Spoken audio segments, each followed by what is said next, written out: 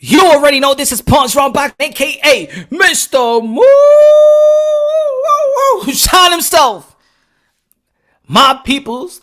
See, I say 11:45, but I ain't say the Eastern time. I ain't say Pacific time. I ain't say none of that time, bro. I had to get everything situated, y'all. The debate is on. The debate is on. And you know what? I wanted to do this because I feel like, you know what? It's time to put this debate to rest. If we're going to debate about it, we're going to go back and forth. Let's just go at it, y'all. Let's just go at it. Feel me?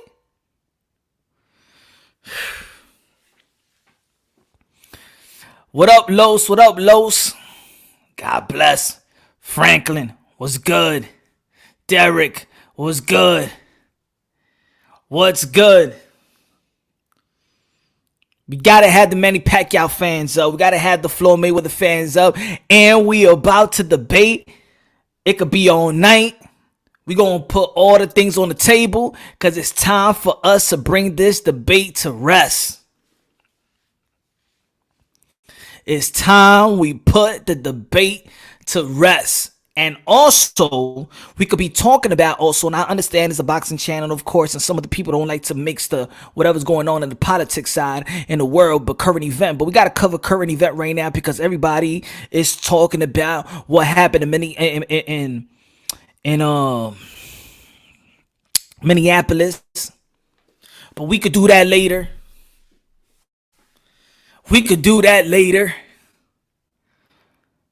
We're going to be talking about everything, bro. We're going to be talking about Floyd Mayweather's career. We're going to be talking about Pretty Boy. We're going to be talking about Money Man. We're going to be talking about who turned Pretty into Money Man. We're going to be talking about Manny Pacquiao. We're going to be talking about the 8 division world titleist. We're going to be talking about, yes, his losses and his noticeable win. Because, of course, that's what people are going to be talking about.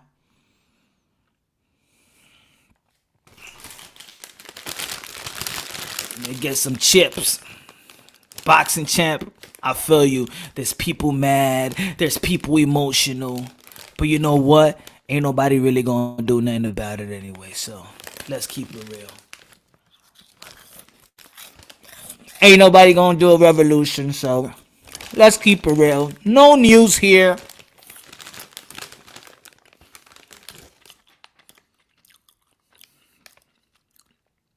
We're going to be talking about Manny Pacquiao, still a champion at the age of 41, beating the likes of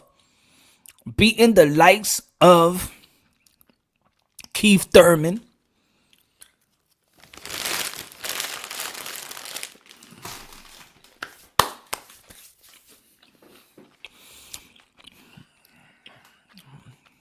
Also, when I'm talking about Manny Pacquiao and Mayweather's debate, we're just not going to be talking about resume. We're also going to be talking about impact. Impact in the world, impact in the sport of boxing, impact in nationwide, worldwide. We're going to also be talking about what they do outside of boxing. Because then I'll be contradicting myself because I always say we break things down. Boxing translate life to life itself.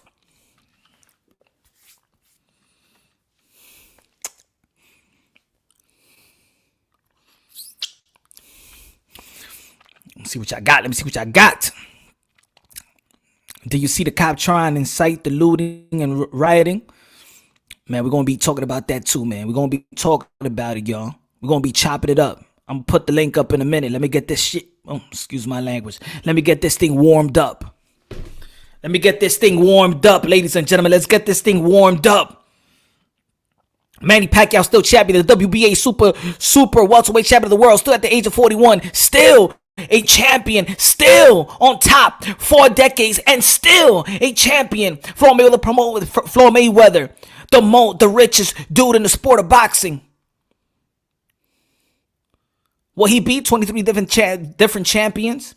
Beat the Canelo Alvarez of the world that is the cash cow of boxing right now. Beat the Oscar de la Hoya. This guy beat Oscar de la Hoya. Beat Miguel Cotto. This guy beat Miguel Cotto. He beat Ricky Hatton. This guy beat Ricky Hatton. Then it was Manny Pacquiao versus Floyd Mayweather. One of the boringest matchup in boxing history. One of the most let down mega fight in boxing history. Whose fault was it? We're going to be talking about that too. Whose fault was it? A lot of people talking about, yes, Floyd Mayweather beat Manny Pacquiao, but damn it, in the end of the day, the fans lost, the sport lost. Is one of the worst events, mega events in the sport industry. That's my opinion, and I'm not saying that because no, Floyd Mayweather won and Manny Pacquiao. No, it was just boring, and both of them is responsible for it. Manny Pacquiao and Floyd Mayweather is responsible for the damn fight of the century being a damn snooze. Because I believe Manny Pacquiao could have done a couple of things, and I believe Floyd Mayweather could have done a couple of things, and we gonna be talking about that too.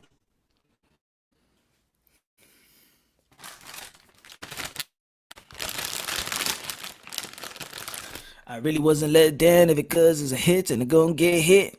We're gonna be talking about it, D. Derek gonna be talking about it.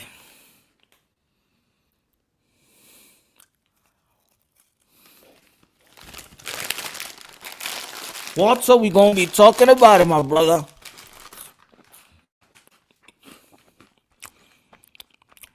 But the most powerful achievement in the past 25 years in boxing is Pac going through 8 division world title. We're going to be talking about achievement also. Will anybody be an 8 division world title again? The only one I see becoming an 8 division world title in the sport of boxing, and it's not even a he, it's a she. The Manny Pacquiao. The woman is Amanda Serrano. The only one that can match to Manny Pacquiao is Amanda Serrano, and she ain't a man. She's a lady. Gonna be fighting Katie Taylor. We could be talking about that in the end of the show as well. They burned down 3 police stations, and what's that gonna do? What's that gonna do? Who's gonna protect you? Who's gonna protect you? What's that gonna do? Yes, we're going to be talking about that as well. Yes, we're going to be talking about what's going on in Minneapolis. Yes, we're going to be talking about quote unquote, the injustice that's going on.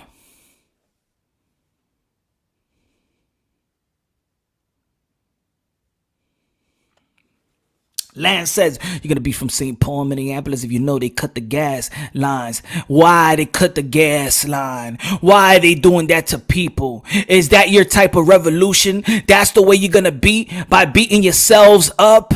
By looting your own? By burning your own community? You're making no sense. All those people that's doing that is a bunch of cowards. Because you ain't thinking about the elderly ladies. You ain't thinking about the youth and the babies. You ain't thinking about that. That's not the way you make the point across. It's either revolution or sit your butt down. Keep tweeting. Keep going to Instagram. Post your life.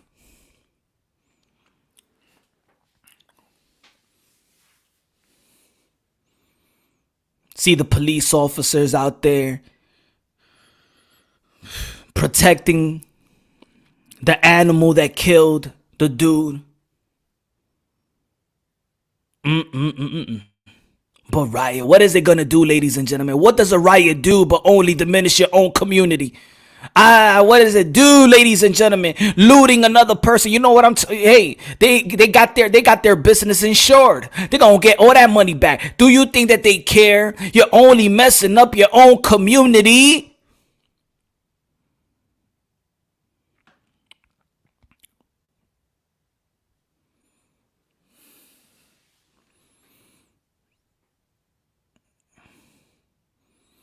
Ooh, we're gonna be talking about that too.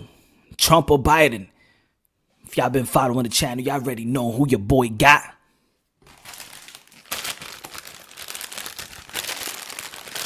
Do you look really buffed up, but see your chest and head dots. I don't know what it was, but something seems off. Speak Punch, what's good, Reg? They looting Target. For what? For what? For PlayStations? Huh? For TVs? What is that gonna do? Nothing, man. Anyway, let's start the debate, y'all. Let's start the debate, baby. Marquez look like he's on steroids, 70%. Oh, wow. Oh, wow. And you know what? If we're going to be breaking it down, let's go by facts, too. Let's go by facts, not feelings. We're going to be breaking it down facts. We're going to be breaking it down unbiasedly, logically, and objectively. Logically and objectively, even if you hate Floyd Mayweather, if you hate Manny Pacquiao, if you love Manny Pacquiao, if you love Floyd Mayweather, you love boxing itself, let's break it down logically, ladies and gentlemen. Let's break it down logically. At the end of the day, these guys are great. These guys are the best that laced them up. I consider Manny Pacquiao as the GOAT, the greatest of all time, but I could also debate real. I break things down unbiasedly, logically, and objectively. But I want to hear from you guys, from you gals. I want to hear top two greatest of all time. Me first, May second. Second Pac. I'm sorry. First May, second Pac. Okay. Hey. It is what it is, my brother. Hey, if you could break it down, if you could break it down, why? You got the floor, man. I want to give everybody the floor. Is there any Mayweather fans right now? Right now. Who's the Mayweather? So I know when I'm talking to y'all, then we know what's good, D. What up, Glenn? Who's on the side of Manny Pacquiao? Who's on the side of May? Just say May and Pac. If you got Pacquiao, just type in Pac. If you got Floyd, just say May. So we know who you are. Bro, I love the channel content. For me, you have the unique, beautiful, wonderful character. Thanks, broke. Good looking, man. I appreciate the feedback, man. Thank you very much, man. All that does is motivate me to bring out more content as good as I can, bro. Good looking out, man. And everybody out there, man, give credit to other people, man. Make them feel good. Make them keep on moving, man. God bless you all, man, because for real, y'all get me hyped. Y'all get me motivated to come and talk to y'all. I tell the wife, get your ass to sleep. I got to talk to the people. I got to talk to my people. Honey, get your ass to sleep. Ain't going to be no fucking diggity night. It's all about the Punch Drunk Nation, baby. Boom, got Pacquiao. B got Pacquiao. I like both. Dragon, okay, so you debate on both, so you ain't gonna be that biased tonight. Eat packs all day, all night. Okay, think you got Pacquiao, Pac fan. Yo, Moonshine, how's it? I'm doing good, Jay. I'm doing good. Of course, there's a lot of things going on right now in the world today. A lot of people emotional, and me, I'm more of a level-headed dude. I'm not emotionally attached towards guys, the person that passed away, George Floyd. I'm my emotions, so I could actually think with my head. Yo, Reggie, good looking now, good looking, man. Thank you very, very much for supporting me. You're not only supporting me, but you're supporting the family as well, man. Thank you very much, man. You already know, man. I appreciate every penny, bro. Fake undefeated record, Mayweather Jr. He lost to Castillo and Medina. But Manny Pacquiao, man, Pacquiao. Reg, you got Pac. Okay. Got Pac. I don't see a lot of Floyd. But even if you got Pac, can y'all debate? Can y'all have y'all could pull the devil's advocate too? Could y'all argue too about that? Another Pacquiao, okay. Floyd used IV against Pac, who's way too small for him, yet didn't even land a single decent punch, and his fans say he schooled Pac. Damn, on, and you got to debate that too. We're going to debate everything. We're going to debate it all. And we're just not going to debate their matchup. We're just not going to debate their matchup, because that's going to be within the debate, and we're going to be talking about that as well. We're going to be talking about their resume. We're going to be talking about their resume, Accomplishments, accomplishments, and I'm sorry, resume, accomplishments, and impact. Impact out of box. No, France, my brother. Thank you very much, bro. You the man. Thank you for supporting your boy, man. You, Reg, Frank, yo, family for real, bro. I greatly appreciate it. I even know how to, just humbly and genuinely appreciate the support that you have given me, has given the channel. Thank you very much. Um, don't take it for granted whatsoever, bro. My bros, don't take it for granted once whatsoever. Thank you. Who you got, friends? Pacquiao or Floyd? We going I just want to know who's who right now. This is gonna be a debate, and finally we're gonna put this debate to rest. I don't care if we're gonna be here for 2 hours, 3 hours, 5 hours. I don't give. We want to know. We're gonna put this to rest because it's a constant debate that's gonna go forever. But there's gonna be a major debate. If you know anybody else, share it, like it, press the like button, share it to other people if they want to chime in. If you know people that hate Pac and love Pac or hate Floyd, this is gonna be the best debate tonight. France, good looking out, bro. Man, good luck and thank you very much. Thank you in the bottom of my heart. Thank you for the people that have been supporting me and contribution and donating for the channel. Thanks a lot. Pacquiao versus Castillo. It's all about Pac and Matt and Pac and Mayweather tonight. And of course, we could be talking about other things as well. But that's gonna be the main convo. Me is better than Pac the end. Woo, D. Ready? You know who you got, D. I both stand for Pac and Floyd. Floyd for his in-ring IQ, Manny for his positive feedback in boxing outside. That's what I'm talking about, Jay. So we're gonna be talking about accomplishment. We're gonna be talking about resume, and we're gonna be talking about impact, impact in society, impact in the sport of boxing, impact in the world. Mayweather's made down a controversial. I mean, you can argue for both me and Pac. Of course, Ab, right? That's what we're here for. But it's always a constant debate. It's almost like everybody has their debate in the world, right? It's almost like if you into hip hop, you got that Jay-Z and Nas. Who's the best? There's gonna be people gonna be like, nah, it's Jay-Z. There's gonna be people, nah, it's Nas, man. He's the best. It's gonna be a constant, but now we really just want to have this debate and really iron it out. Like we could disagree or agree, but we could all, if we're true boxing fans, if we're true boxing fans, we could come with a concrete understanding. Even if you agree or disagree, we could come with a concrete understanding, right, y'all?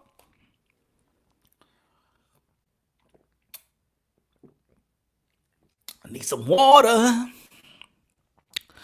Need some water. Mayweather all day. He took smart in the ring. Pacquiao, he was looking for the knockout too much and going off the crowd. Reaction. Okay. All right, Pray. But that's just you're debating just that fight. But we also gonna be debating about the fight.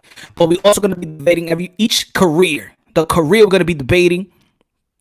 What up, Frank? What's good, my brother? Well. Reading everybody. Morning. Typical Ford fans. When you guys say you don't know boxing, he lost to Castillo. Everybody knows it. Okay. Pacquiao still had a fighter though. Floyd just different. Pray. Okay, he got Floyd. I think we have a good mixture of people that's going for Floyd and Manny Pacquiao. The more, the better, because then we're gonna have a nice, a good type of debate. I'm gonna time y'all in. I'm gonna be putting the link up. And of course, we're going to be talking about it. Everybody want to be, if there's some people out there, let me put the link up for.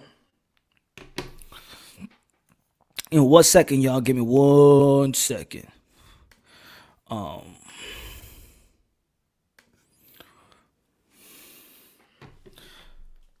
Hey, bro. Who you got? Cepada. They just signed the match. I got Cepada. I gotta think about that, bro. I gotta think about that. My mind right now, I don't know. Tough one. I gotta see more footage too. May is better boxer compared to Pac. Pac is a fighter. May is pure boxer science. Yes, he may be boring, hit and not get hit. Pac is a minute tornado causing chaos in the ring. Yeah, it's whatever you like, but yes, he may be causing chaos, but he's exciting and effective also. There's a lot of people that's aggressive in the sport of boxing. There's Sean Porter's of the world that's man aggressive and stuff like that, but he's not as effective. That's why he doesn't win a lot of decisions versus the elite fighters. Okay, he won the decision versus Danny Silva, guys, but I think he lost to guys. But you know what I'm talking about. There's a riot going on in LA too. Go on, have a riot. Doesn't matter. It's not going to do anything. Riot ain't going to do nothing. And even Doug Thurman. I lived through too many riots in my life. I understand it don't do nothing. Floyd had Pacquiao fans couldn't be this crazy if Pacquiao simply won. France not draw, Floyd won, bro. Ooh, man, all right. I see it. I see the debate. Y'all can debate it on the comment box. You can debate it right there. Okay. Floyd can't knock out Pacquiao. You know what it is? I could debate on both. If I was just a Floyd fan, I could debate that. If I was a Pacquiao fan, I could debate that. You feel me? I think I could do both. I could play that. I could be like, I think I could do both. You feel me? I could do the Floyd if I wanted to. I could do the Pac if I wanted to. I know who I personally got, but that's gonna come in the end, bro. But I want my peoples to time in. I want y'all to time in and let me know. State your case, baby. State your case. Drop the link, bro. Let's have a fun. Both fighters on. You shall see how they can debate. I know. I'm no. Stay tuned. I'm about to hit the link in within three minutes. Within 3 minutes, I'm about to drop the link. I'm gonna be this thing's gonna get heated up. So get your drinks.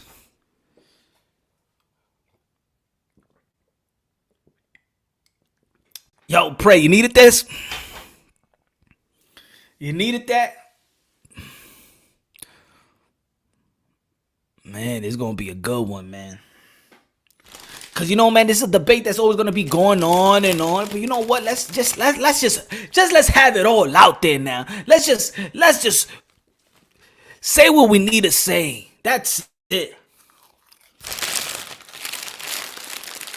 Unfiltered.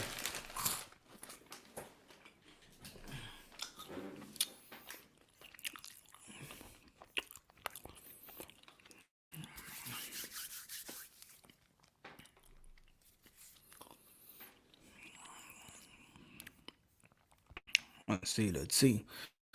Let me send the link here. Give me 1 second.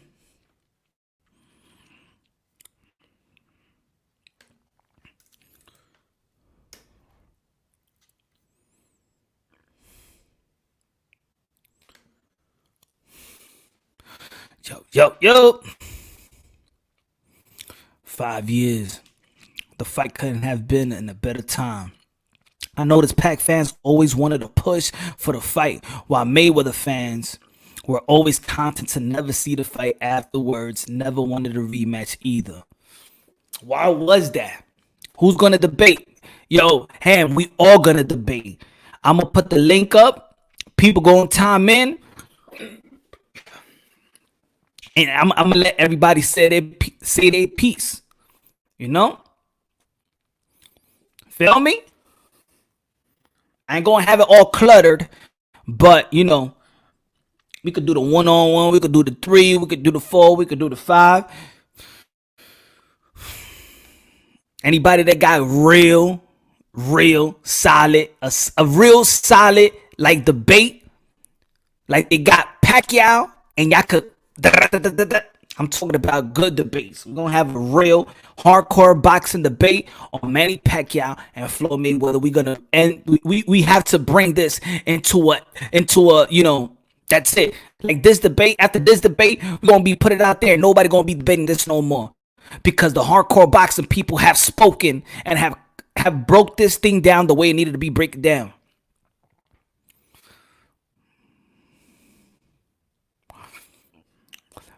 Boxing champ, you man young, you don't really know what you're saying though. You don't know what you're saying. You're too young. You said you was 12, right? You don't know what you're saying. Burn, baby, burn. You don't understand what's really going on, my brother. That sends a bad message. You don't burn your own community down. You're only hurting your own people. You're not hurting them.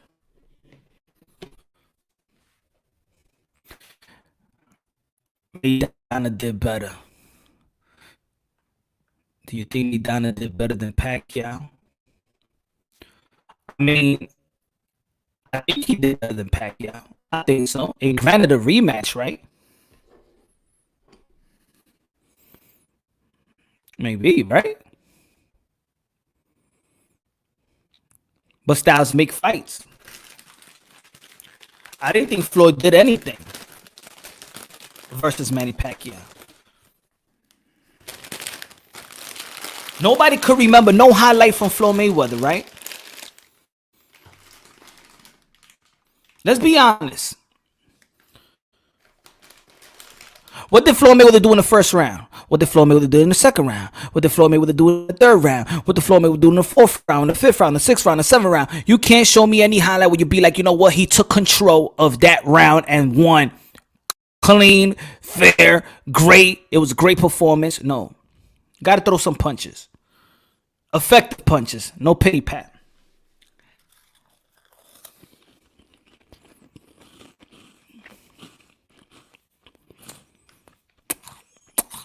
I did like probably the 11th round. He came out strong on that one. Floyd on the 11th round. I believe it was the 11th round. He came strong in the first like 30 seconds. When he put the pressure. But after that,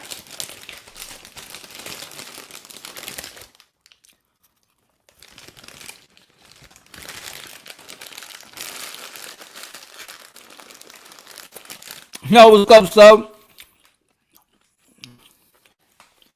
Ain't no rights in LA right now. But remember, we're debating not only their fight. It's just not Floyd Mayweather versus Manny Pacquiao to fight. We're debating their careers. We're debating their resume. We're debating their performances as well. Their performances. We're debating their impact in the sport of boxing and outside of the sport of boxing worldwide. And the business also. And the business.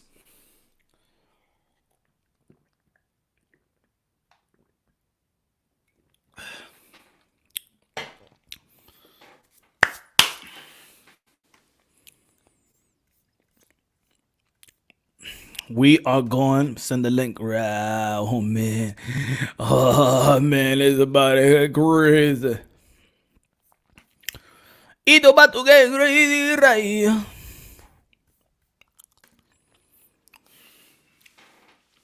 There's the link. Debate time has begun.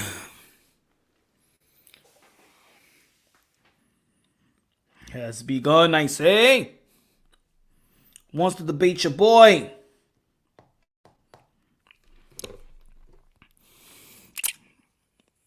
These Pacquiao fans sound like crybabies. Oh, Walter, all right. He's going after y'all. He's going after the Pacquiao fans. You sound like crybabies. Okay, Walter, all right, Walter. Walter won't smoke. Excuse me. Yo, what up, son? Yo, D, what's good, my brother? Pretty good. What about you? What? I think you're breaking up. Oh, really? Say Fuck. this. Yeah, I think. Yeah. Fuck. It's gotta be my Yeah, I think internet. you. What you got? What you got? 5G, 2G, 3G, 1G, 4G. I got 4G. Too many but people on it. Too many people on the Wi-Fi. Yeah. Fuck. Hold up. I'll be back. Yeah, I get. All right. You know I'll be here, bro.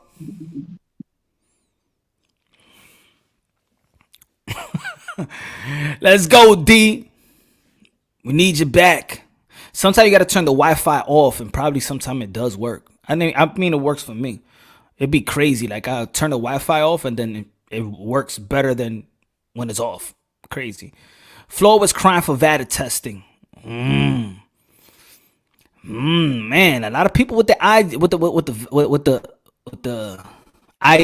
and VADA testing. At the end of the day, don't we want all these guys tested? Don't we want all these guys tested? And also, we're going to be talking about why it took so long. And we really going to be fair. We really going to be, remember, let's break things down logically and objectively. Of course, it's going to be biased people, of course, but let's break it down unbiasedly, logically, and objectively, baby. Let's break it down the right way. I send the link. Want to debate. Give me 1 second. Give me 1 second.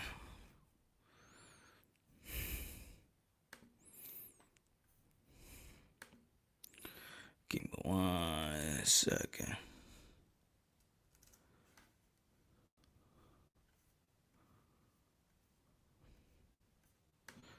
Boom. Put this dude in right here.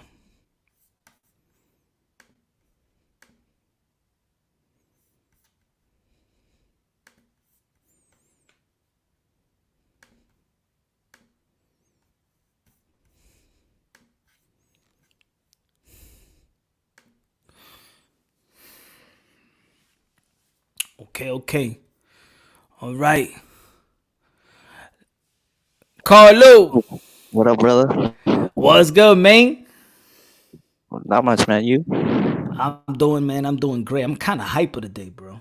Me too, bro. Me too. I like this. This is gonna be fun. This is gonna be fun. Yeah, man. Talk Anyways, to me. I like Manny Pacquiao, but dude, I was actually a huge fan of Pretty Boy Floyd back then because he was Me more too. exciting. He was more Exactly. exciting. Yeah, me. I was a big. Actually a big fan of Pretty Boy Floyd back then. Pretty Boy Floyd was, I guess, I compare him to when he was coming out, when Manny Pacquiao was coming out, because he was so exciting, right? Everybody wanted to see Pretty Boy Floyd. Him versus I forgot the match when he won the first championship. I forgot his name. When he won his first championship. Yeah. But I get Manny. I'm talking about when it comes to money wise, of course Floyd win that debate. When it comes to accomplishments, I got Manny Pacquiao. Definitely. Now I'm not saying that Floyd doesn't get his credit. I give him all the credit in the world. I would. But So what actually separates Manny Pacquiao and Floyd Mayweather for you to pick to pick Manny Pacquiao? Why his career over Floyd Mayweather's career, and who you think had the bigger impact in the sport of boxing? Okay. And the world. Yeah. You could answer however you want to do it. Okay. So the first question is why? Well, for me, the easiest way. This is my opinion. Okay, this is my opinion. My opinion is that Manny has because he has losses. Here's the reason why. Okay. Because he took risk. That's why if you take risks, you will get losses, right? You took the risk. That means you're a fighter. Now, I'm not saying Mayweather wasn't a fighter. Risk in this sense, where when you're talking about risk, you're talking about risk in fight or risk in the style of fighting that he's fighting during that fight. During that fight, he took risks because he knows that he wants to give fans an exciting fight. He knows that like what's everybody keeps saying that every time you get matched up with Manny, well, he's the smaller guy. Guy's bigger. Yeah. That guy has bigger power. Pacquiao always turns that table around to many fighters. Like literally I can only name two persons I know that Pacquiao always had trouble with. Would be Eric Morales, right? And Marquez. Okay. Right? I never say Floyd never took a risk. I'm talking about Floyd now. Back then, Pretty Boy Floyd took risk. Back then. He did when he was coming up. And then of course you put on the accomplishment of 8 division championship. Now people say five weight division because many people don't count the other championship, right? But I mean, look at it, flyweight to So super welterweight. That's crazy. so because also you got to mention also that Floyd Mayweather did move up too.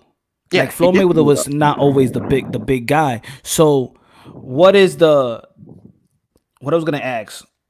I mean, in terms When of did when do you feel like Pretty Boy turned to me? When did Pretty Boy? Because you said you like Pretty Boy, you was a fan of Pretty Boy.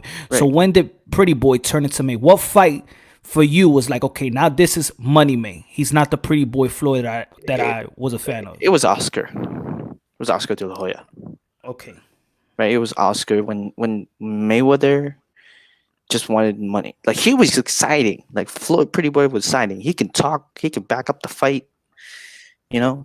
Then when he fought De La Hoya, I think his business mindset kicked in, uh, and I think that's when kind of turned it around. And then also, look at outside the ring. He's always the flashy guy out of those two boxers, right? He's always the flashy Yeah. guy. He always bets on sports. He, of course, we know that legal trouble outside the ring, right? Okay. All right. So you're talking about So so yeah, his impact wasn't as like his impact wasn't Manny Pacquiao's impact no, no. in a positive side. Yeah, I'm positive side. Yeah. Now we don't know if he ever we don't know if he's helping community or not because it's never been shared online, right? But yeah, we could just go by what we see, Yeah, yeah. We right? go over what we see. Yeah, So that's yeah, true. so we're gonna go by what we see because there's gonna be people out there that's gonna be saying, "Oh, but what about you? Don't know if Floyd Mayweather gives? Maybe he don't need to show it." Well, I could only go by what I see, right? Just like we could only go by what we see in the ring. Mhm. So the same thing goes out for that. Yeah, But in so, terms of those fights, sorry to cut you off. In terms of those two fighters, the reason why I picked Pac now is because he took some more risks and goes through a mini um, championship, right? He could have been a 10 division champion if he wanted to, if he didn't skip two weight classes. You know, that's crazy. yeah. That's the craziest part. If he didn't skip two weight classes, he's going to be in 10 division right there. And now, in Okay. terms of their activity, he's 41, just beat Keith Thurman. Keith Thurman's a top That's a dog, dude. big. That's a big That's win. big. That's big. That's In the terms of last fight, That's a risk at the age and a yeah, huge win. A risk that in the late in Floyd Mayweather's later part of his career. Well, not the later part of his career. Let's talk about the last two fight of his career. Floyd okay. Mayweather had the chance to pick Keith Thurman. Yeah. Keith Thurman was WBA #1 rank. He was the mandatory for that WBA since 2013. And then they elevated Floyd after the first McDonald fight. Right. So if Floyd Mayweather would have ended his career versus Keith Thurman instead of Andre Berto, Oh, yeah, definitely. I agree with you. Definitely. Yeah. Then we probably have some similar, different conversation right now. Sure. But I don't really count McGregor. but then people's gonna we don't count McGregor, but the commission did, and that became the 50-0. But also we have to take it into account. If we are giving credit to Manny Pacquiao for fighting Keith Thurman, a young, hungry champion, or the best welterweight at the time. I'm not even gonna say hungry. Let's say the best welterweight, the best accomplished welterweight of this era. When I mean about this era, I'm talking about the Earl Spence, the Sean Porter, Definitely. the Keith best, the Thurman's most resume? accomplished. Definitely. I mean, So not what to do you argue say? Sean Porter Yeah. resume, So right? what do you say about Floyd Mayweather fighting Canelo? Did he take a risk there? Yeah, because Canelo was Canelo say Canelo was too big, and Canelo he was going through a lot of fights before Floyd Mayweather, right? So yeah, I give Floyd that win because Canelo was like, look at Canelo, look at him now, right? The only one loss he has to Mayweather. That's So it. now I'm gonna play devil's advocate with you. Okay. So what do you feel about since Manny Pacquiao did take the risk? If it was so good of a risk, why was he fighting on catch weights? Good. That's a good question. People always say Pacquiao is a catchweight king. Am I correct? There's a People, couple of people that say people that. say that. Okay.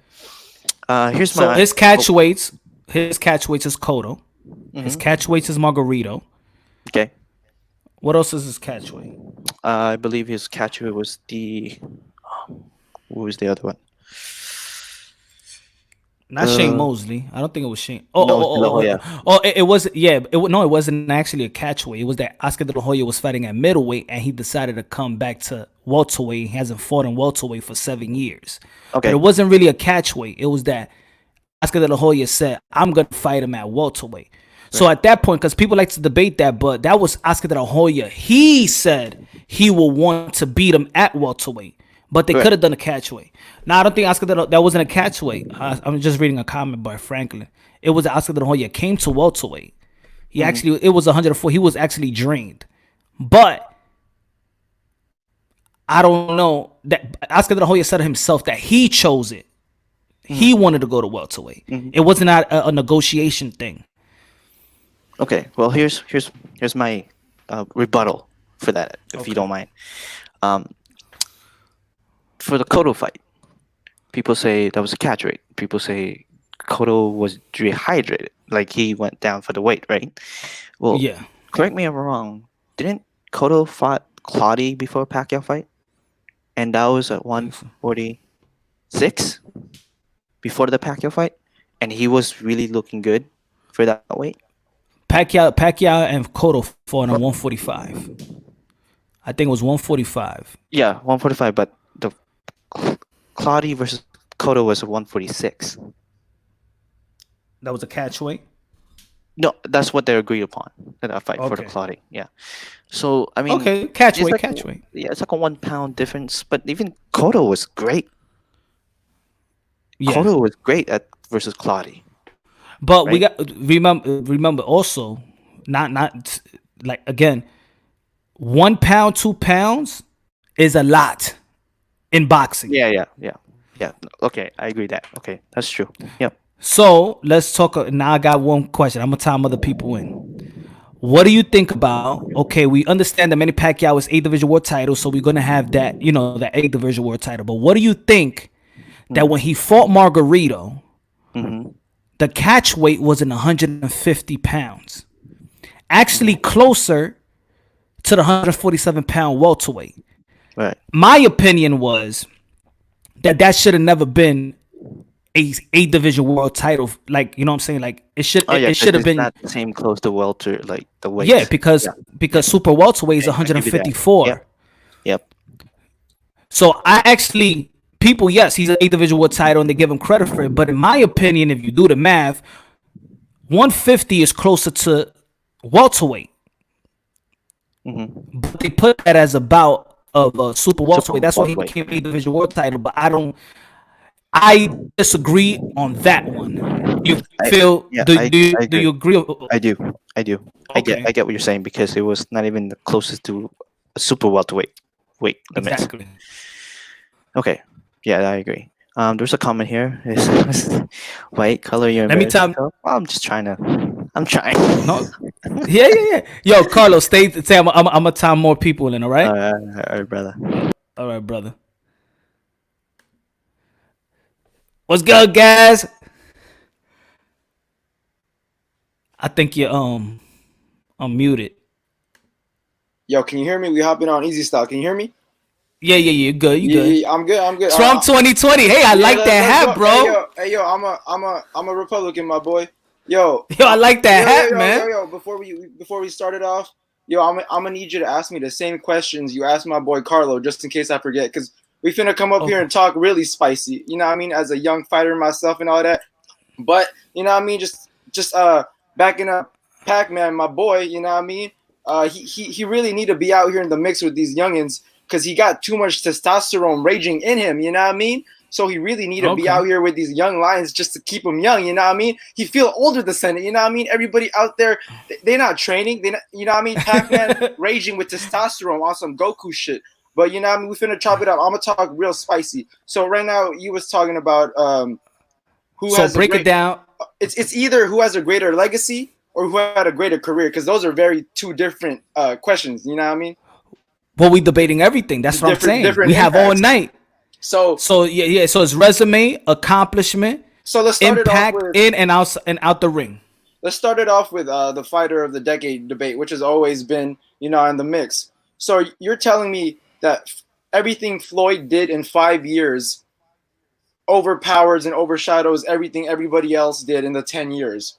So that's what all the liberal media and what I mean. So because they got Floyd. So you're telling me everything he did in 5 years is greater than everything that Manny did in 10 years. You're telling me what he did in 5 years is so great that it just clears up the whole 10 years. It doesn't matter because what he did in that 5 years is that great. Is that what you're telling me? Is that what people are trying to? Because they agree with that. That's the tone right now. No, that's what people Floyd are saying, Floyd right? did get fighter of the decade. So you're basically stating that everything he did in 5 years is greater than everything everybody else did, including my boy Pac-Man, did in 10 years. And I can see why people agree with that, but at the same time, to me, I don't have him as fighter of the decade. But we're talking about who has a greater legacy. Pac-Man has a greater legacy, but Floyd had a bit bigger impact. Definitely financially, and just being lucrative and just changing the whole the managing himself. Cutting out the middleman, doing his own PR, all of that. So he changed the game with that. Now he definitely set the tone with the young fighters trying to follow that. Kind of be their own promoter, but at the same time, you gotta have a promoter. You're trying to work with a major network, but Yeah. Another thing, Floyd doesn't have the longevity that Manny does. It's just the truth, and he would still be out here fighting. And That's facts. And it just Asians just age differently. Like, trust me, I know I ain't finna cap you down. We mad representing. I could show the muscles, son. Show the muscles. You breaking up? Light, man. Yo. Can you hear me? I can hear you, Yo, but can you hear now you. I can hear you, but you're how you say glitching. Oh, okay. Let me know when I'm back up with the speed and all that. I'm good. Not yet. Hold up. You getting there.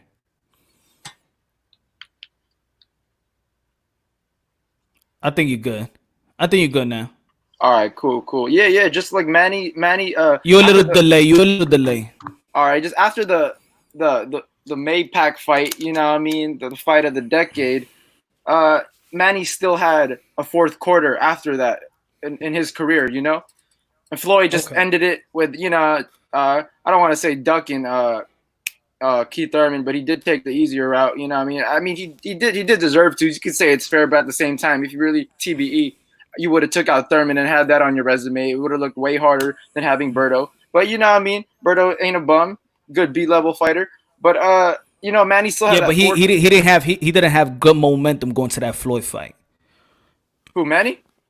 No, Berto. He ain't had good momentum. He lost to Soto Carras too. He lost to and the numbers, the pay-per-view numbers synced. Synced. So they synced with that fight. I think it did like what, 700,000? I don't think that one did 1 million. I think that one did like 700,000-800,000. If it did 1 million, but it was low for his numbers. Yeah, but and again, just bringing up the longevity, I do think Manny has the better longevity. Definitely took care of his body. I've trained with him with many different camps, couple of camps. So he's like he's 30. These Asians just age differently. But I want you to chop it up with me and ask me the questions. Let me give my insight and my feedback. Got you. Chop it up. So since you got Pac, I'm gonna play the devil's advocate and go and try to debate the Floyd Mayweather side better. So it could, right.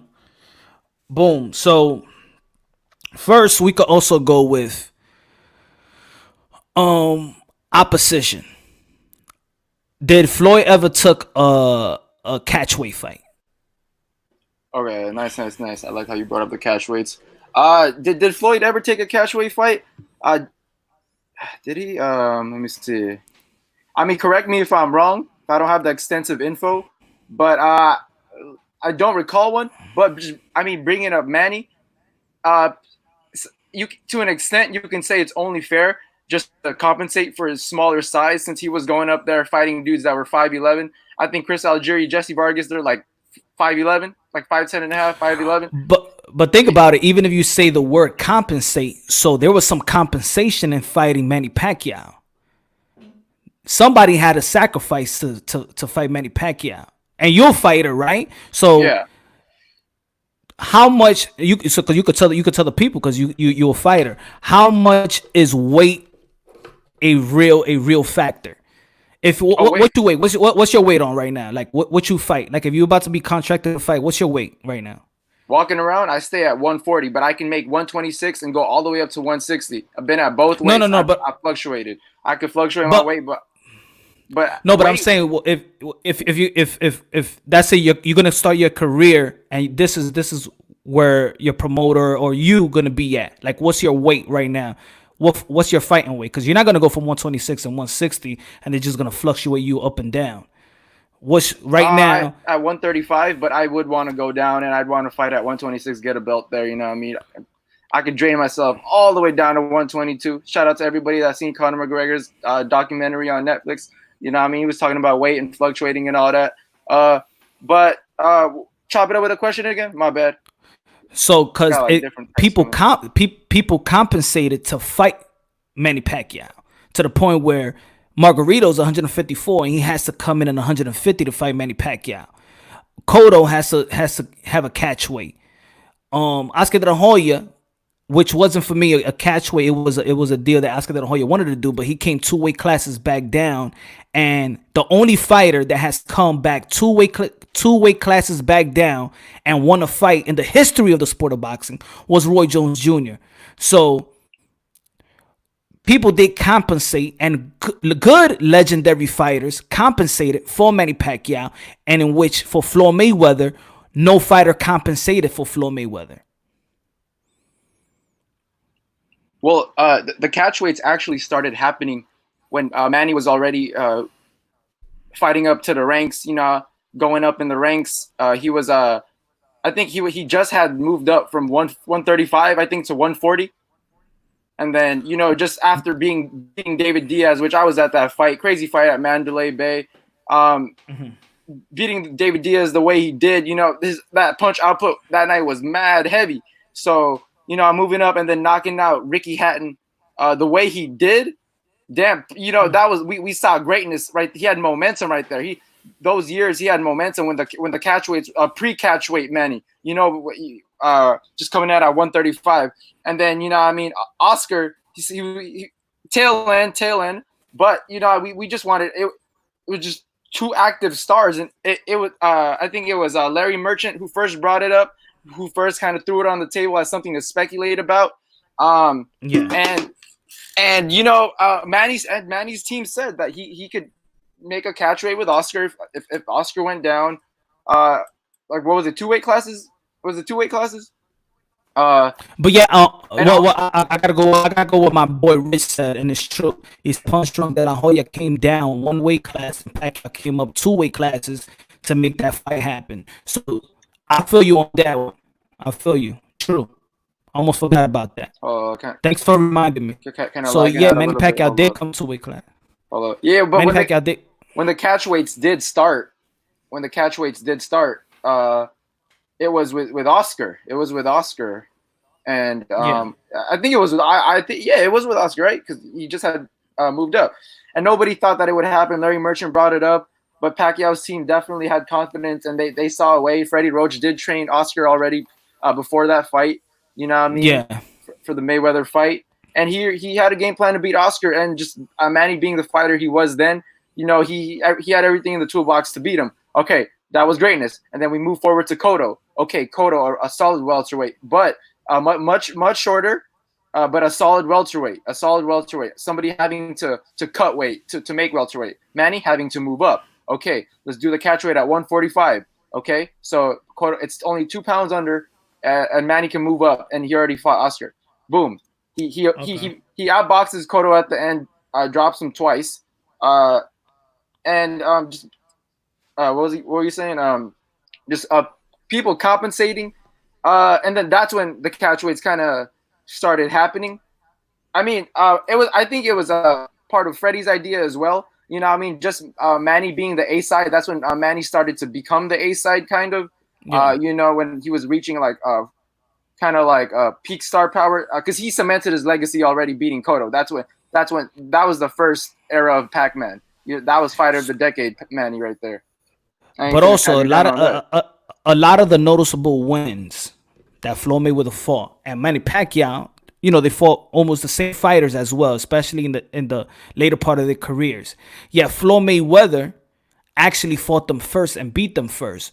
So maybe he helped to give them the blueprint of beating these guys. Well, when people bring that up, for example, like Ricky Hatton. Yeah, I'm just playing devil's advocate. No, definitely. Come at me, you know what I mean? We finna chop it up. But so people bring up, for example, Ricky Hatton, very common, significant fighter. It was Ricky Hatton's first loss. You think he's gonna be he's gonna be shot and popped after that? If anything, he's gonna be better because he just fought Floyd Mayweather. You know what I mean? So everybody was saying, Ricky Hatton was shot. He was done. He wasn't even knocked out to the extent that he was when he fought Pac-Man. So I think he was a better fighter then, you know what I mean? And Floyd Mayweather Sr. was training him too. And then, we're talking about Shane Mosley. For the most part, Manny did beat everybody that the mutual opponents that they did fight in a more spectacular fashion. After Floyd. After a couple he did fight before, like Shane Mosley. I think Manny fought him before, didn't he? I think he did. Didn't he? Probably. I might be wrong. I think he did though, didn't he? He fought Cotto after too. He fought Cotto after too. Floyd fought Cotto and Mosley after Manny. I think I remember the timeline pretty good, but correct me if I'm wrong. Yeah. No. Manny Pacquiao, he fought after.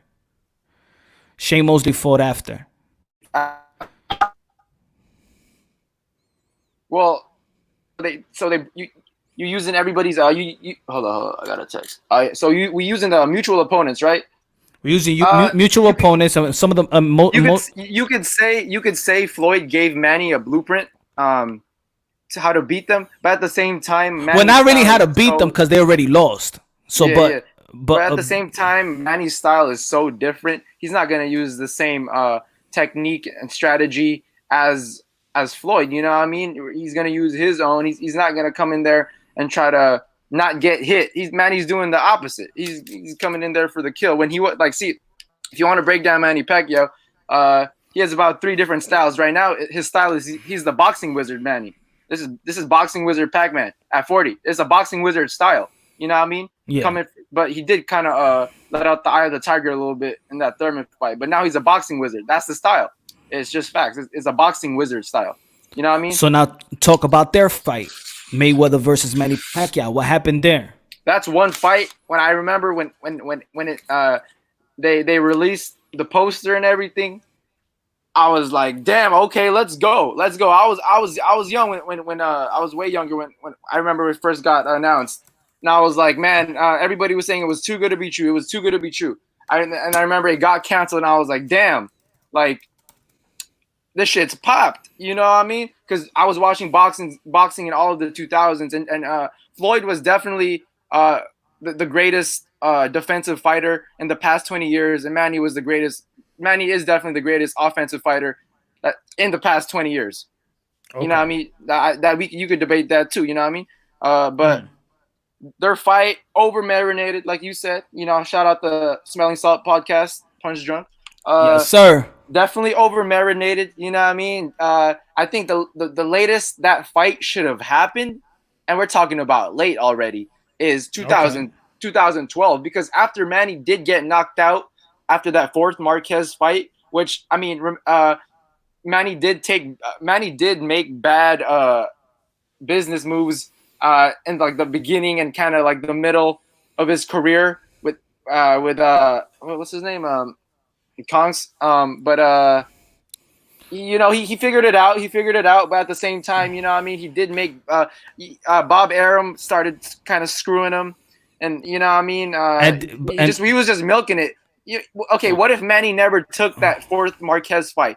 It would have changed the boxing timeline so much. You know what I mean? And Manny was a completely different fighter. Again, after that, he had to adjust. You know what I mean? Coming back, fighting Brandon Rios. His style was he had a different style. You know what I mean?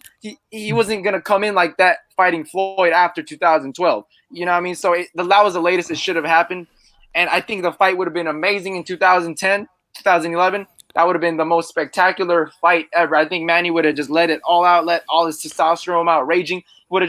He had nothing to lose. I think he would have just let it out on Floyd on the fight in 2015. I do believe his rotator cuff was injured. I asked him about it too. He was chopping it up. You know what I mean? I talked to him Tagalog. I speak Tagalog and Japanese. We could come out here and translate and all that too. But you know what I mean? I do believe, and he told me it was injured. You know what I mean? Because he was sparring very hardcore and heavy. And I did come to a couple of those camps. So why? Because this like again, Gosmo right here, he's going for Pacquiao, but I'm playing devil's advocate. Just if everybody just began to tune in, and I'm playing the devil's advocate, and I'm saying, and I'm debating the Floyd side. Whoever want to debate the Floyd side, I'm gonna debate the Manny side. Got me? So I'll say this. People like critique Floyd Mayweather that he only cares about money, right? So why did Manny Pacquiao, knowing that he had a bum shoulder, why wouldn't he just postpone the fight? He's not going to give 100%. We saw that he couldn't be 100%. And that's why we saw the Manny Pacquiao that we're used to him throwing 1,000 punches threw 400 punches. So at the end of the day, this is what I say about that fight. For me, both of them has to take responsibility, and given the fans that's supposed to be the fight of the century, I believe both of them robbed the bank. Oh yeah, definitely. I think they were both top 10 richest athletes of the decade. Manny made 9. He's still talking. We don't really gotta show it. It was definitely hella over marinated, but you know what I mean. But does Manny take responsibility as well? He does. Both sides do. You know what I mean. And I do believe Floyd wasn't injecting anything illegal, but the IV he was using was I guess was illegal. I mean I'm not saying he was using a substance that was illegal. I was saying I think he was injecting like minerals or something for hydration. But they both take accountability. Manny definitely does. If I was in a situation and my arm was fucked up, man, it's just how much money was already generated, and just to say, but that's my point. I think just being in that situation, I think he's in a lose-lose situation, because all of the fans would have been like, oh man, you know what I mean? Like all this money generated, and I feel like it would have been a letdown for the fans. You know what I mean? But that's my point. If you would have thought the way that you're saying it, or the money generated, that means that Manny Pacquiao also cares about the money. I'm talking about people just say that. I think that was his first check over 100 million, and just that's definitely overwhelming. And psychologically, you're just gonna move different until after you get that money. You know what I mean? So psychologically and behavioral studies, it does make you in a panic financially. You know what I mean? Just not being the fighter. You know what I mean? So I mean, Manny just went on with it, and he had enough hope that God was gonna come through with the win for him, be on his side. But there's a greater impact in his legacy losing that fight. You know what I mean? So for that matter, also this is of course Manny Pacquiao and Floyd Mayweather debate. But I also hear that, for example, let's say Keith Thurman wants to fight Manny Pacquiao. People will be like, oh, people just want to fight him for the money, for Manny Pacquiao. Yet Manny Pacquiao also fought for the money, knowing that he wasn't 100%, and he fought because probably he thought if he would have postponed the fight, when are they really gonna fight again? Yeah. So he took it, and at the end of the day, if he didn't postpone the fight, he wasn't 100%. We paid for it, so he knew he wasn't gonna give 100%. So we got two guys in the ring, but we only criticize one guy for loving money. In this sense, both of them love the money, I didn't care about the performance they was going to give the fans. And that's why, for me, both of them take responsibility for the terrible fight that they gave the fans. Yeah, they're definitely both responsible. But again, Manny, he went out there and he gave it his all, you know what I mean? Not necessarily his whole body being fit to 100%, but he's still, you know what I mean? He still scrapped. He still won a couple rounds. He hit him with some good shots. But at the same time, Floyd's tactic and Manny just beat it. It was the worst fight of the fucking decade, man. And honestly, dude, like, fuck, like, man, like, okay, and also for the say it happened in 2016. You know what I mean? How Manny looked against Brandon Rios. I think it would have been a better fight. I think Manny would have won more rounds. But just this over marinating, and it should have happened in 2010. And the boxing timeline would have been so different. Would have been such a way more fun fight. But another thing that I did bring up, another accomplishment Manny is getting close to. If Eddie Hearn does sign him to fight Mikey Garcia, possibly speculating, he's going to be the only fighter to hold a belt that's held a belt with Top Rank, PBC, and DAZN. That's facts. Ooh, that's nice. That's facts. That one, I think I'm the first one that kind of saw that. So, you know what I mean? So that's another accomplishment. With 3 networks, Ben had a belt with 3 networks. Who talking spice? Good one. I say this, though, for the people that want to talk, look, to be clear, because a lot of people also talk about Floyd Mayweather and the IV shot that he took. In boxing, before taking any shot, the other camp knows what shot he's about to take. It's never a shot that the other camp doesn't know he's about to take. Both camps know if Floyd Mayweather got a shot, Manny Pacquiao peoples knew about that shot, and vice versa. So, well, people, because I see it a lot. They will talk about, but Floyd Mayweather took this shot. Both of them knew about it. Yeah, man. At the end of the day, it was just over marinated, and what I mean, Floyd was like 38, right? What was he? 38? Wasn't he 38, 37? Come on, man. They're not 38, and also. Come on, man. We don't know. We don't know where he rehydrated at. Yeah, Floyd's hands were already getting brittle then too. You know what I mean? So, and the thing is, Floyd, I don't think. Okay, let me plot twist. I don't know if you've ever heard this one. Okay, what if Floyd Mayweather never came back after he retired fighting Oscar De La Hoya? I think that I think Manny had some ends doing in Floyd Mayweather's return back to Marquez, because he was getting all the light and the glam, being number 1 pound for pound after he retired for 2 years, if I'm mistaken. I think he didn't retire for 2 years. 14 months, maybe? Yeah, it was over a year. But, you know what I mean? He did retire after that De La Hoya fight. What if Manny didn't reach to the top and wasn't being called pound for pound number 1? Do you think Floyd would have returned to the extent that he did? Because I think Manny kind of not rejuvenated, but Floyd knew that the money was there fighting Manny, so he was just gonna milk it and kind of Manny was there on the checklist, but you know what I mean, he was one of the last lucratively, but you know what I mean, chop it up with me. Maybe would entice him, but also maybe they was throwing too much money at him where he couldn't refuse at the time. And also, I could expect guys like that to have breaks. Like, we got to think about these fighters been fighting for so long, amateurs. Floyd Mayweather was born practically to fight. That's why his hands is brittle. Yeah. And sometimes you do need that break. You do need that. If it's a life or death sport. Yeah, definitely. And if you want to mention greatness, if you're just going to talk about greatness itself, this is the first year Pacquiao is going to take a year off, actually. This is the first year. Manny's fought since he started pro all the way. But he took the year when he had the surgery. Manny? He took the year. Yeah.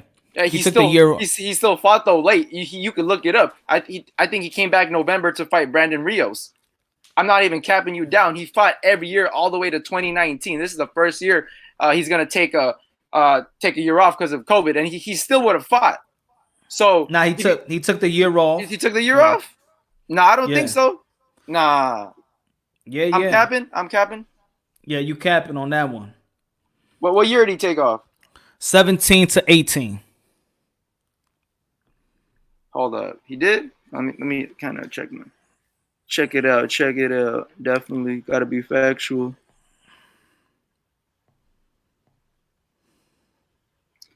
When he had surgery, remember I told you when he had surgery after the Jeff Horn. You said he took 2017 off. No, he went from 17 to 18. He came back. He fought Jeff Horn. He didn't take a year off until this year since he turned pro. He fought every year, even if it was late in the year. He fought every year. But I'm just saying that he'll fight two times. He'll fight like 2 times a year, like 2 times. But it took him a year to fight another fight. Oh yeah, but coming up the ranks, he was fighting 3 times a year. You know what I mean? Oh yeah, everybody was fighting like that coming up the ranks. But Floyd took there's a couple years clear on his resume just because he took like a year or 2 off, and you know what I mean. And then those years again after 2016, 17, and then 28. You know what I mean? Just being retired. But Manny fought every year since he turned pro all the way to 2019. He fought 1 time every year. He fought it regardless. He fought 1 time every year, no matter if he took a 10-month layoff. He still fought that year. He had 1 fight regardless that year, and that's greatness. Throwing down a fight, at least 1 fight a year. You know what I mean? So I think just Floyd did Floyd Mayweather outbox Manny Pacquiao? I don't think he boxed them. He just didn't. He just didn't let Manny on the inside, where Manny wanted to be and let off. Floyd just stayed moving back, using his distance, and then Manny couldn't really come in perfectly on the inside. And he did. The times he did, he couldn't really get off because his rotator cuff. And I know how that.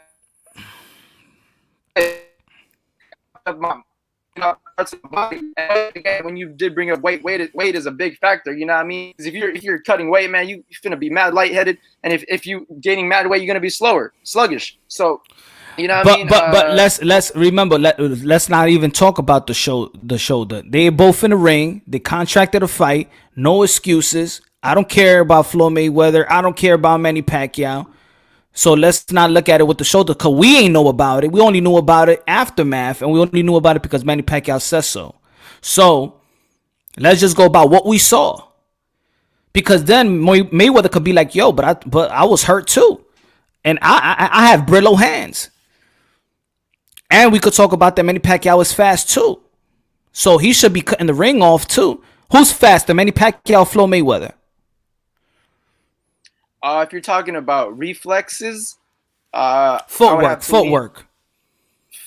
Oh, that's a tough one. If you're talking about footwork coming on the inside, I'm gonna have to say Manny. I'm coming out on the inside, in and out quickly. I'm gonna have to say Manny. But keeping you at bay, keeping you at distance, keeping you at bay using the jab, I'm gonna have to say Floyd. So you know what I mean. But coming in, Manny definitely. But again, you know, it wasn't the Manny that we all expected, you know what I mean? I do believe he did let some of the fans down, you know what I mean? Because he did underperform.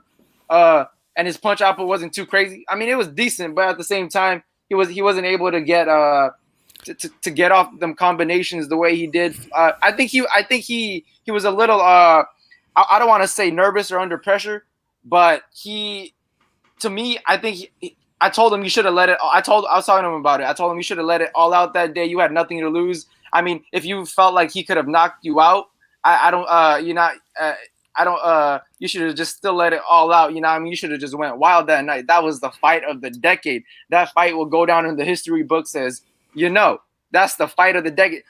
That's the greatest offensive fighter versus the greatest defensive fighter of the decade going at it. That's why it was so spicy. But at the same time, the over marination and the two. Well, the assumption would have been spicy, but we all know it wasn't.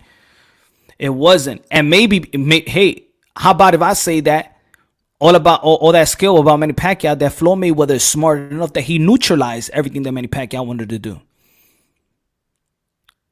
Maybe 100% Manny Pacquiao probably would have thrown more punches, but it still would have never done the effect. that's the thing too. But we can go back in the timeline where Manny became a whole different fighter after the Marquez knockout. You know what I mean? Manny was a whole different fighter before that knockout. And you know what I mean? So if we have to go back in the timeline, we gonna have, that's a checkpoint right there, because he was his style changed after that. So if you're gonna talk about, that's why I was saying it should have happened before 2012. So you know what I mean, but if it would think about it, if it would have happened before 2012, Manny Pacquiao would have been faster, but Mayweather would have been faster as well. Mayweather would have had better reflexes. So I understand when people be like, it could have happened a long time ago, but Floyd Mayweather was in his peak prime, and he'll be closer to Pretty Boy than to Money May. Yeah, definitely. And it would have been, that definitely would have been more of a war. You know what I mean? That would have been more of a war, because it was still Eye of the Tiger, Manny, and Floyd just had turned Money May. You know what I mean? And he still wouldn't have fought Canelo. He still wouldn't have fought Shane Mosley, so he wouldn't have that experience under the belt. He still wouldn't have fought Maidana. Remember how Maidana was applying that pressure using that weight? So you know what I mean? Floyd was didn't have the experience he did 5 years in retrospective, like, you know what I mean, in that timeline. So again, you did see him get hurt by Mosley. He hit him hard. You know what I mean? And I didn't fall. He didn't fall, but at the same time, Manny at that time, with the testosterone that was raging, the fighter he was, you know what I mean? So that would have been an action-packed fight. That's why before 2012, because their styles, that's when their styles started changing. You know what I mean? I say that by observation, both of their styles started changing after 2012, definitely, because that's when they hit, I think 35. They both hit 35, 34. You know what I mean? Just male peak, male physique peak. You know what I mean? With raging testosterone. You know what I mean? All in your biochemistry and physiology. You're peaking at 26, 33. I mean, but Manny at 40. That's why talking about greatness. He's still active. I don't know if you've seen that video with it was Skip Bayless and Shannon chopping it up. Who had a greater legacy and which career you would prefer to have? I don't know if you've seen that. I ain't seen it because they don't know nothing about no boxing, really. Yeah, it's all PR. Yeah, I would say this. And business wise, Mayweather had the most impact. Definitely, but he has the type of impact that today Manny Pacquiao is working with Al Heyman. That's how much of an impact Floyd Mayweather had in the business side. Oh, definitely. Also, at the same. Also, I'm gonna say like this. Also, who's using whose name to keep their career as relevant as it is? Meaning that people probably still thinking about Mayweather, Pacquiao too. What name makes each other like relevant? You understand my question?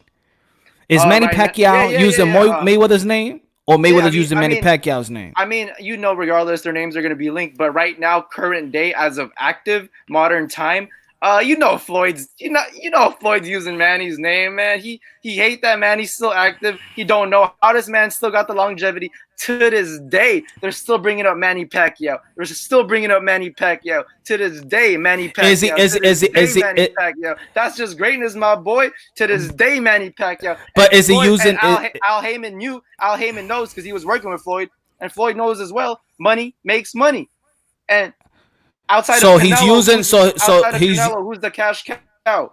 So is Joshua, Manny? Come on. Is he using Manny Pacquiao to stay relevant, or he's using Manny Pacquiao to make money? Because Keith Thurman and Manny Pacquiao, Mayweather promotion was promoting that fight. I think Floyd wanted to see Manny lose.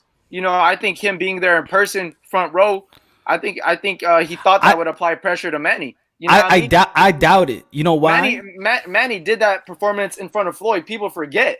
You know what I mean? Yeah, no, he did. But think about it. Right in front of Floyd's eyes. And he is using Manny to make money because money makes money. And he knows if Manny Pacquiao is still active in boxing, regardless, Manny Pacquiao is a top 3 cash cow. That's regardless. The name, the legacy. Think about it. Why would he hate him or things of that nature?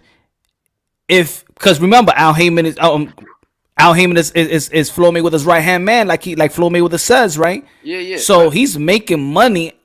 I don't think he wants Manny Pacquiao to lose, because anyway, in PBC, who's the cash cow of PBC right now?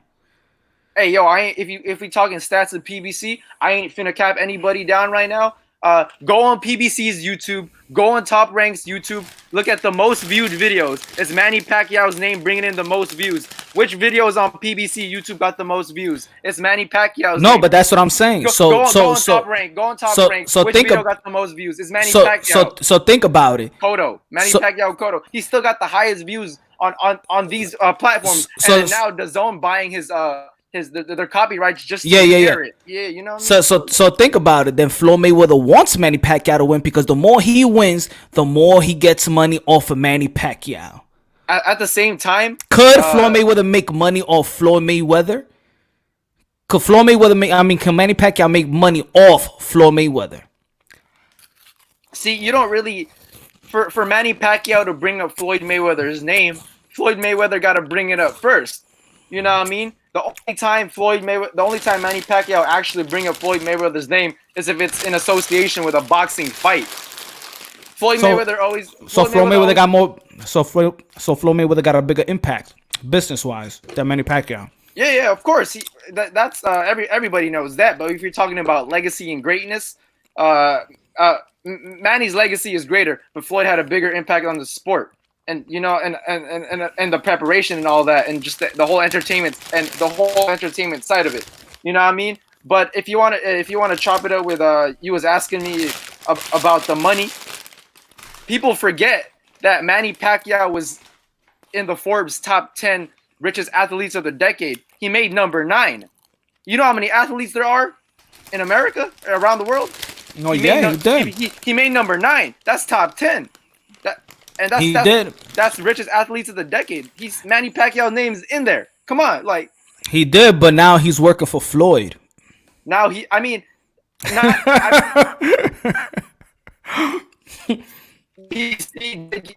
BBC did launch and start with Floyd in association with TMT. But I mean, Al Heyman is a prestige promoter, you know, because of what he did with Floyd's career. But at the same time, you know what I mean, he really Casper the Friendly Ghost. You know what I mean, he really not coming out here, and he's doing a disservice to the fans. That's why, you know what I mean, I don't know what's up with PBC right now. But if you want to check their numbers, if you want to go on their YouTube, go on their videos. Who has going most popular is Manny Pacquiao.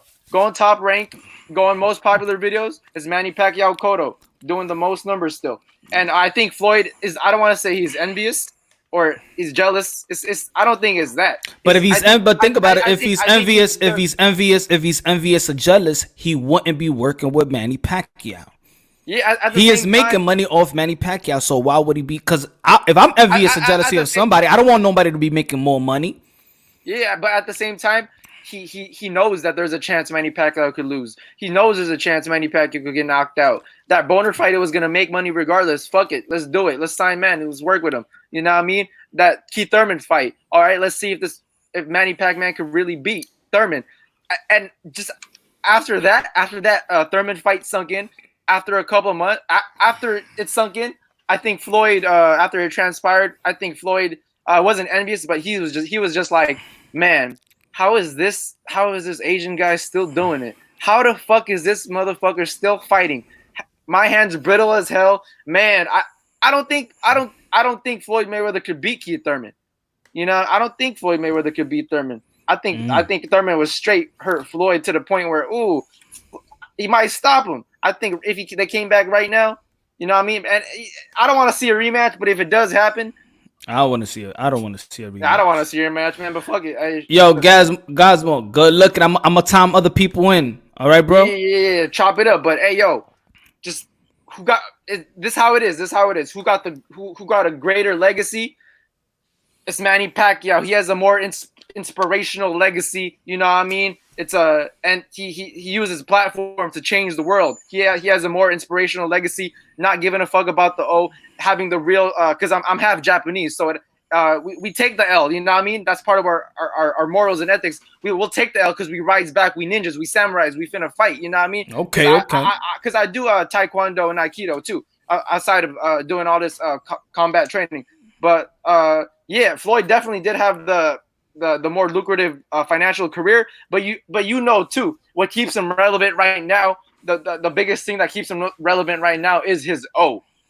If that O was not there, he would not be as relevant. I mean, he would still be great, but at the same time, that's how much the impact Manny Pacquiao has. That he could lose, but his relevancy, his relevancy is exciting the people, exciting the crowd. People are paying Manny Pacquiao because they want to be entertained. People only pay Floyd Mayweather to see him lose. So, guys, well, let me go. Last thing, just chopping it up. Last thing, chopping it up. Just talking about this situation. Everybody thought that Manny was done after the Marquez knockout. Everybody thought he was done. Everybody thought his career was done. You know, that was it. That was the right of Pacquiao. You know what I mean? He extended his career another 8-9 years. You know what I mean? Yeah. That was the second. That's when he had to change his boxing style. Everybody thought he was done. He comes back at 40 years old to beat Keith Thurman. You know what I mean? He beat Chris Algieri in a spectacular way. You know what I mean? That's a common opponent with Errol Spence. But you know, we finna slide out. So we can chop it up again and all that. But you know, thanks for the time and all that. All right, bro. Trump 2020. Trump 2020. Hey, yo, November finna be spicy. But yo, man, shit, we'll see. Just man. Stay You need around. You need to come to LA, my boy, to cover the Pacquiao camp. Soon. I am. Matter of fact, I am. When it does start, or whenever you know that all that shit transpires, but you need to come to LA to cover. You know what I mean? All right, brother. Good looking out, bro. Yeah. Big love. All right. Yo, what up, Moose? Yo, D. You still breaking up? Damn, D. What you got? 1G, 2G. What's good, D? I'm on phone right now. Is it still hurting out and shit? Oh, no, it's better right now. Like, keep talking so I know. Yo. All right, you good. All right. So what's the question? Who's better? Manny Pacquiao, Floyd Mayweather. That's the first. I say as in boxing itself. We're talking about boxing resume. We're talking about accomplishment. We're talking about impact in and out the ring. Who's better in the last? For you to answer last is which career would you rather have? I'd rather have Manny. It's because it's what he did during boxing. You know, 8 weight division and shit. And you're breaking bad now. Fuck. Shit. Yeah. Hold on. Let's get a better connection. So yeah, anybody else, Tommy? You already know, man. I'll send the link up. Anybody got to say something about who you got? Manny Pacquiao, Floyd Mayweather. You gotta break it down. A great debate. Break it down to the T. Who's better? Even if you're going for Manny Pacquiao, even if you got Floyd Mayweather, break it down logically and objectively. No hate. These are two warriors that step inside the ring. These are two greats. Y'all already know how I see Manny Pacquiao. But let's debate. Is my connection good? Or I could hear you, but it sounds bad. So just say it so brief. I was headed back. Fuck. I'm starting with that. What's it called? I was joining in the next second. Shit. Damn, you sound bad, D, bro. Alright. I can't hear you. All right, bro. Peace. Damn, D, my fault, man, but I can't hear you, man. Carlo. What up, brother? Yo. Brother, it was great to talk with you in Gosmo. Oh, good. I like that. Cosmo's my boy. It's good. What are you eating, bro? What are you eating? Man, I'm eating Cheetos Puffy, man. You know what? Hold on, let me time more people in. It's gonna be. Yo, Ring IQ was good, man. Hey, what's goody, man? What up, I'm Ring IQ? chilling. First time on the show. Yeah, pero lo que yo voy a decir, I'm gonna say it in English and Spanish. I'm chilling. Dilo, coño, dilo. No, Como sea. ok, esto es lo que es. La cuestión es, ¿cuál carrera? Vamos a hablar. Si la cuestión es, ¿cuál carrera you would rather have? Career. No que people like you, no di que tú tienes carácter bueno. We're talking about what career I would want to have. The reason I No. would want to have Floyd's career over Manny's is because Floyd has the same level of success without the blemishes. You don't have Yeah. to like Floyd's personality, because what people don't like about Floyd is not his career, it's his personality. Que he's Yeah. an asshole, que él es vanidoso, that he doesn't seem to care. Mucha vaina. Vaina que no tiene nada que ver con el boxeo. Uh-huh. So, Also, can I time in? Hold on. Sorry. ahead, Carlo. Sorry, Yeah, yeah. Ring IQ. I get it. I know why people would like Floyd's career, because who wants to be punched in the face and gets knocked out? You know what I mean? Like Pacquiao got knocked out so many times already, right? I think people would rather have the money and not get touched than people getting knocked out. I see why. Now, I want to say this, Carlo. Mhm. Because I respect Manny's career. You know, I did the whole Maypac arguing with Pacquiao fans and shit like that, but it's not like I don't respect Manny as a fighter. I respect Manny's career. Yeah. I respect him as a fighter. I think he's a legend, a living legend. But if we talking about, okay, I got to choose what my path is going to be. Would I rather be Floyd as far as my career, that I came in on my terms, I left on my terms. I beat Manny. I get what you're saying. You know what I think it stems from? Let me just say, when we talking about the greatest of all time and stuff like that, and of course, it always traces back to, like, the say Muhammad Ali of the world. When people say he was the greatest of all time, it was more about what he did in the ring, but also outside of the ring. See, people have a connection with Manny Pacquiao, the man. So yeah, if we're gonna debate just strictly boxing, even forget about the fighting, because people always be like, oh, but he got more action and he was more exciting. At the end of the day, the name of the sport is boxing, right? But that's why I implement the resume, the accomplishment, performances, and also what he does, or the impact in and out the ring. Okay, te voy a decir esto. Because because they so big that it's better to because that's what it is. It's like a whole package. Okay, vamos a decirlo así. Los dos son gigantes, ¿verdad? Pero you don't see nobody doing Manny's moves, right? Floyd convinced all these kids that they all need to be rolling their shoulders. After Floyd, everybody wants to fight out the fucking Philly shell. Don't even know how. Don't even know how. Like they're trying to roll punches off the shoulder, and they still getting punched on the top of their head because they don't even know how to roll a punch off the shoulder. Yeah. So that's a part of Floyd's legacy. That's a part of that. Okay. This whole money shit. Like, I'm gonna give you an example. Todos los PBC fighters want to be like Floyd. Ninguno va a ser Floyd. Ninguno. Ellos no tienen la disciplina ni el carácter que ese tipo tenía, que cuando se trata de su trabajo. He was a gym nut, bro. Yeah, and still is. And still is. De que poniéndose gordo como Javante, poniéndose gordo como Keith Thurman. ¿Qué pasa, manín? ¿Qué pasa? No. Even Spence fell victim to that shit. He was getting fat between fights. You didn't. Floyd is always in shape. He's always in shape. Floyd was always in shape. Floyd's always in shape. You're never gonna catch this cat slipping. So if I'm gonna talk about, okay, what career would I have rather have had? I respect Manny's career. It's a dope ass career, all things considered. But if I had to choose out of them two, Brody, I'm going with Floyd. I made my money. I sustained minimal punishment. I won my big fights. I took chances. Most people forget. Floyd Mayweather made mad concessions to Oscar De La Hoya. Mad concessions. The ring size, the gloves, the weight. You know what I'm saying?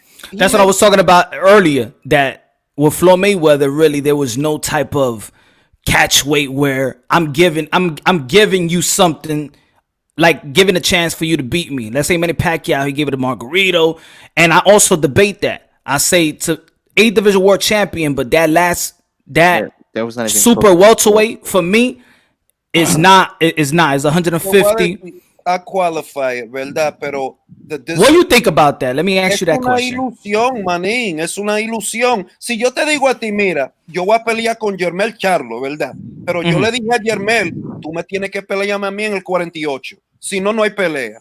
What's Jermell Charlo at 148? Feel me? It's still within the super welterweight limit because super welterweight is anything above 147, but no higher than 154. When he fought Margarito, look at the weight, bro. Look at the weight. Yeah. That dude was drained, bro. I'm not trying to knock Manny because it was still a dope ass fight, and he beat the shit out of him. And really, I never liked Margarito for what he did to Cotto. Yeah. Liked him for that shit. But at the end of the day, you got to keep it a bean. And like, yo, Margarito wasn't even like. He wasn't like that dude at that time, bro. He got his ass whooped a couple of times by the time Manny fought him, bro. I forgot, but you know, because the glove size changes in super welterweight. What glove size did they fight? Did they actually fought in the super welterweight? Did they fight with the 10 ounces, or it was still 8? Because that's the difference between the 147 and 154. I'm gonna have to look that up because I swear to God, I think it was the 8. I'm not sure. I think it was the 8. And it's like, yo, y'all fighting a pound. That's like when fucking Canelo and fucking Cotto fought at super Cotto weight. En el 155. Bro, I get it that it's still within the junior middleweight limit, but keep it a bean, dog. You see the stature that Margarito was like 5'10", 5'11". Imagínate ese tipo sweating all that weight out, bro. He don't got nothing left on fight night. We all know that. That's a tipo he left the fight in the sauna, bro. He left it in the sauna. So, like I said, career-wise, Manny has a dope career. So it's not even like he don't have a dope career. But if I gotta choose between hit and not get hit, not being knocked out, making all this paper, revolutionizing the way that people look at defensive fighting, because everybody wanted to be a defensive fighter when they seen like, yo, Floyd out there getting all this paper and he ain't getting knocked the fuck around the ring. He ain't gonna leave the sport brain damaged like a lot of motherfuckers. All of that is a part of his legacy. Why the fuck would I want to get knocked the fuck out? If I have a choice, which is what you're giving me, if I have a choice, you think I want to fight Marquez 4 fucking times and get knocked out in the 4th time? Hell, motherfucking no. You think I want one pushing me around the ring, headbutting me? Hell, motherfucking no. I think when people watch fight, and this is what it is also, is that like I was saying earlier about boxing and fighting. When Saturday night comes, people be like, yo, my man, it's like to say, yo, ring, yo, we gonna watch the fight? Or we gonna get together? Where we at the bar? We're gonna watch the fight. We're gonna watch the fight. We never gonna be like, yo, hey, ring, or we're gonna watch the boxing bout today. Yo, this Saturday's gonna be a great boxing bout. so their mind is geared to the fight. Like, I want to see a fight. But then we also got to remind ourselves that what we watching is boxing. Right. And I think that's what it is with the Manny Pacquiao Mayweather effect. Is that we like Manny Pacquiao because we like to see fight. But then, in reality, the name of the game is boxing. Not get hit. What I must say, verdad, what I must say es que Maypac, yo sabía, I knew leading up to the fight que esta pelea va a ser aburrida. I knew it too. Como el Bartholomew y Easter, that like, yo, I knew like, bro, why are they putting those two guys in the ring? That's going to be the wackest fight on earth. Exactly. Why are they putting them in the ring? I already knew, look, Manny's a good fighter, but this is a bad style matchup for him, and it's not going to be an entertaining fight. It's just not. I was saying the same thing. I'm like, a lot of people down for it. I don't want to see that fight. Yeah. I really didn't want to, not see the fight. I wasn't so big of the fight because of the styles. I'm gonna say, I just wanted to see it play out because there was so much buildup that, you know what, now we gotta watch it. Now there's so much hype. Yeah, like now we gotta watch it. Like we gotta see it. Even though I know what's gonna happen, we gotta see it. Cool. But the bad taste that it left in people's mouths is like people don't realize, yo, styles make fights, bro. Like it's not a cliche. That shit is real. Styles make fights. Dependent, like, por ejemplo, if you put Billy Joe Saunders con Demetrius Andrade in the ring, I'm telling you, unless you a diehard boxing fan, you ain't gonna like it. Fight. It's not gonna be pretty. Y hay peleas que son así que, aunque los dos tipos están de nivel bien, that they're good boxers, they're very good boxers, and they're good at what they do. When you put two certain kind of boxers together, te va a aburrirte tú, man. It's gonna be boring, bro. The combination's not good. Yeah. And it's almost it's almost también, let's say a fight with Earl Spence and Crawford. It's gonna be good, but it's not gonna be as entertaining as Sean Porter and Earl Spence because there's a styles. He's gonna bring it. He's gonna keep coming. I agree, porque lo que yo veo con esta pelea es que Crawford is going to slow that fight down and he's going to pick him apart real slow. Y ya como in the 8th or the 9th when Spence took a lot of clean shots, ahí es que lo va a acabar. Because he's not Crawford is not, he could bang. Crawford could bang. He got a dog in him. He could bang if you want to bang, but he's a sharpshooter more than anything. He's going to pick his spots, take his time, slow the fight down, switch stances, feint. Jab off the right hand, jab off the left hand. He gonna do a lot of little bullshit, and before you know it, you're gonna be so tired that he gonna knock you out. So for you rather, of course, that you rather have Floyd's career, but outside the ring, the persona, who you rather be, bueno, like the fighter, the man and the fighter, because I in other debates, people won't bring that up. I bring it up because we love the whole package at the same time. Like, we like Mike Tyson, but we like Mike Tyson the person. Like, that can't escape why we like Mike Tyson. We just don't like him in the ring. We like him outside of the ring. We just don't like Muhammad Ali in the ring. We like everything that embodies his humanitarian effort and stuff like that. That's true. That's true. So I would say, I think we all want to be accepted the way that Manny is accepted, because Manny's loved, bro. Motherfuckers around the world love Manny. Can't deny that shit. Like, Manny is a well-respected dude, but I think that I'm not gonna say that I would want to get all the shit that Floyd gets, because the shit that Floyd gets, motherfuckers go as far as lying about the dude's career. Like, motherfucker, like I see the bullshit all the time. I'm like, bro, get the fuck out of here. They both had sensational careers, but I really wouldn't want to get the hate that Floyd gets, because he get a lot of fucking hate, and self-inflicted as well.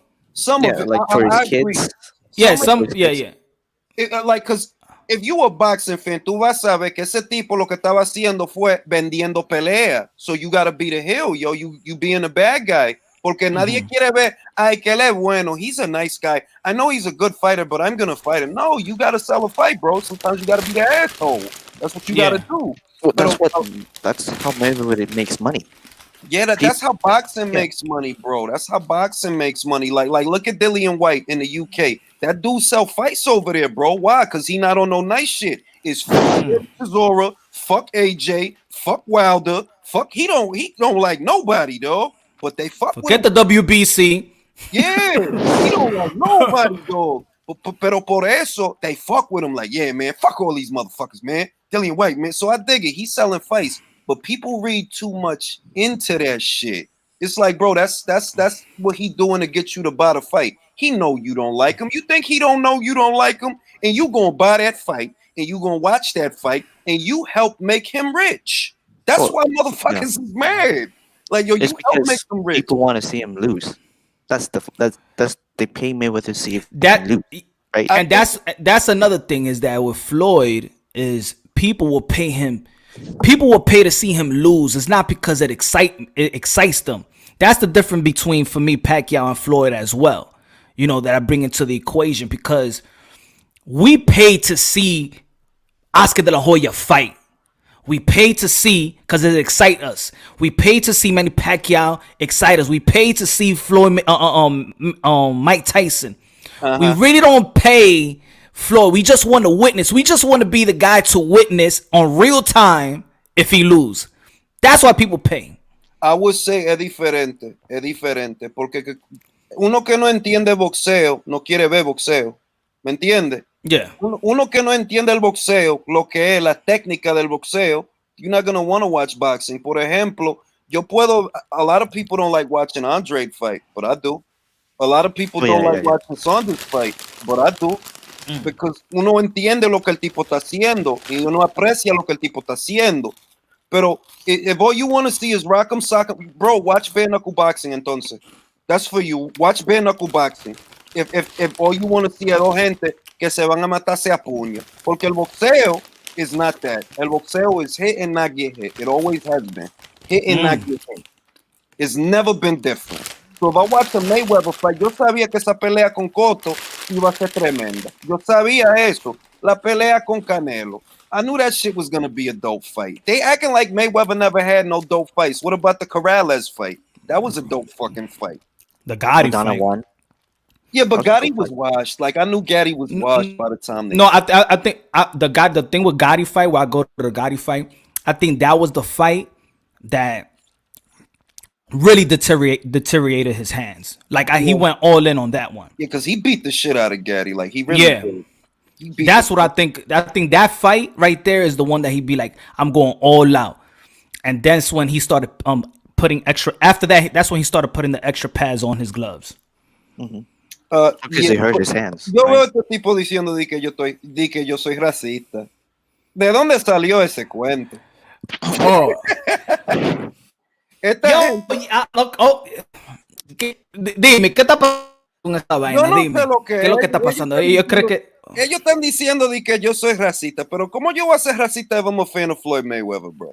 Si todos los boxeadores que me gustan a mí since I was a little boy son Mike Tyson, Floyd Roy Mayweather, Jones, I like that. Roy Jones Jr. Roy Jones was beast. Internet es una vaina rara, man. Yo no sé qué clase de gente son estas que piensan que conocen a la gente. Better get the fuck out of here, bro. You don't know me, bro. I'm from Harlem, bro. All right? Cut that Are you talking bullshit, about me? bro. Is it me? Are you talking about me, Ringo? No, it wasn't you, Carlos. Yo estoy leyendo esta vaina en los comments. Like, what the fuck Oh, are you the comment. talking about? Like, what are you talking about? Se vaya para el diablo. Mira, lo que yo you in the west or east?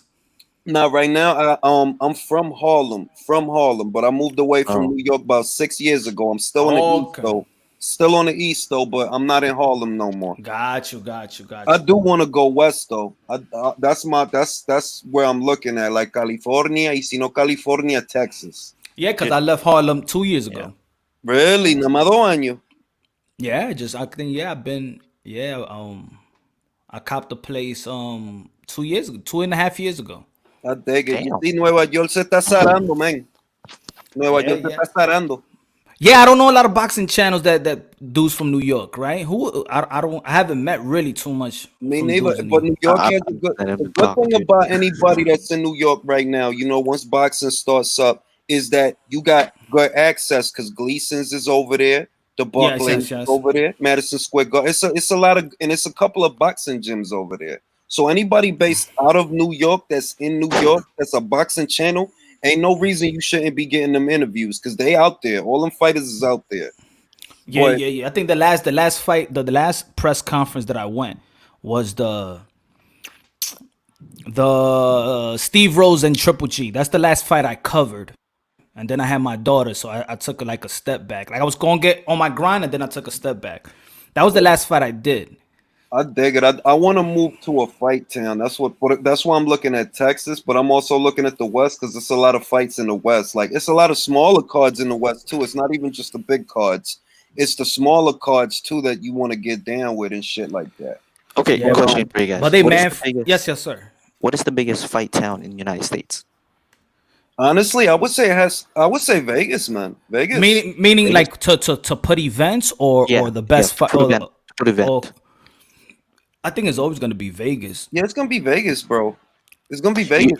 you don't see New York because New York is pretty good. Like there's a lot It's of, not what it used to be, bro. It's not like it was in the 80s and the early 90s and stuff. It's not what it used to It's be. not. It's not because the taxes went so high, and that's why they're reluctant to always come to New York. También.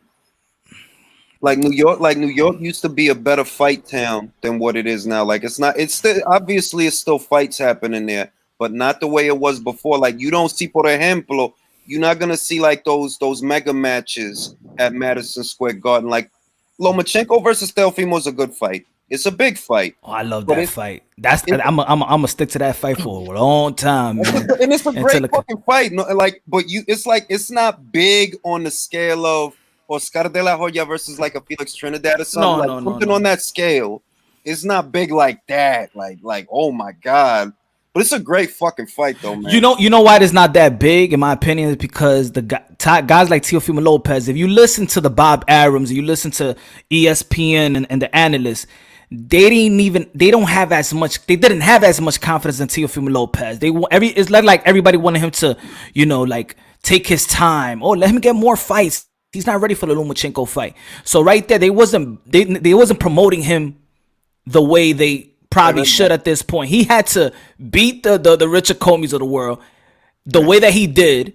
And because he beat him that way, it's like, that's it. He got to be ready for Lomachenko. I think if Teofimo Lopez would have won 12 rounds and probably would have looked like the way he beat the Japanese guy, they would have been like, maybe 2 more fights. Es verdad, pero eso es lo que me gusta de Top Rank. Que es sink or swim, papa. You got to win the fight. It's on you. We're not going to feed you no applesauce over here, bro. Yep. If you want the big fight, you got to do big shit. Yep. And that's when I liked it, to be honest. That's when I liked when Golden Boy was actually working with Al Heyman, with the matchmakers. Because if you look at Danny Swift Garcia's career with Golden Boy, it was better. Broner was already a 3-division world champion with Golden Boy. Deontay Wilder won his only belt with Golden Boy, and then he left him right after. Bueno, si vamos a tener, if we're gonna have that conversation, ya tú sabes, man. El PBC no me gusta a mí de verdad. No me gusta. Yo, man, I call Al Heyman Casper the Friendly Ghost. Ese tipo, like. That's a good one. That's a good one. But no, because that's what he is, bro. The dude is like, why you hiding, bro? Like, you scared to answer questions, bro? Why you hiding? Yo? Exactly. Why you don't be at your own face? This is your banner. Why you not at your own fight? You know why? Because he don't care about the sport of boxing. He's a music guy. I've been saying it. He's a fucking music guy, bro. He's a music guy who's trying to be a boxing guy, and that's why he don't know how to groom fighters. He stole a stable of fighters. He stole from Golden Boy. He stole a stable of fighters, but after that, he really didn't know what to do with their ass. Exactly. That's why Davis is 25 years old, getting fat than a motherfucker. When you in your prime, bro. You in your prime. Why are you getting fat between fights? All of them. All of them have weight problems. The only one that probably don't have no weight problems is probably Caleb Plant. But even David Benavidez have problems. Even Thurman, Spence, Danny Swift Garcia was talking about the Red Rock fight that he was 25 pounds over or whatever. I think Davis has a weight problem. Te voy a decir lo que Gervonta Davis va a hacer con Leo Santa Cruz. He's going to blow the fucking weight, and he's going to blow it on purpose. Watch that shit. He's going to come in 130, 132. He can't make 130 healthy, bro. Ya se sabe. He can't make that weight healthy. If he gets to 130, we might see an upset if he gets to 130. Now, if he comes in 132, 133 and pays a fine, then they can have a fight. But he won't feel drained. He gonna watch that shit, bro. I think he will come on weight, but he's gonna drain himself. But he's gonna come back. He's gonna come in weight. I think he's gonna just drain himself. I hope he does so that he fucking lose, bro. I hope he does so that he fuck. I think that's what's Floyd was smart in this sense. You see little by little. Every fight, he's staying away from Gervonta Tank Davis. Manín, yo tengo 2 años diciendo esa vaina que Floyd ya ve que este muchacho es un fracaso. Because first, he wanted him to stay in Vegas. He wanted him to actually change his trainer. He had a fight without his trainer. Remember? Yeah. I forgot what fight it was. But Gervonta Tank Davis, he wanted to be loyal to the people, to his trainer, and whatever. And Floyd Mayweather, you know what, man? All right, let me chill with Devin Haney. Pero es que, si tú miras Devin Haney, ¿verdad? Igualito que el Floyd Mayweather. Igualito ese muchacho. Yo, he blocked me, son. He blocked you? ¿Por qué? Por en all the social media platforms. ¿Por qué? El diablo. Yo, I've been talking about this stuff like for 5 months. Bro, and the only thing I was saying is, see, now I'm on him, but because I called him. The first video I did, I said, yo, my man, come on, man, throw that belt in the garbage, yo. You're not listening to Mauricio Sudamon. Mauricio Sudamon said that Lomachenko could be undisputed when he was having the interview with the Boxing Voice. So I'm like, yo, throw that belt in the garbage and stuff like that. But going at him like that, even Bill Haney he was talking to me on a comment box. Damn, son. Yo voy a decir, So I'm like, And then people was like, "Yo, Punch Drunk, say you gotta take it easy with the fighters because you don't want to blow bridges. Get blow bridges. I gotta talk the real. I'm not even talking No, this shit. pero también vamos a decir la verdad, ok. Yo no voy a decir que Lomachenko pidió esa vaina de que French fry. Yo no creo eso. Nah. Pero lo que yo creo es que Iggy Klima y Bob Arum, they petition to get that shit because you have to petition for that bullshit. You Yeah. gotta ask for that shit. Y después ellos deciden si te lo quieren dar. So lo que yo estoy viendo es que if Devin Haney tiene un email belt, eso es culpa de ellos. Porque él lo que quería fue una pelea. Él quería una pelea because he was interim champion. He was in line to fight for the belt. And instead of giving him the fight, what y'all give him? Y'all give him the belt, and Lomachenko is the French fry champion. ¿Qué basura es esa, man? This is what I argue. I know we going out of topic, but this is what I argue. I say, Lomachenko, regardless if he got the franchise or not, we all know who's the top dog in the lightweight division. Lomachenko. So it doesn't even matter. Like I'm looking at it, like it doesn't even matter if he got the franchise or not. We know who's the top dog. Eso sí. But see, Devin Haney knew before he even fought Abdulaev because this guy said it on Mauricio Sudamon, and I did a video about it. I put the details. Mauricio Sudamon said that Devin Haney, knowing he's going to sign this fight, knowing that he would not be the mandatory for Lomachenko. This is why I was calling out his clout. Because Mauricio Sudamon, you are signing to fight Abdulaev. Remember, they were supposed to have this tournament. Around the tournament, Teofimo Lopez be like, what? We ain't going. Is mandatory. Pero el lío, te voy a decir lo que el lío es de verdad, de verdad. You remember when Lomachenko was going to fight Anthony Crolla? Okay. Now, Eddie Hearn wanted it to go to purse bid because what he wanted was for Lomachenko to win the purse bid to get Lomachenko over there on the zone. Bob Arum had to overpay Anthony Crolla to make sure that the fight stays on ESPN.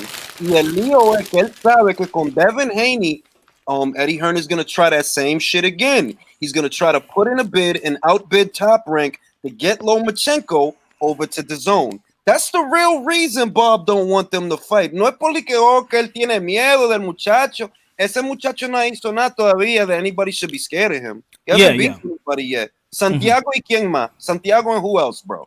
Who you beat? So it's not he's ranking the 40s. Yeah, like it's not like he's trying to protect Loma from him, but what he's trying to protect is Loma from going to the zone because he knows Eddie wants to outbid him in a purse bid. He's gonna push for a purse bid to try to get Lomachenko over there to the zone, and he knows Top Rank right now does not have the kind of money that the zone had. That's the problem. That's what. Then them dudes ain't gonna fight. I don't think they never gonna fight because. Okay. Question. So, do you think the zone fighters make more money than Top Rank? Yes, because they gave Mikey Garcia $7 million to fight Jesse fucking Vargas. Yeah, I think they wouldn't spend the money. We're not sure how much is gonna run, but yo, this is what I argue too. Now that we're talking about that question, Los. Yo, this guy Chris Copeland was on IG and he was talking shit about Eddie Hearns.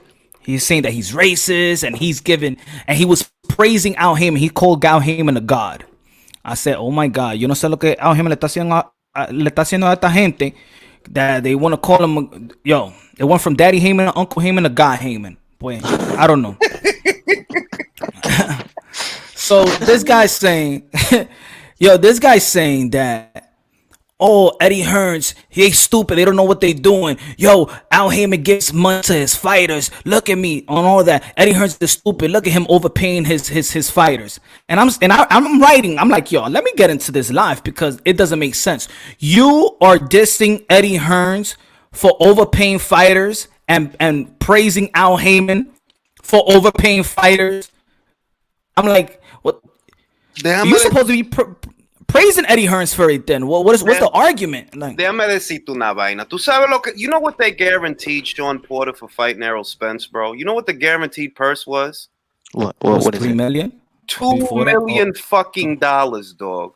Eso es diciendo que Mikey García peleando con Jesse Verga hizo más dinero que Sean Porter trying to unify with Errol Spence. But you remember the guys and Sean Porter fight with like 100 people there, like 87 people there watching Sí, the fight. pero el guaranteed, but the thing is, the guaranteed purse, like if you look at the guaranteed purses, then you look at what the pay-per-view did. It doesn't look like they broke even. And if they broke even, there wasn't that much of an upside. So at best, you probably walked away with about 5, if that, but 5, not even 7.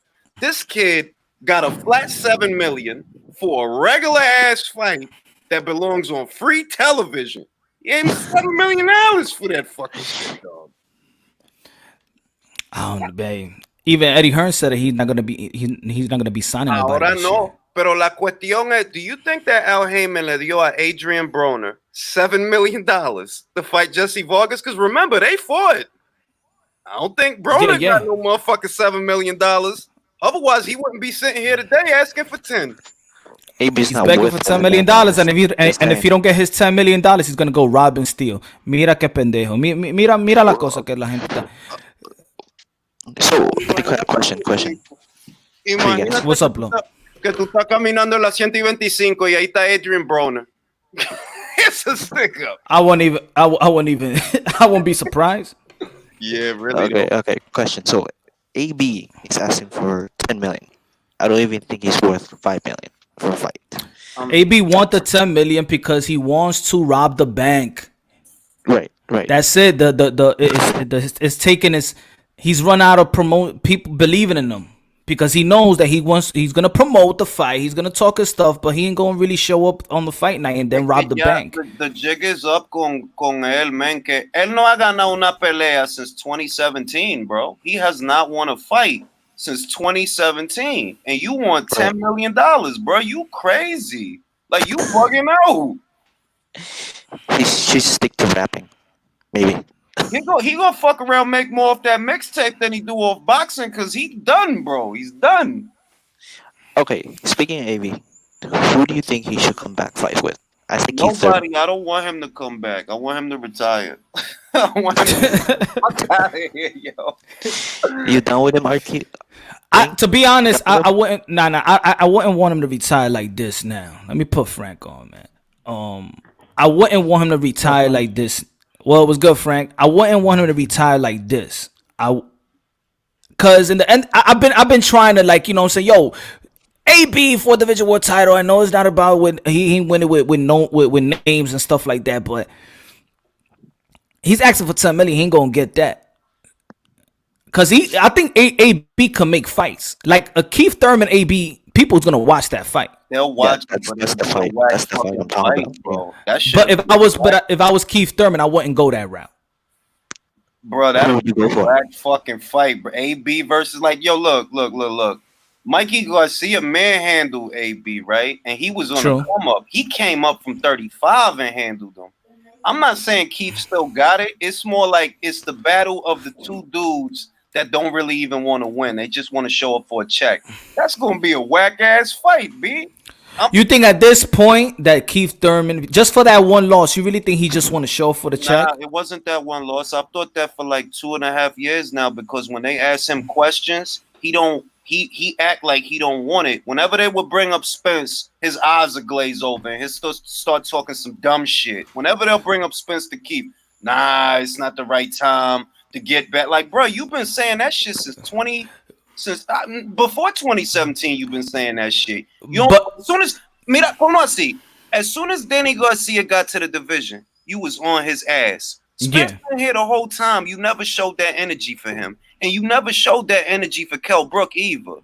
Danny was he called that Kell Brook on when he was doing the promotion for the Luis Collazo. Once, bro. Why are you shouting across the hall at Paulie fucking Malignaggi when you could be shouting across the pond to Kell Brook?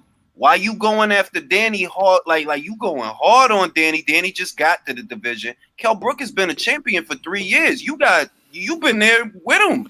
Why you ain't go after him like that? He was there. It gets to a point to where you see, damn, yo, Errol Spence got the Kell Brook before Keith Thurman, even though Keith was a champ already. Like, bro. This is what I say about that. Because I understand what you're saying. I disagree on it just on this point. Hit me out. people also forget who Keith Thurman was chasing. Remember who Al Heyman is. I think sometimes, so okay, Keith Thurman is the WBA, Sean Porter is the IBF. You got Dennis Garcia that came up, he's in the WBC. Al Heyman is moving the pieces, just like he moved guys away from the IBF so he could fight, so he could go to the WBC and get this easy fight for Errol Spence versus Carlos Ocampo. This is what Al Heyman does. The problem with it, with what Thurman be saying is, this is what I say: Thurman is too real for his own good. Nobody wants to hear fighters talk like businessmen. They don't want to hear fighters talk like they promoters, but these guys don't have a promoter. So Keith Thurman, who could talk the talk and actually says everything to the media, Al Heyman probably, this is what I'm assuming, because this is the way that I see how the table is set. Mm-hmm. Al Heyman is already telling Keith Thurman, look, you and Errol Spence is gonna be that fight. Y'all gonna be the biggest fight in PBC. We're gonna be building that up as the biggest fight. Y'all not gonna fight. Errol Spence know that he's not gonna fight Keith Thurman. That's why I even be documenting all this stuff. That's why between the when I went to the fight where Lubin versus Charlo, and Keith Thurman and this guy had that little press conference, and Keith Thurman, everybody was asking about Keith Thurman, and Keith Thurman said, with Errol Spence on his side, he said, look, I never receive a contract with Errol Spence's name, vice versa. Errol Spence stood quiet because he knows the real duck comes with contracts. If Al Heyman is not presenting you with the name of the contract, there ain't gonna be no fight. That's not the fight. So for me, Keith Thurman is actually Al Heyman's mouthpiece. He's saying what Al Heyman would be saying if he was talking. But the thing is, now that Keith Thurman is saying it, people's looking at him like, yo, every time they talking about Errol Spence, he can't get up for the fight, or he can't get up for Errol Spence because he knows that he don't got that fight soon. Okay. That's the way that's the way I see it. The same way that Errol Spence don't talk too much about Terrence Crawford. You remember when Terrence Crawford stepped up to him and he said, what's the plans? And Errol Spence didn't even mention Terrence Crawford. He said, I'm gonna go this fight and then I'm gonna get the win of Manny Pacquiao and Thurman and blah blah. So he's not rowdy because he knows he's not gonna get the fight. Pero esto es lo que yo te voy a decir, ¿verdad? Él hace eso porque él quiere esa situación. Si tú viste que Danny Jacobs se fue del PBC because he wanted to be a part of a different situation. Y tú viste que el Mikey Garcia también se fue. Él se fue, se ligó con Matchroom. Arthur Beterbiev, everybody forgot he used to be a PBC guy. A couple of years ago, he used to be a PBC guy a couple of years ago. Yeah. He got up out of there. So si tú estás en esa situación, es porque tú quieres estar en esa situación. Tú no quieres esa pelea, so you're going to let Al set the board. In reality, tú no tienes contrato con Showtime y tú no tienes contrato con Fox. No di que it's not like the contract that Floyd had with Showtime. Floyd had an exclusive contract that I gotta fight for Showtime. You don't have that. So si tú todavía estás ahí, it's because you want to be there. You don't want to fight Spence next. You never wanted to fight him. So I get what you're saying about Al, but I'm saying that regardless of how Al sets the board, you let him. Because you never wanted to deal with Spence. It was always a deviation. Preach. But see that's where when I talk about these situations is that when it comes to Al Heyman, like people that don't like PBC, it's Al Heyman. But when it comes to Keith One Time Thurman, then Al Heyman is out the mix. When it comes to Errol Spence and Bud Crawford, but Al Heyman and Bob Arum needs to air things out. But only when it comes to Keith Thurman, then Al Heyman is everything Keith Thurman, because Keith Thurman is the one that actually opens his mouth about the business of boxing in PBC. That's why guys like Floyd Mayweather don't like Keith Thurman, because he opens his mouth. Keith Thurman don't hang around with a clique. He don't have. So it's easy to be like, oh, because of course this is the Keith Thurman that we know. Don't duck me, son. I got I ain't afraid, let it go. I'm the world. I'm ready for the world of boxing. And then of course when Errol Spence is there, the mood changes. I understand that.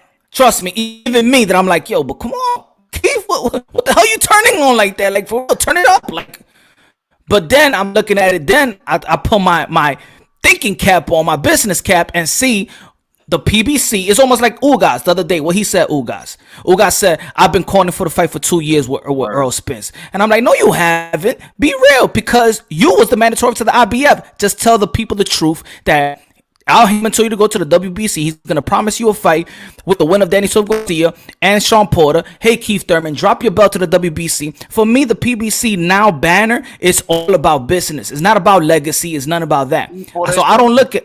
Por eso es So que I- para mí ellos no sirven, porque ese element de surprise ellos no lo tienen, porque ellos lo que tienen son un tro de gente que están, they're following a plan, and it's to me it's a boring fucking plan. ¿Tú crees It's que a blueprint, quiero yeah. ver? ¿Tú crees que yo quiero ver Danny García con Spence? No, bueno, si tú me lo vas a dar, dámelo gratis, porque esa pelea no, that's not an $80 fight. I'm sorry.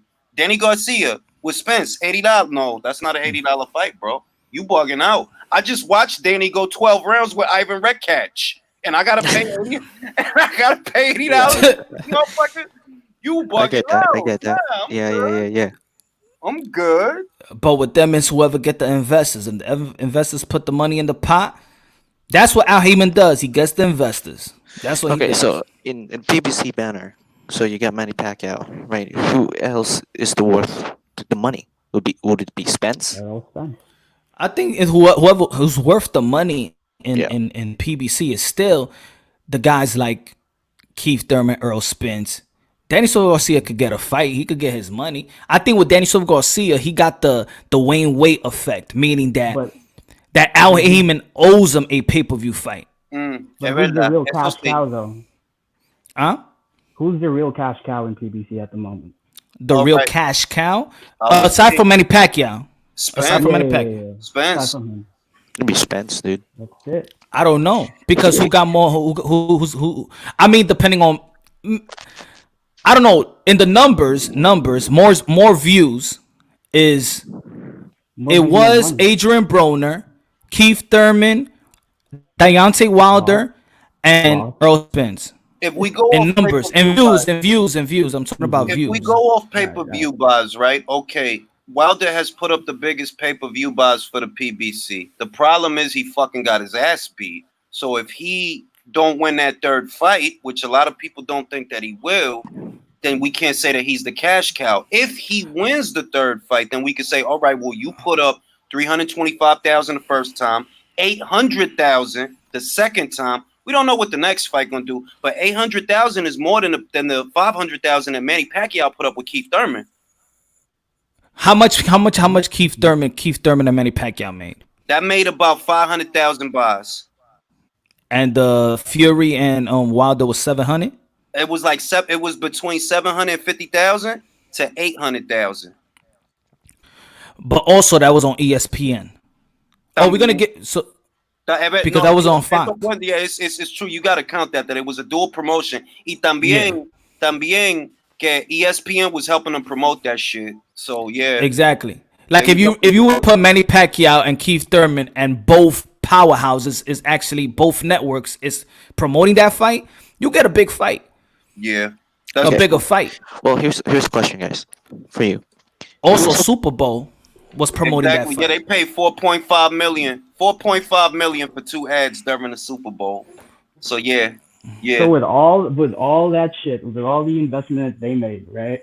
Advertising that fight, did they actually like earn money? Did they like break even at least? Well, the reports, honestly, you don't have to be good at math to notice, but it doesn't. I'm telling you, I've seen the reports that's out there, right?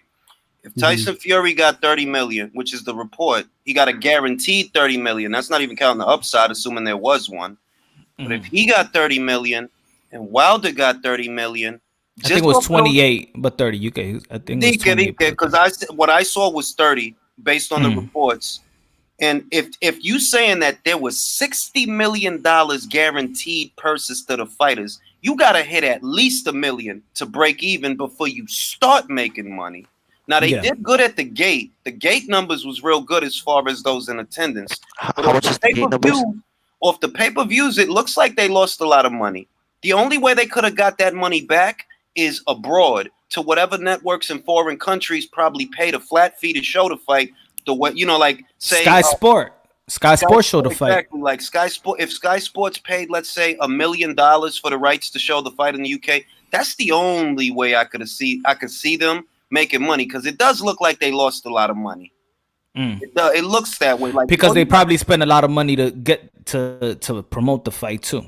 Yeah, like if you pay, think about it this way. Just look at what they paid for the ads in the Super Bowl. You paid about 4.5 million for those 2 ads. How many pay-per-views you gotta sell just to pay for that shit? Hey, you forgot something big. You forgot something big. The costume. The costume was worth $50,000.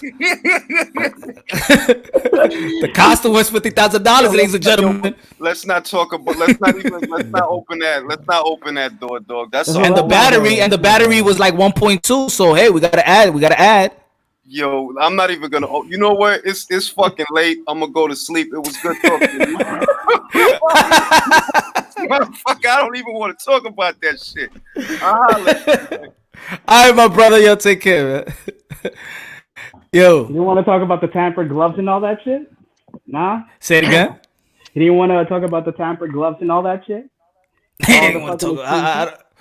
Oh no, that's a whole different content, man. That's like a whole we I mean, I don't even want to get into that too, because man, it's just comedy. It's comedy, really.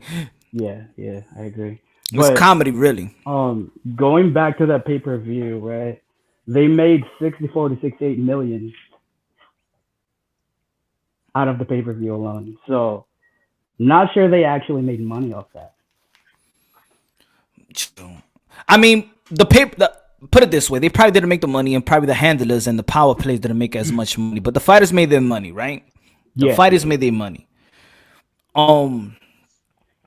I think the biggest fight, I said it yesterday, and people will disagree with me, but I think the biggest fight in PBC without no cross promotion and without Manny Pacquiao, because Manny Pacquiao is Manny Pacquiao.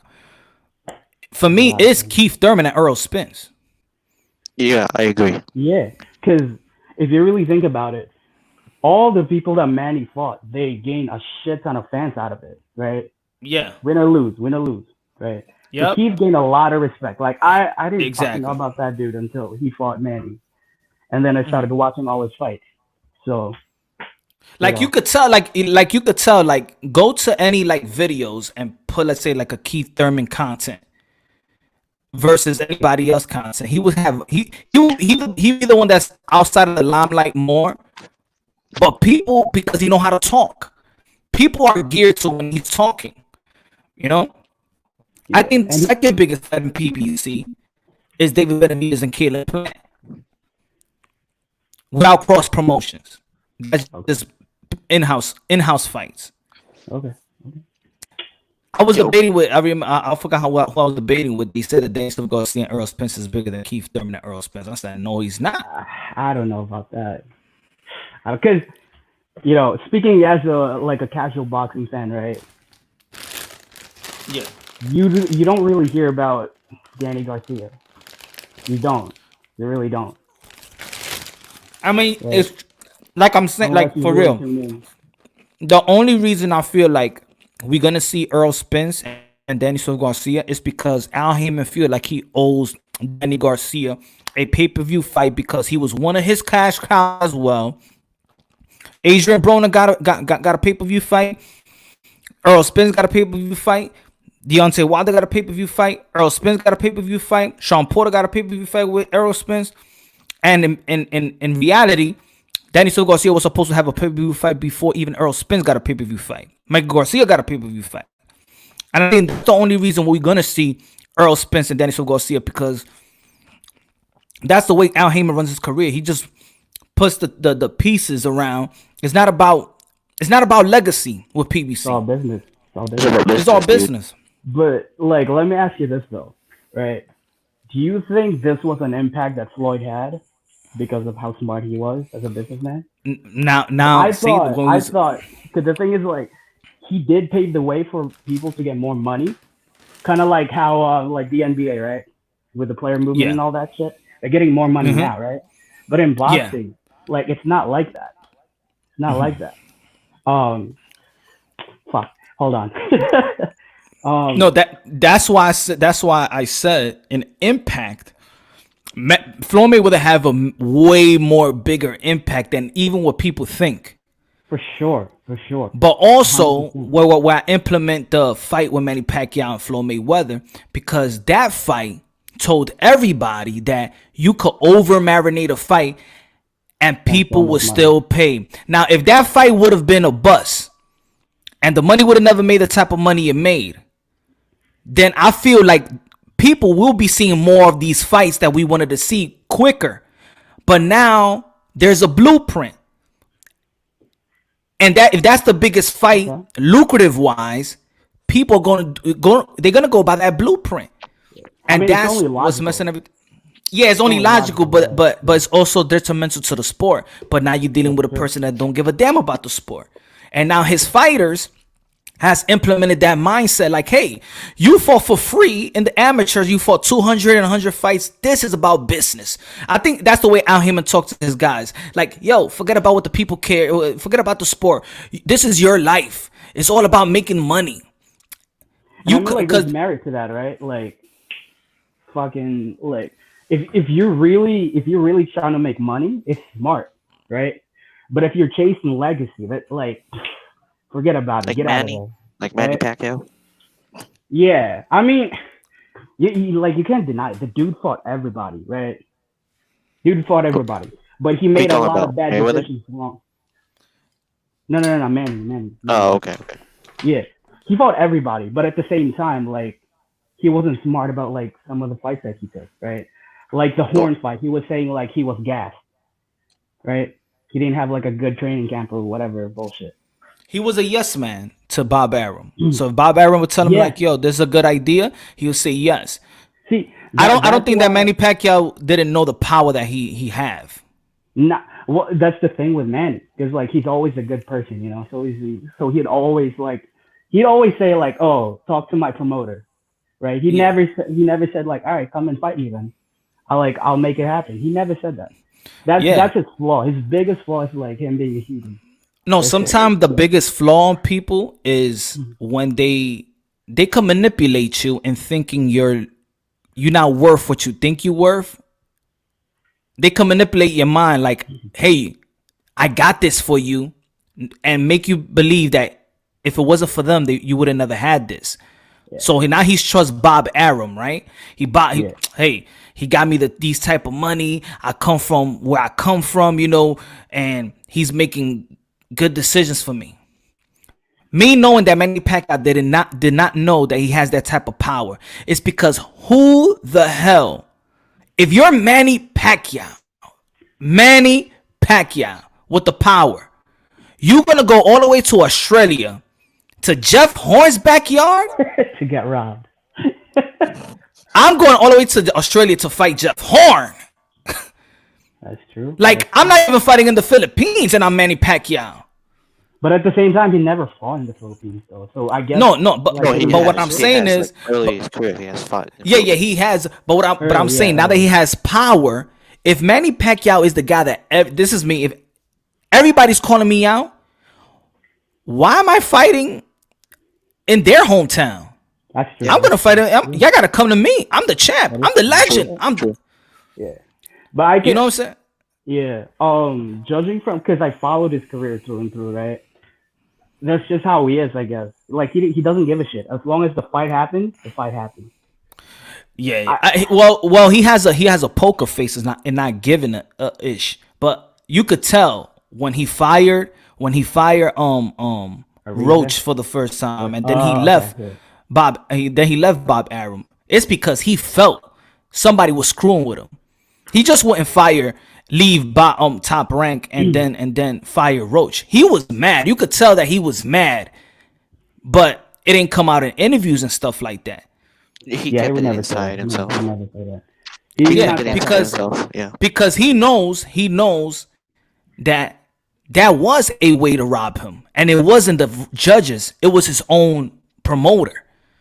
Because, of course, he's looking at Manny Pacquiao was 36, 37 years old. He's going to go down. And I got my new international star that I'm working on. And which was Crawford. let's get... Well, even put it this way, Top Rank was even ready to promote Jeff Horn more than Bud Crawford, because he could be a crossover why? international star. But Because why it's though? about because Bob Arum knows that in America you ain't making a lot of money in shows.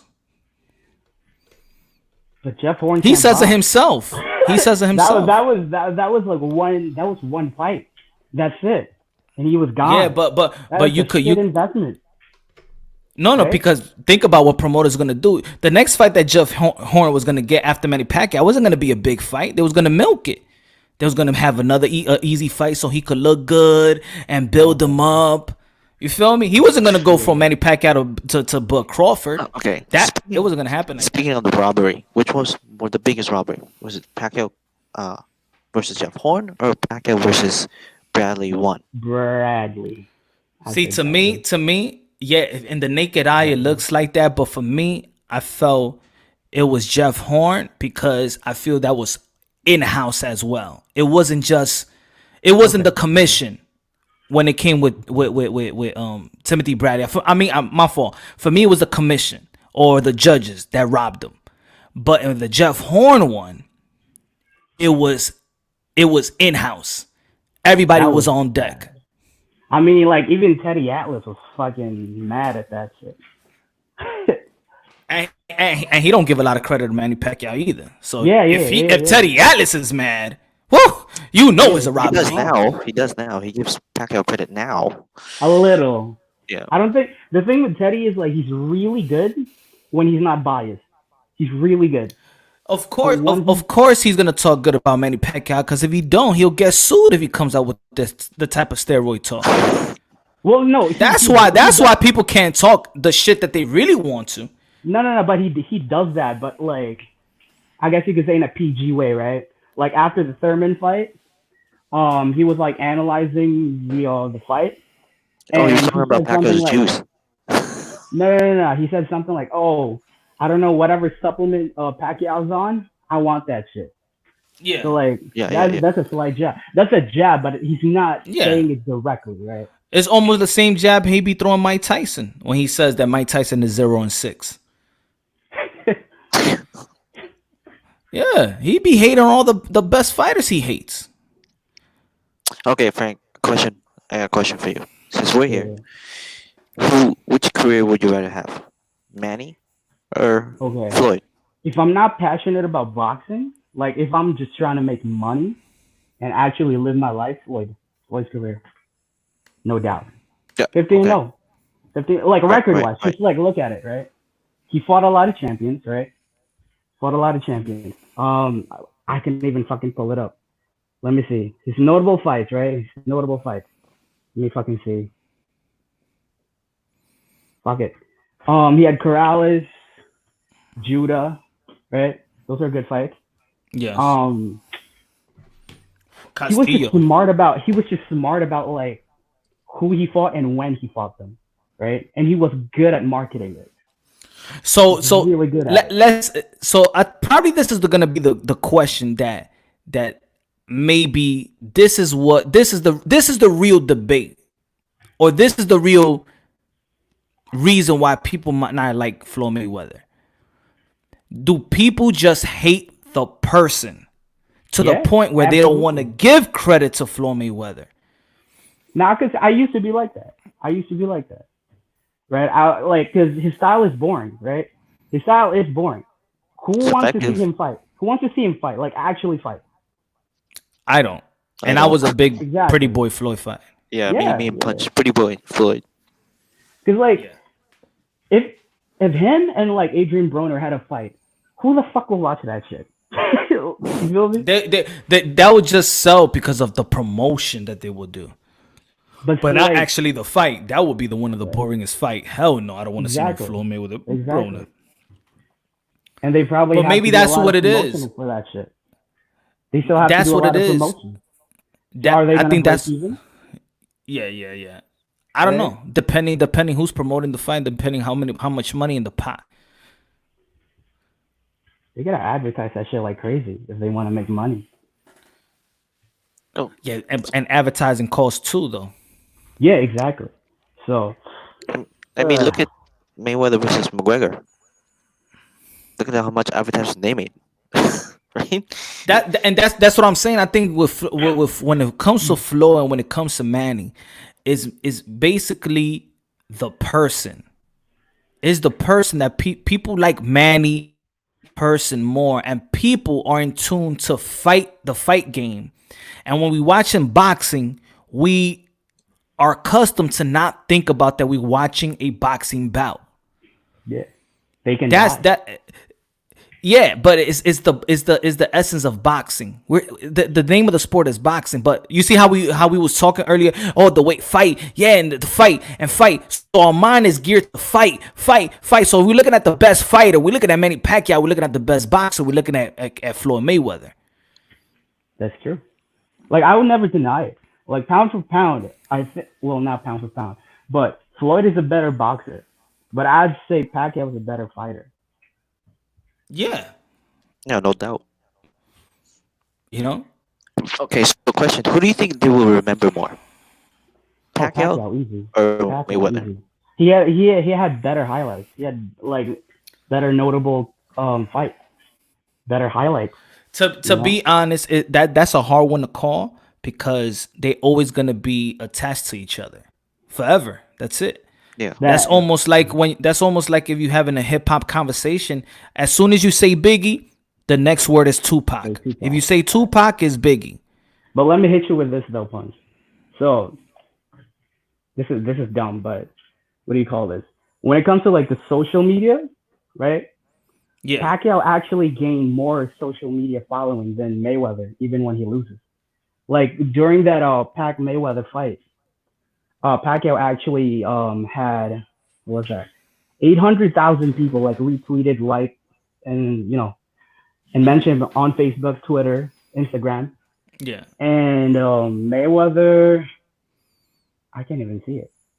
To the present day, Pacquiao's fan growth is about 452,000 in 2019, 2018 to 2019. Mayweather didn't grow his fan base. He was negative 57K. So like when I look at this, I'm like, maybe Mayweather was looking at this and he was like, all right, it's time to start some bullshit. Got to be relevant again. Because relevance equals money. Right. yeah. And he Yeah, has I a mean, promotion to run. they got business. Yo, to what's do, good, too. Elmatic? What's up? What's up? What up, Chilling, Elmatic? chilling, bro. How you doing, man? I'm just chilling. I just found you guys' shit. I was like, shit, I'm finna hop on. Hop on the convo, brother. Hop on the convo, Manny Pacquiao, Floyd Mayweather. You guys think that, like, Pretty Boy Floyd, not Money Mayweather, you feel me? But Pretty Boy Floyd can beat, like, Pacquiao when he was, like, the destroyer, when he first had, like, Ledwaba No. and No. Pacquiao would fucking die. I think, All he I had think, when he had Ledwaba was his left. if I they both think, fought yeah. at 130, Yeah, like, I think Floyd Mayweather would Floyd would have beat him fucking destroy easier him. because remember at that time Manny Pacquiao didn't even have a jab. not right. It was all his He had left. It was left. all left, bro. Always had that left. But he like that straight boy. Like he probably beat too many guards. He beat probably Barrera, Morales. Stop The that. Pereira No. fight? Pereira He fight. lost to He did? Morales. He lost to Morales. That's when they had to develop his right hand. The first fight. Yeah, once, right? But Yeah. like his prime was what when he beat De La Hoya right after Mayweather Prime, fought. I would say second fight of Morales. That's when he really had like a lot of technique. That's He had that's the when right he's hand. I think De La Hoya prime will beat both of them. You think so? Okay. But like Heck yeah. okay. Yeah. I can see that. I think De La Hoya prime will beat both of them. I- Like look if Floyd Mayweather had trouble with if Floyd Mayweather had trouble with Oscar De La Hoya and it was a split decision when Oscar De La Hoya, we all know that's it. He's like on his way out, ready. Yeah, both of them they were on Yeah, the way out, right? Around that time. You give me Oscar De La Hoya that fought Chavez at 23 years old, he'll beat them both, I think. And he's a Yeah, bigger Or man, knock him right? out. He's a bigger man, right? Even Yeah, he's bigger he's a than bigger Floyd? man. Yeah, and he's taller. There you go. Yeah. Yeah, most of Easy. these guys are probably bigger than Manny anyway, right? But Manny came also, out not even making flyweight, so to him I to even dude, compete, listen, right? this dude came out like a malnourished African child. You Right? know what I He mean? really did though. That dude came out skinny. and That dude, also let we gotta add also, Manny Pacquiao did get stripped. yeah, Couple times. He did get stripped and that's what I mean. Like people, we gotta because let's say for example, we could be on Gervonta Tank Davis for not coming in weight and stuff like that. But when we think about the journey and we think about really the beginning, because when we talk about the beginning of Manny Pacquiao, we only say he's malnutrition. But Manny Pacquiao also he got stripped for not coming in weight. Yeah. Yeah. yeah. That Which has to fight go was with. was that? that? Right? I think that was the fight that before. I think he was flyweight, and then he was about to fight It was before. before bantamweight. Yeah, Is that before bantamweight? bantamweight. Before bantamweight, yeah. It- Because he was yeah. like, I think he was already growing, right? Because he was Yeah. actually eating. Yeah, So yeah. So which was more impressive? This because Pacquiao is a flyweight going through divisions. That just amazing. Like, for me, That's that's more crazy. impressive than 50-0. That is Just crazy. like just think about Yeah, it. Think about it. Manny's probably the Like- greatest pound for pound fighter of all Like time. Floyd was bred to be a boxer. Manny, Yeah, exactly. Like, Manny came into it because he needed it. It was like sink or swim for the dude. Yeah. Right. Like when he got into boxing, he was getting paid 100 pesos, which is fucking $2. Oh, You, hell you yeah. know what the He- crazy story? Here's a crazy story for you guys. He was really getting paid like $2. flip-flops back in the Philippines. Like, Here's the crazy story. Pacquiao is actually from my backyard. Like from I'm Filipino, of course, but he came from my province. And everyone had the story that he was so young, he was just selling. It was true. It's true what they say. He was selling cigarettes and all this stuff. He was skinny, dude. He was skinny, and oh this yeah, guy can knock out Pete. even like right now, That's right? Like you crazy. see all the kids back in the Philippines right now. One of them was Manny at that time, and then Can you now look imagine at him, that? right? Can you He's a imagine that? pretty You go in the splendid- Philippines, you see those street kids, Uh. and would you imagine them to be like Manny Pacquiao? That's crazy. Mhm. They're small. They're very small, and they can still pack a punch. Well, that's what- I mean, that's why we say he's one of a kind. Because like we're not gonna see like a Manny Pacquiao for a long time, right? We'll We're not gonna never see it for a ever long see time. a Manny Pacquiao again. The thing with Manny Pacquiao was, like I say when I talk about greatness, right? How we define greatness? We define greatness with exceeding potential. I mean, exceeding expectations, Expectations. beating the odds. And really that's when we gauge greatness. When we see somebody doing something that we don't think could happen or he could do. If Floyd Mayweather is projected to beat almost all the fighters that he beat. Right. Yeah, he's the He was favorite. smart He's the about it, favorite. right? That's why I always say like Floyd was amazing with like how he managed his career. That's why he has a 15-0. Like you got to give the guy credit, right? Of course. And that's Give the guy credit. and maybe that and maybe that he's 50-0, But at the same time, it's a double-edged sword, right? right? Exactly. It's a double-edged sword. He handpicks his fighters too. I mean, I used to say that like I used to be like the one. Oh, he handpick his fighters, but okay, you can handpick your fighters, but he's not handpicking tomato cans too. Yeah, that's true. He beat champions. He legitimately. Yeah, beat champions. he's not picking tomato like if he's picking.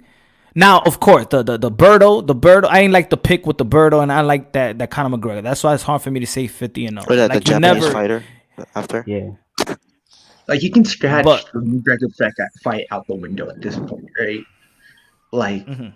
literally, that was just to make money, and we all knew that. Yeah. So Like if you think about when Floyd Mayweather took control of his career, he took control of his career on the when he left off, right? the Oscar de la Hoya fight. That's when he took control of his career, right? That's when he bought out his contract, right? Yeah. Yeah. Yes.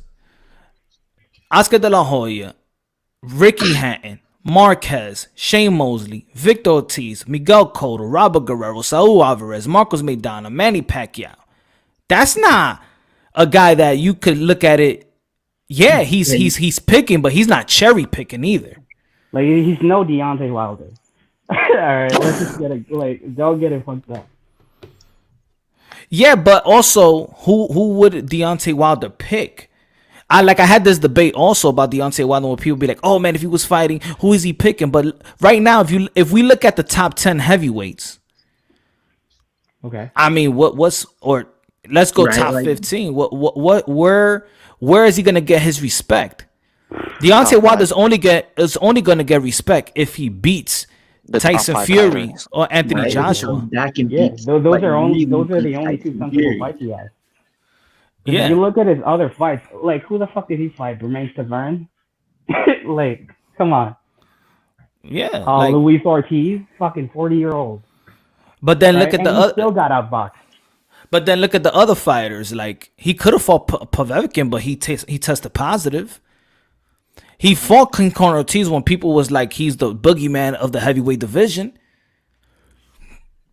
But I always saying to people, even if you would have beat Tyson Fury the first fight convincingly, people was gonna always say, "Well, that wasn't the Tyson Fury. If you would have fought him after the Klitschko fight, that's what I'm saying. People will only respect you. That's why a lot of people.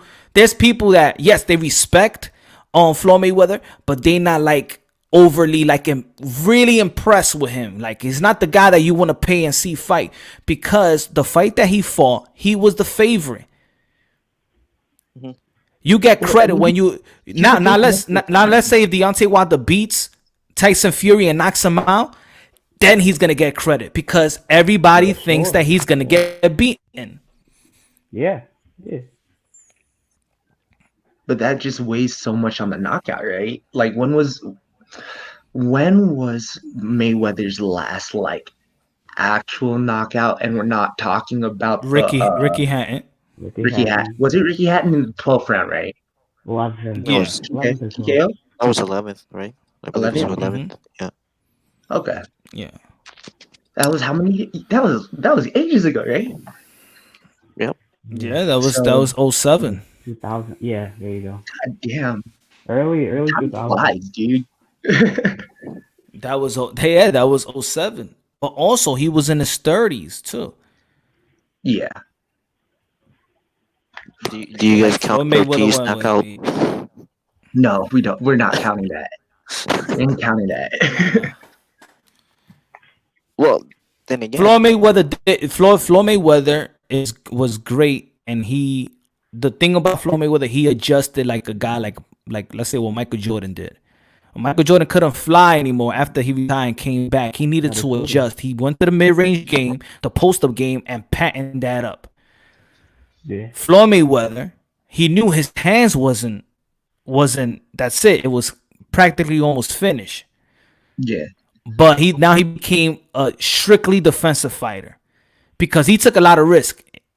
He took a lot of risk in being pretty boy. Oh, yeah, true. I see how he fought when he was pretty good. He was nice, though. But you can't make that excuse if you're looking at the legacy, though. No. what do you mean? No, I'm not saying you're making an excuse, but I'm just saying for other people and stuff, you can't make that point. No, I'm saying that he's just smart. That there's other fighters that can make those type of adjustments when one of their arsenals is taken out. For example, let's say like a guy like Keith Thurman. Keith Thurman, his hands is failing him. Now, how's he gonna adjust if he can't throw those type of left hooks like he used to? How's he gonna adjust? Yeah, now there's athletes that just can't adjust. But the smart ones, the great ones, they know how to adjust.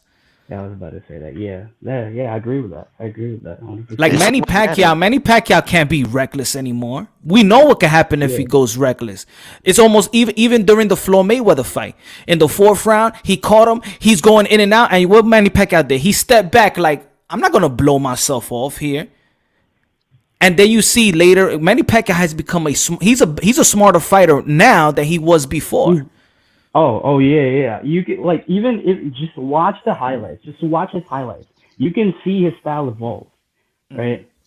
Well, yeah, He you see by like, the eye test. especially earlier in his fucking career, he was, he was like, all right, you're gonna punch me, I'm gonna punch you twice.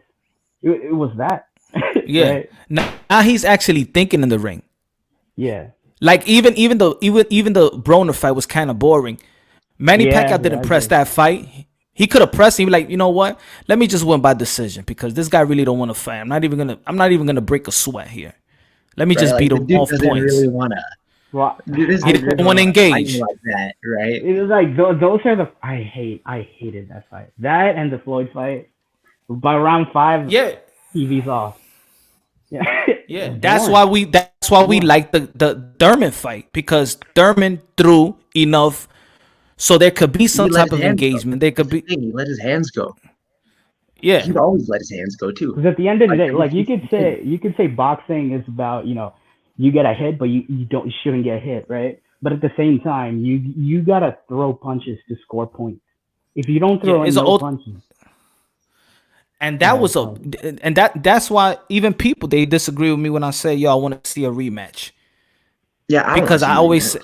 because I want to see a rematch because we always as boxing fans we complain about lack of good fights. If you look at this fight, Manny Pacquiao and Keith Thurman, you don't even notice the referee. Yeah. No. When did we yeah, hear a break? You didn't know yeah, that they fought a No, they don't clean, know with any clinch action-packed fight. at all. At yeah. all. I did not see too much clinching during the Thurman fight. I don't see. No, I that was a Yeah, like, brawl. That was a brawl. That that was wasn't that was a good pure, fight. clean, effective, action-packed fighting. Pure boxing. No, the referee saying, watch this, watch that. You barely even know if the referee was there. It's like two elite fighters knowing how to box and things of that nature. That's it. yeah, that's So just that so boxing. if I'm a person, I'm like, I haven't met one person in my life that didn't like the Thurman versus Pacquiao fight. I have not met one person to say that fight was boring. It's a pay-per-view fight, meaning if nobody's complaining, everybody got their money's worth. Yeah. Exactly. Yeah. Also, the moral of it, yes, if you're looking at the Manny Pacquiao side, you're looking at it like, well, that's it. Keith Thurman had his chance. He had his chance, and how he got to give other young people a chance. Because I hear that a lot. But also, let's look at it as a boxing fan. A champion lost his title in a split decision. The champion was Thurman.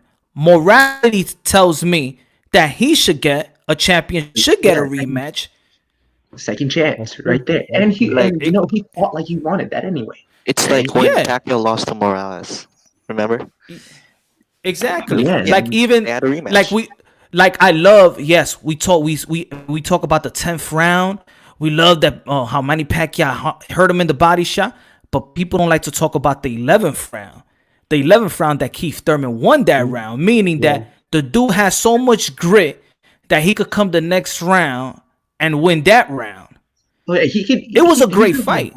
He easily Yeah. probably Yeah. took four rounds at least in I the Thurman fight. I had I gave Thurman 6, 7, 8, 9, 11 for Okay, like sure. five. Yeah, 5 rounds. 5 That's rounds. still good Yeah. enough for the split if you really want. If at eye Yeah. test, right? So See, Okay, one So so thing and all then and if there was like where I could see where two refs made dabble on the round like it was too close, it was 3-12 and which I had 3-12, not 5, maybe 5. But for real, that 3 and the 12th round was like you don't know who really to give it to. Keith Thurman well, landed more punches, but the last 30 seconds, Manny Pacquiao and came it right on, back. right? that fight showed that Manny is aging as well.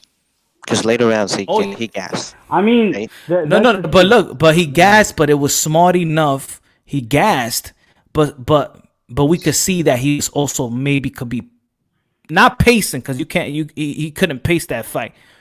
That body shot helped out Manny Pacquiao. That gave him a second win. Right. Because even when he hit the body shot, even Manny Pacquiao didn't even know that he hit him with a flush shot. When you don't know that you hit a dude with a flush shot and hurt him, you're tired as well. Yeah. And if you see when Manny Pacquiao is going after him, he's not actually like running like Manny Pacquiao. You know how Manny Pacquiao skips Oh, and then he'll throw yeah. those flurries. He was actually like Nah. dragging one of his legs, like going side to side, chasing it. It Oh, wasn't yeah, like a he run. It definitely wasn't did. like a Manny Pacquiao. He Definitely. definitely took like a breath, and then he went. You saw in the replay, Yeah. right? Right. No, you could see Mhm. it was gas. You could see like they were both tired. Oh Yeah, hell they yeah. was That tired because yeah, remember, that's a This is a good fight. remember he got in the ropes. He got in the ropes and Manny Pacquiao's there. Thurman put the mouthpiece back on, and then it went to the center of the ring, and then Thurman put Pacquiao. Remember, he hit that 1-2 with the left hook, Yeah. and then it turned around. So even Manny Pacquiao was tired in that round, but it actually to that 12th round, they got both of them got their second win. Like it was a good fight, and that's what I mean. Like why not get a rematch? I would respect the rematch.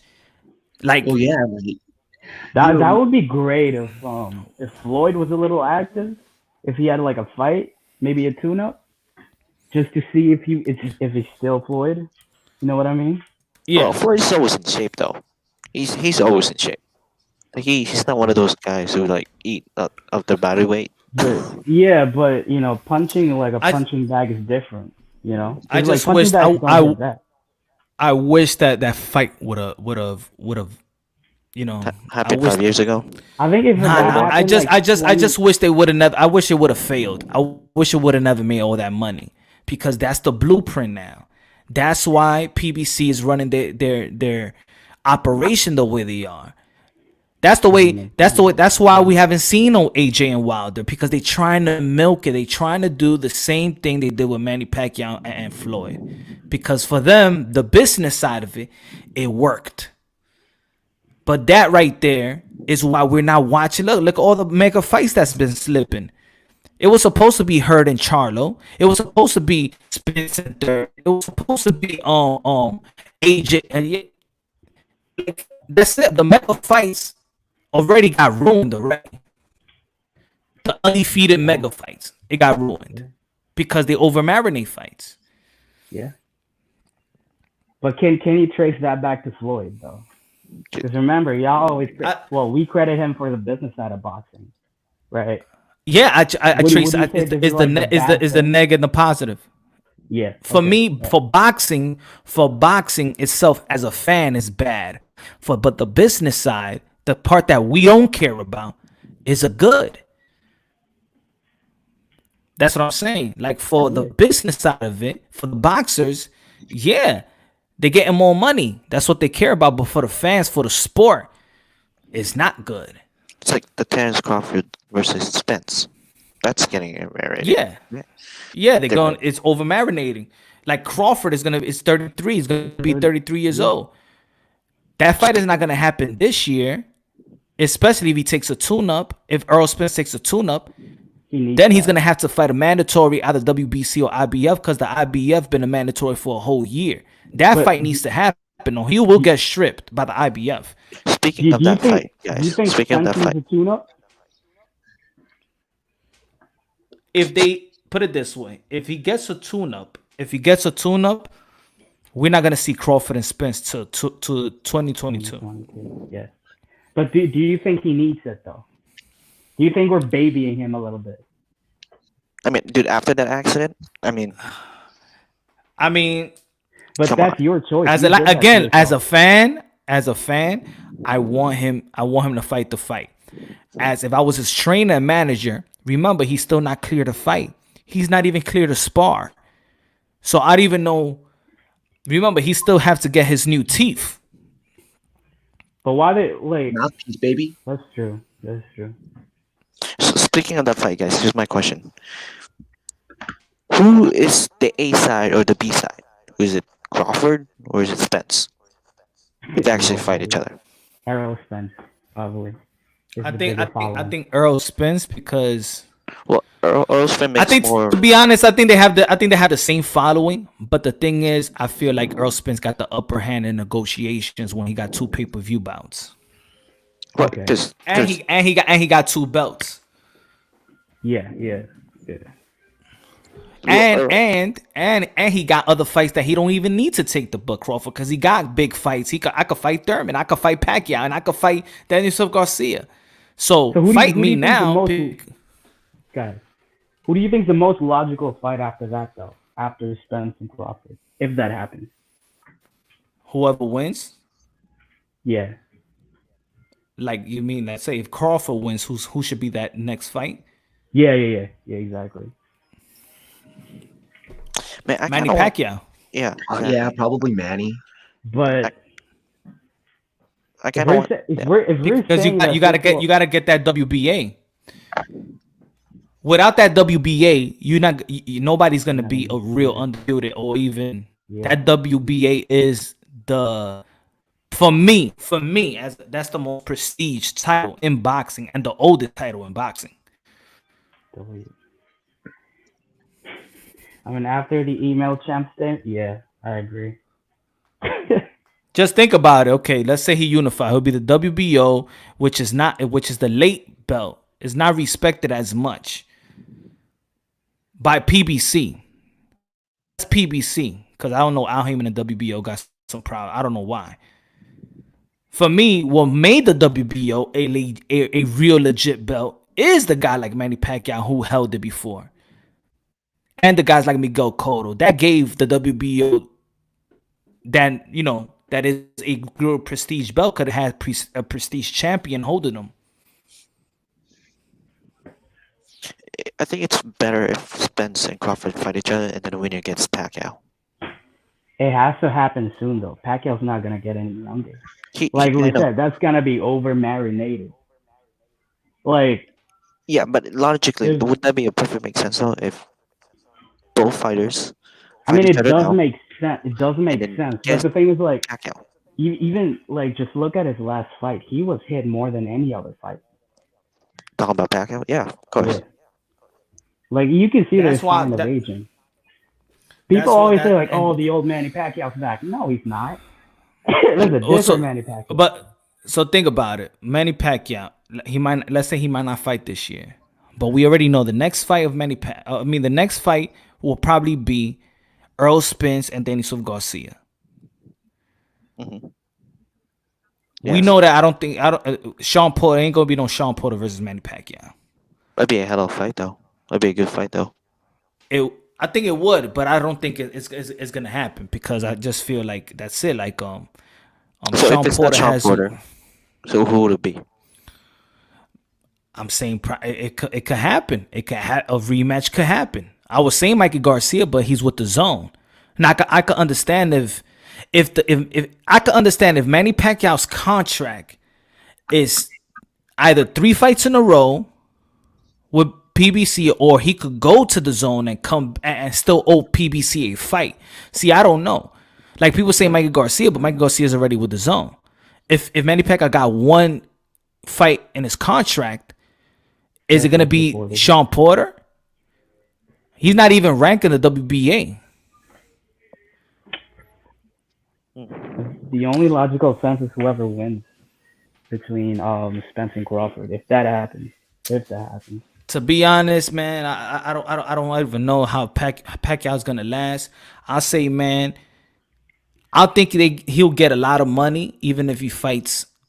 Pick his last fight and have like a celebration of his last fight. Well, there's a serious. That's what I'm worried about. Because dude, he's 41 now, right? He's gonna be 42 soon. And a year Right. and a year layoff. Yeah. And then he's gonna have to wait for that Spence Crawford fight to happen. And then I don't even know what's going on in the Philippines. How is it with the COVID-19? It's actually it- better than here. No, actually, So, it's Are they- It's better than Are here, you- but are they I don't closed? think they're still in lockdown, right? Are you Filipino, Frank? Yeah, Okay, well, same as. Are you in they're the still Philippines in right now? lockdown. But the thing is, he can't leave like that. He's a senator. Dude's a fucking exactly senator. and that's what I've been saying. Like, I've been getting like people disagree with me on that. I'm like, I don't know how is Manny Pacquiao gonna just leave the Philippines during can't. this time No, and come he has- train for 2 months? that's his job. Boxing is his hobby. You know what I Yeah. mean? Well, he's a part-time. Yeah, like he can't boxer. leave the people of the Philippines hanging. And it goes against. So his, how is he gonna public leave image. this year? Like he's not gonna fight in July. So I he's gonna don't go think- over a year. I don't think he's gonna fight at all this year. Well, there is some serious If talks he's with him gonna versus fight, if he's Crawford. gonna fight next year, it's not gonna be early next year. Well, do you guys know the A reports? fight with Crawford, and then I just look at it. So that's what I mean. Like, will Manny Pacquiao go through all of that, go into PBC to work and get and break bread with Bob Arum again? Yeah, I don't think that's gonna happen. It doesn't for me. I mean, business wise, it doesn't make sense. See, Manny Pacquiao went the independent route. Manny Pacquiao fought Lucas Matisse. It was his promoter doing a partnership with Golden Boy Promotions. Now he's with Al Heyman. But Manny Pacquiao still doing his own thing with Manny Pacquiao Promotion as well. So Well, didn't he sign with what? Conor McGregor's promotion? With his manager yeah. company. Yeah. So I'm saying, why will Manny Pacquiao move backwards and bring in another middleman to collect money? Like Manny Pacquiao was just giving up money. He ain't gonna do that now. He actually smelled more money now with PBC, with the Adrian Broner fight, with the Keith Thurman fight, close to 12 million. That when he was with Top Rank, his last payday was what, 10 million? It was 7. So think about it. Is he gonna now bring in Bob Arum and he's gonna get a piece of the pie? Nah. That's not gonna happen. I It's Yeah, I don't not mean, think it's it'd gonna be a gonna good happen. legacy fight, though. That guy sacrificed so much money like early on in his career until just I feel like that's why I would rather have Floyd's career, because he was really smart about it. Like, you know. But think about that fight was there. Remember that fight was there with Bud Crawford and Top Rank. So that's what I mean. Well, why but- Manny will yeah. make all these moves to go backwards. Didn't Bob stop the fight? Yeah. Yeah, But Bob talk a lot of ish too. You Yeah. can't Can't really trust him. what Bob Arum says. And I think that Manny Pacquiao has caught on. I don't think that Manny Pacquiao want to trust Bob Arum. I think Manny Pacquiao is his gratitude is, yes, even though that he probably did some how you say, like with the robbery with the Jeff Horn, but he still has the gratitude of, Of you a gentleman. I still made a lot of money with Top Rank. It's still great business and things of that nature. Okay, so if it's not Crawford, maybe not Spence. And you know why I give credit also to Floyd Mayweather too? Is that Floyd Mayweather was telling Manny Pacquiao for a long time, leave Bob Arum, we can make the Yeah, fight. yeah. No, I agree with you. I noticed this around, was it 2010? 2010. Because also, like, keep in mind, 2010 was when he ran for office.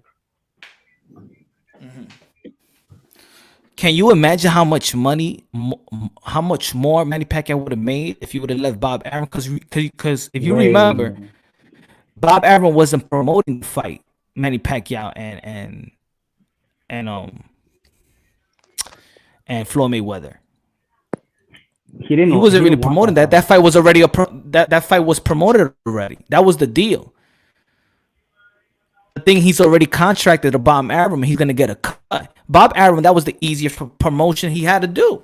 He ain't promote the fight, and he get a cut. That's the same thing with Conor McGregor and Danny White with the UFC. Okay. If Manny Pacquiao had 100 mil, he would have had way more if he was independent. He realized that too late, though. That's the thing. Well, that's what I mean. It's right now is actually not too late because he's still the guy that's everybody's gunning. So now he's like, everybody's still calling me. I'm a champion. Yeah. So the next fight, I mean, he's the A side already, but why give a cut to Bob Arum now just to fight Bud Crawford? if I was Manny Pacquiao, and not because I want the fight, but for me, it makes more sense to let me get a rematch. Or if Mikey Garcia was still here, I get it with Mikey Garcia. Or if Danny Swift Garcia, yeah. But I don't. Sean Porter would be a good fight, but I just don't think they're gonna give that fight to Sean Porter because Sean Porter don't. It doesn't make sense. Like legacy wise, business wise, it doesn't make sense to have Sean Porter. Unless it's Sean Porter, probably Sean Porter will get like $1 million or something. Because think about it, Sean before the Errol Spence and Sean Porter and the Ugas, barely nobody saw that fight. It did horrible in the views. Did bad. Do you know how much numbers they got? Google I don't know. All I know that like 100 people was watching the fight. Really, and that fight was a week before the Earl Spence and Mikey Garcia, so they really didn't even respect that fight. Like they didn't even promote that fight, and that was a top welterweight fight. They didn't give a shit about it then. Like a week before. That doesn't make any sense.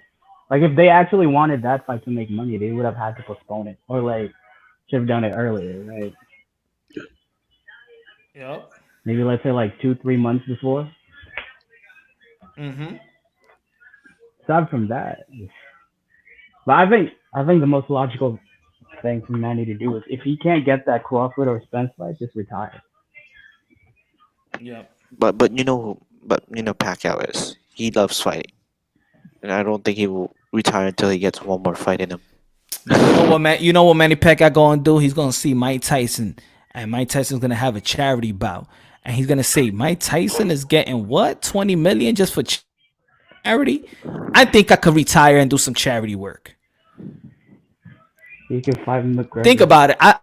I think if Mike Tyson comes out and he does a charity event and he actually gets paid to the 15 to the 20 million, what does Manny Pacquiao has to offer? If it's about still making money and giving back to the people and stuff like that, Manny Pacquiao could retire and leave on a high note.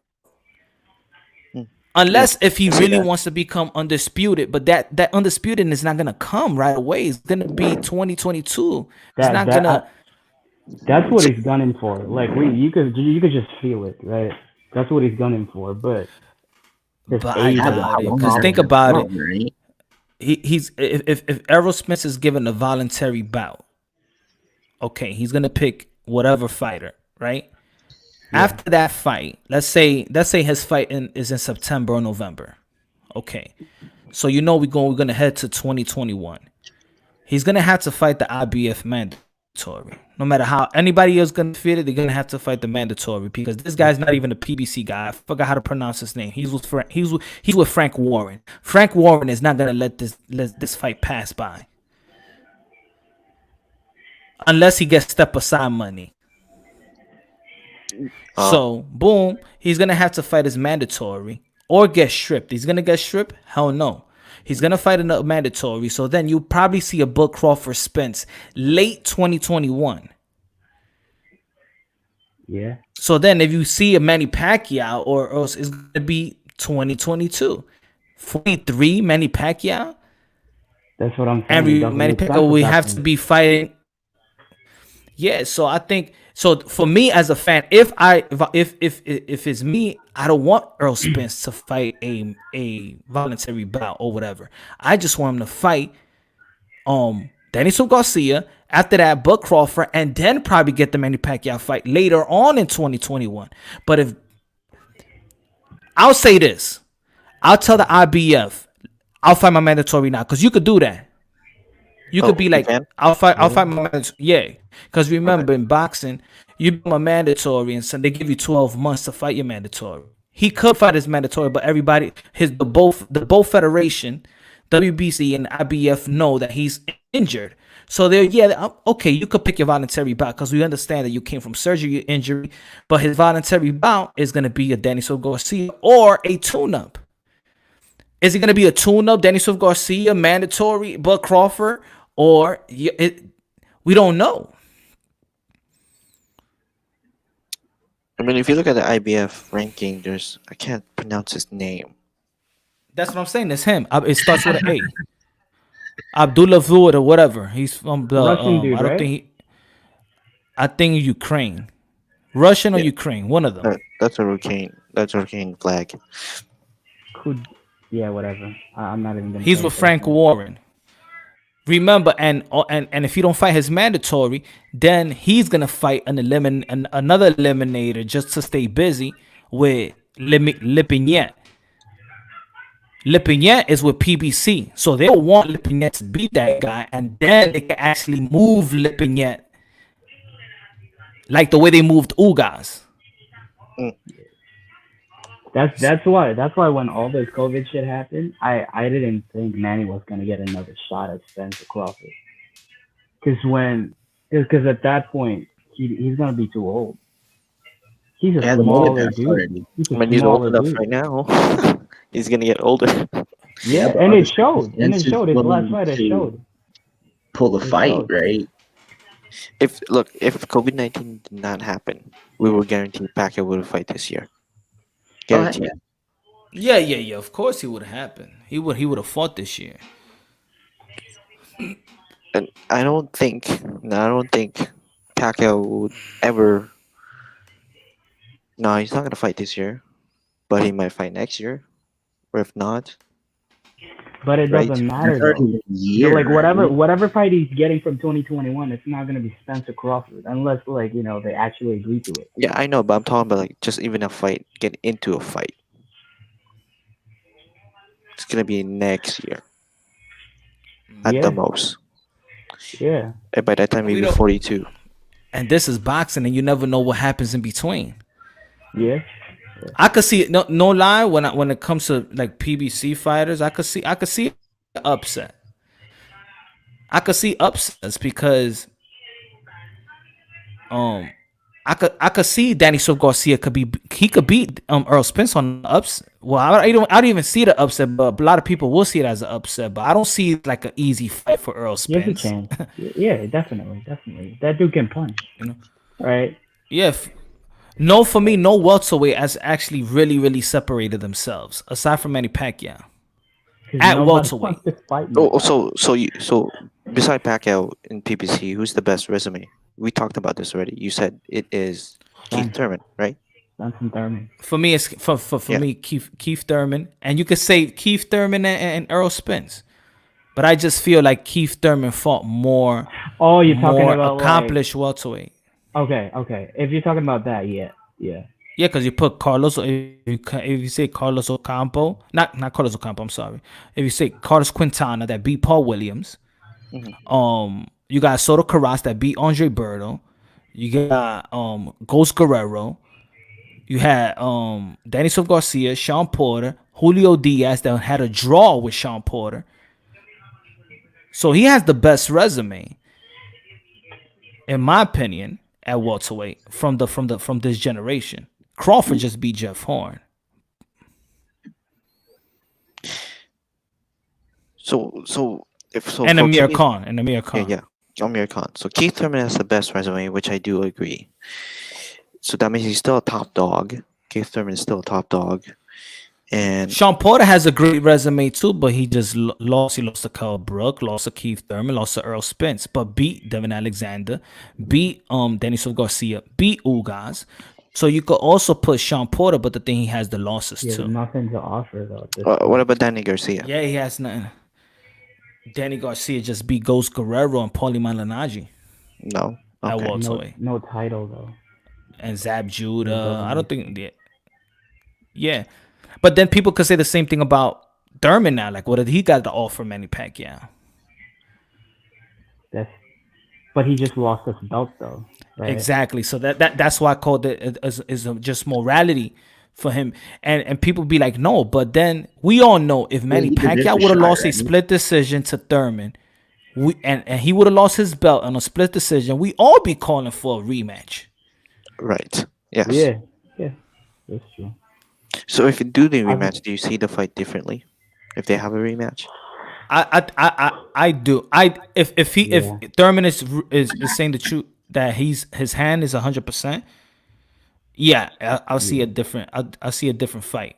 I don't know if the outcome could be different. It could. I won't be surprised if Thurman beats Pacquiao in a close fight. Yeah, no one's gonna be surprised about that. It's always that those will always be a close fight. But will he again, Yeah. right? Yeah, But I saw the fight. I was so into the fight that I usually do the live commentary. I was so stuck, like no lie. I had everything set up, and I was so stuck into the fight. I didn't even. I wasn't even. I was watching it with my pen and paper. But even like if they would have if they would have recorded me watching the fight straight off the bat, not when he got knocked down, but then the second and the third round, I'm like, yo, why you not throwing the left hook? And I'm telling my wife, she's watching the fight, I'm like, this ain't no Keith Thurman. He's not throwing the left hook. He's not shooting that left hand. Where's that? So when not after the fight, but a couple of weeks, I'm like, yo, I believe that it was something wrong with his hand. People are like, oh no, it's not. That's an excuse. But then I'm like, yo, come on. Like, let's keep it fair.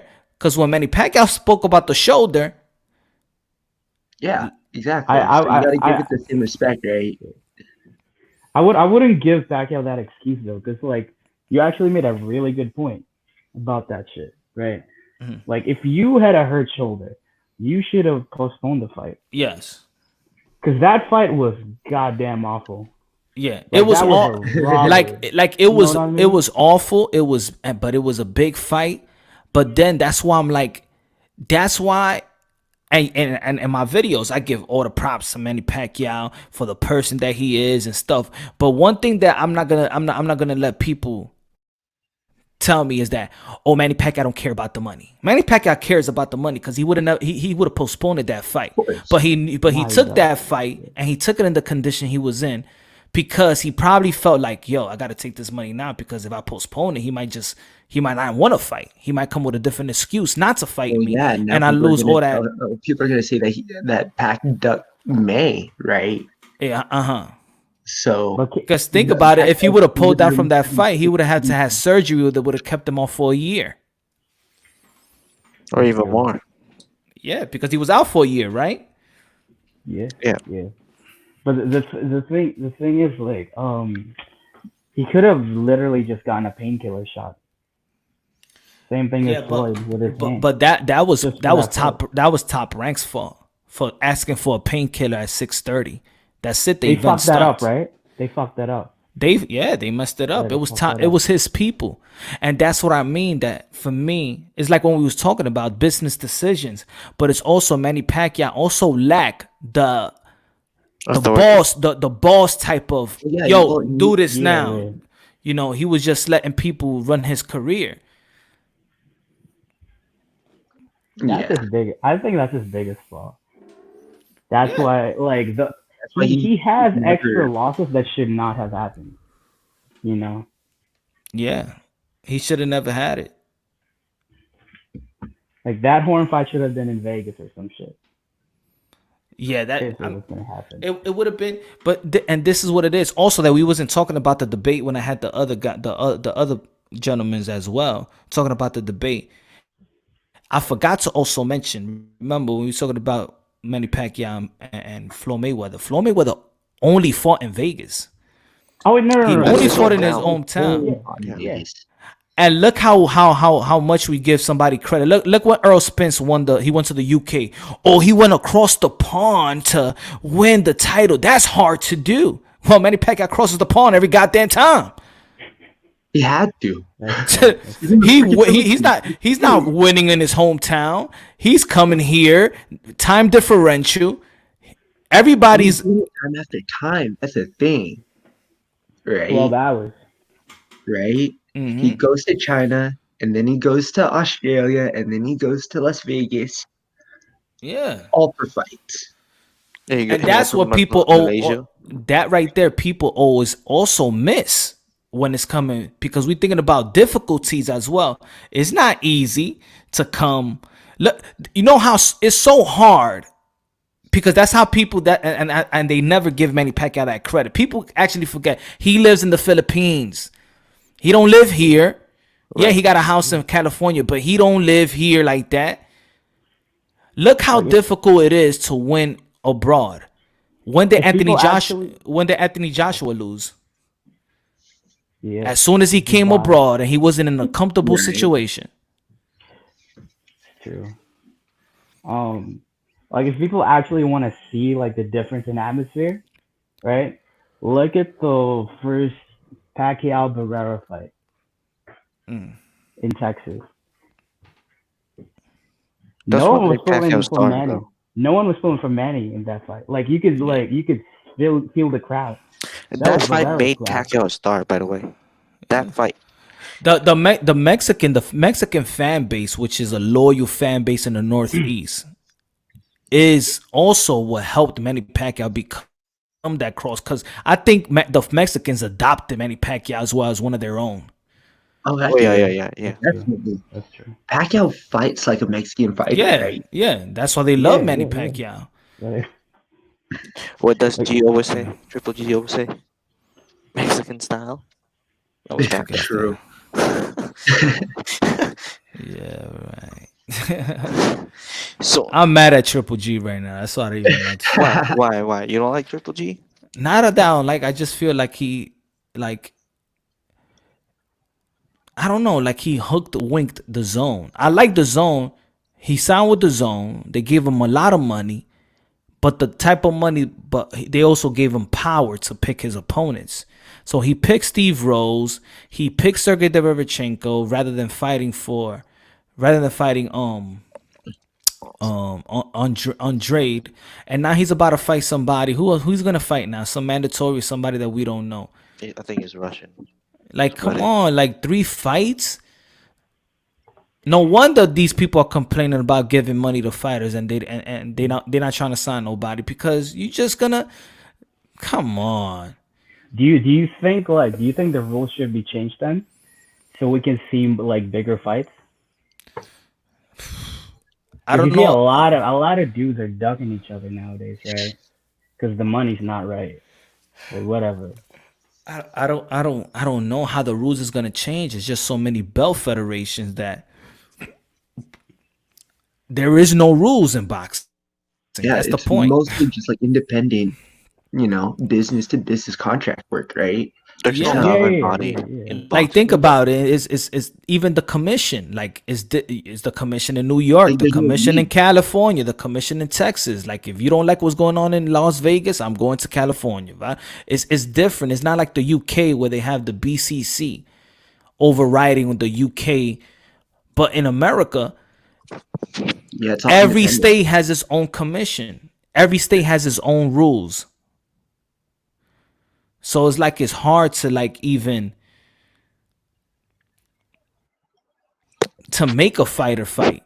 That's why boxers hate how strict the IBF is, because the IBF is just smash strict. If you got a mandatory, you're gonna fight your mandatory, and that, or you're not, we're gonna strip you. If they could strip Canelo Alvarez in 30 days, they could strip anybody. But I feel like it should be like that, right? Like the big fight should like make the most money, and you should want that fight. Yeah. If you're a But boxer and you're trying to make a legacy, you should want that fight. Like that's that, why I like Teofimo Lopez right now. that's what I'm talking about. Yeah, it's also Like the he's cross. not ducking nobody, Yeah. right? It's not all about business. These dudes talk about legacy, but like, yo, It's yeah, not. That's how I mean, are if you you gonna were have a really legacy about when your you fought legacy, you nobody? would always fight the best person willing to fight you, right? Manny Pacquiao, Canelo Alvarez, Teofimo Lopez, Vladimir Lomachenko, Lomachenko's Inoue. nice, bro, These but guys are fighting for Oh my god, legacy. that guy. And there's also, don't forget, there's also the promotion, the promoter's fault, right? There's like Spence and Crawford, two different promoters not willing to work each other to make that fight happen. And I also blame I'm not gonna blame, but I feel like Bud Crawford should take responsibility also, For what? because Manny Pacquiao wanted to fight the best welterweights. Where's the best welterweights? PBC. I'm gonna make business with PBC. Get Oh, myself. I see what you're saying. Yeah. Yeah, he re-signed with that thing. Yeah, Bud Crawford should have never signed an extension. yeah. But then, I mean, how much money did he get? That's something that we don't know. Maybe it was is the type of money that he couldn't refuse. Even his trainer Bomac, he said he bets that he's getting more money than all the PBC fighters.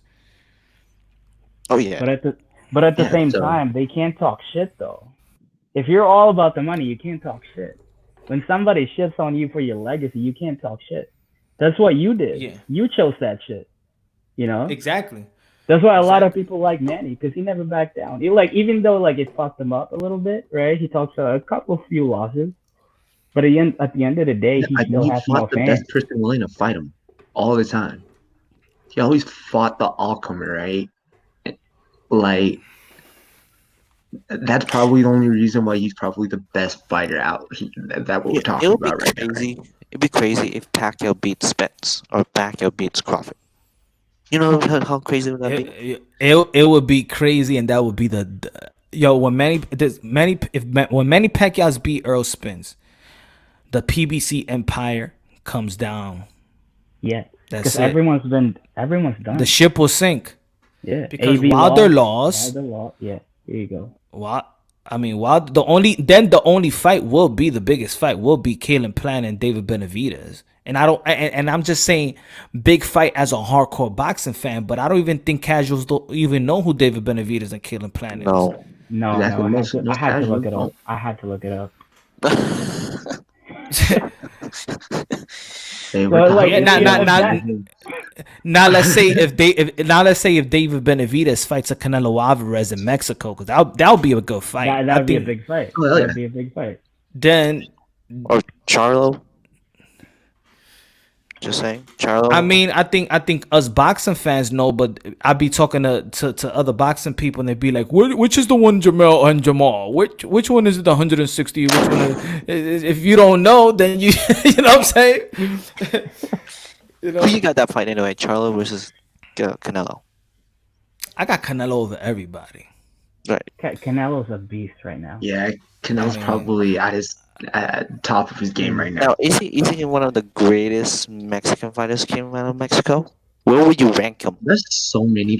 There's so Yo, you know many. what I have was a thinking lot. about? Just They have a about talking that. I was about to do a video and say the top 10 Mexican fighters of all time. Yeah, dude, you got That's that. a lot. You I got got some Chavez. homework to I go. just I want got to Chavez, see that number ranking, one. though. That's all. Sorry, Right? I got Chavez as number one. Because if Senior, not even junior. if you look at Chavez, he's 89-0, right? Before he actually lost. Yeah. How many of those are actually valid? Exactly. Like, can we actually say Canelo Alvarez have probably a better record than Chavez? Oh, okay. I see what you guys are doing. All right, I see. Yeah, I agree. I don't know. You see, it's It's a pick up. Okay, so Interesting. That's a hard Wait, video. wait, I forgot. Is Salvador Sanchez? Where's Salvador Sanchez from? no, he's from Mexico, dude. I'm pretty sure he's Mexican.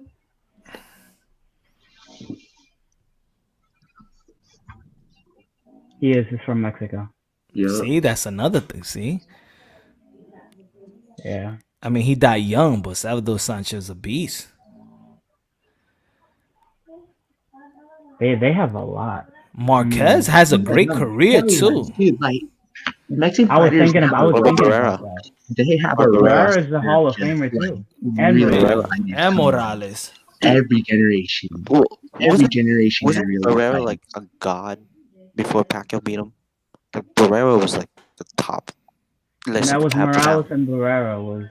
They were the 1A and 1A and 1B. Then Pacquiao beats him. That's crazy. Oh yeah, they're literally the standard of how Pacquiao came into rise. Like Pacquiao had to beat these three guys to become a household name. Mm-hmm. Which is Barrera, Marquez, and Yeah, Morales. Well, out of those three fighters, who is a better fighter? Marquez. Marquez. Marquez. You guys say Marquez? What about you, Yeah. Moonshine? I say You got- Marquez. I've always liked Marquez. Marquez. So Marquez. I say Marquez record. because I say Marquez because he was ranked pound for pound for a long period of time also. And he legitimately beat Pacquiao. That's a big fucking. Like remember when Mayweather left, the pound for pound number 1 and 2 was Pacquiao Marquez. Yeah, it was. Then Mayweather came back. Let me Mayweather, me stare Pacquiao, it. Marquez. Let me ask you guys this though. Do you guys agree with Mayweather winning the fight of the decade? No. I don't think he No, Like, fought no. was there any merit to him actually winning that? No. No. And this is what I say, because I think what brings that up a lot in the decade, if people mention Canelo Alvarez, right? The Canelo Alvarez fight. Yeah, he had a. But this is what I say, and I debate this too. People can't look at Canelo when he fought Canelo Alvarez as the Canelo Alvarez that we see today. The only fighter that Canelo Alvarez beat before Floyd is just Austin Trout. It's not like Canelo. It's not like Mayweather. It was still a close fight. Yeah, it's not Canelo like Trout. it's not like Mayweather fought the Canelo Alvarez that beat Triple G, that beat Shane Mosley, that beat Miguel Cotto. That's not the Canelo that Floyd Mayweather beat. So it's also time. People always got. I'd be like, we gotta break it down. We gotta look at the time. He beat Canelo Alvarez, but only the Canelo Alvarez that beat one guy. Canelo Alvarez, yeah. How old was he? Like 23? 22, 23. He was 22 when he fought Floyd. Yeah, he was young.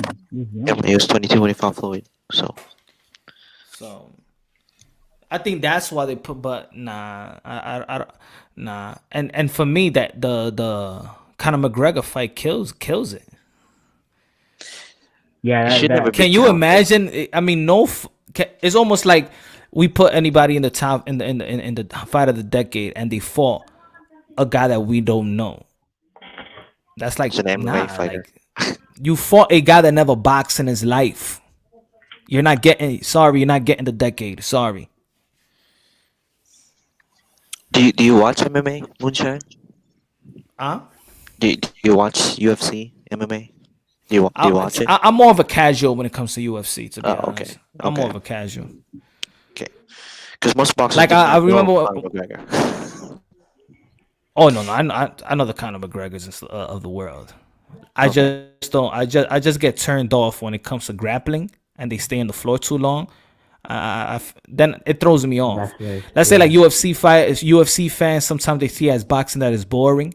Not every fight in the UFC is fun to watch. Right. Like, Yeah. so there's a lot of whack fights in the UFC. It's usually the grappling. There's just a lot of whack fights, period. Yeah, I mean, I think that's one thing they should regulate. Like, if you're grappling, they should just give you like a 40-minute. After that, that's it. Get up. That would be how did they Should be change like that? 10 minutes, dude. So they can.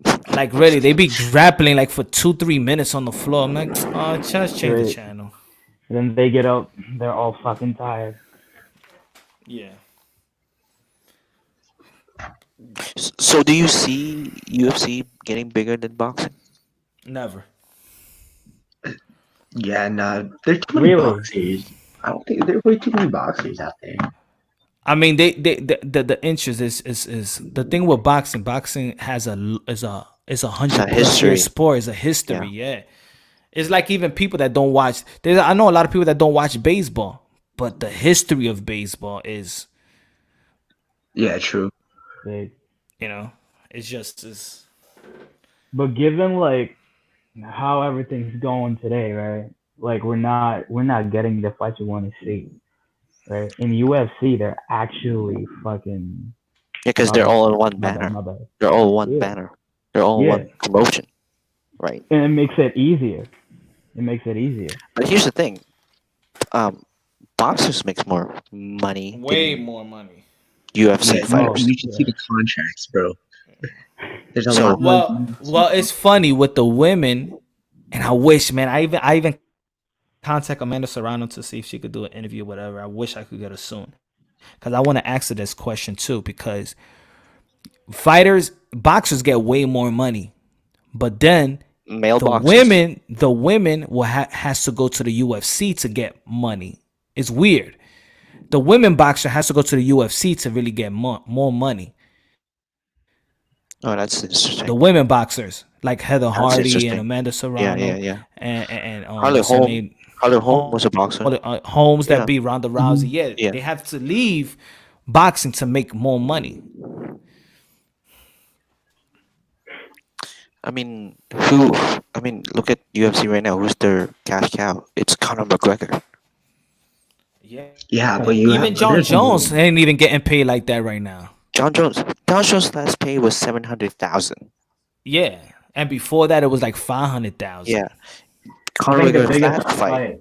Conor I McGregor's like last fight. the rumor, like the biggest fight, right? Is probably gonna be Khabib and McGregor. You mean the rematch? Yeah, That's not gonna happen. basically.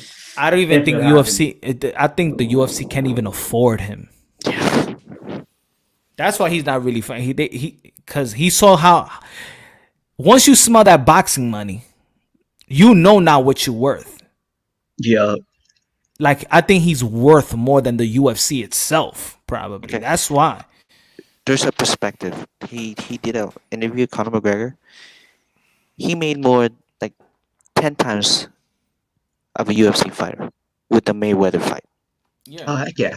That's crazy, right? That's crazy. So I don't think What was that UFC would pay expected? enough. Yeah. They don't pay enough their fighters. They don't. Mm-mm. They don't. And they spend so much promotion to the leading up to the fight, right? Mhm. And you see UFC fighters go through a lot of like cuts, bad bruises, and they get paid less. I don't think it's fair. They should get paid less. Mhm. Yeah, but you look at your market, right? Like boxers are always probably going to get paid more once you get a buzz like that. Like even even whatever household name that's probably not the best that you know is probably going to be making more than your top UFC fighter nowadays. Yeah, I'll give you an example. Mayweather versus McGregor. Who sold that fight? Y'all can keep talking. Let me get a cup of water. All right. Who sold that fight? It's Mayweather because he's a bigger payday. Yeah, He's the bigger cash cow than McGregor. yeah, but okay, if you got any other boxer to play that role against Conor McGregor, Oh, no, there's none. no, but that's the thing. Whatever McGregor would have made, still probably would have. He probably would have made 3, 4 more times what he'd be making at UFC, right? Yeah, I mean, the last. Did you see his last fight? McGregor's last fight. McGregor's last fight against. Last time I saw McGregor was when he got his ass kicked by Diaz. Oh, okay. His last fight was against Cabra whatever. I forgot his name, but he made 2 million. Oh, is it the one fight where he threw that one that shoulder shot that everybody Yeah, was yeah, yeah, like, yeah, yeah, yeah, no, I yeah, yeah, remember that. yeah. He made between 22 to 40 million 22, guaranteed, yeah, plus the pay-per-view revenue. Think about this. that pay per view, right? Yeah, yeah. Think about this. He's the cash cow, and you have tons of UFC fighters, right? Yeah, Now you look at boxing.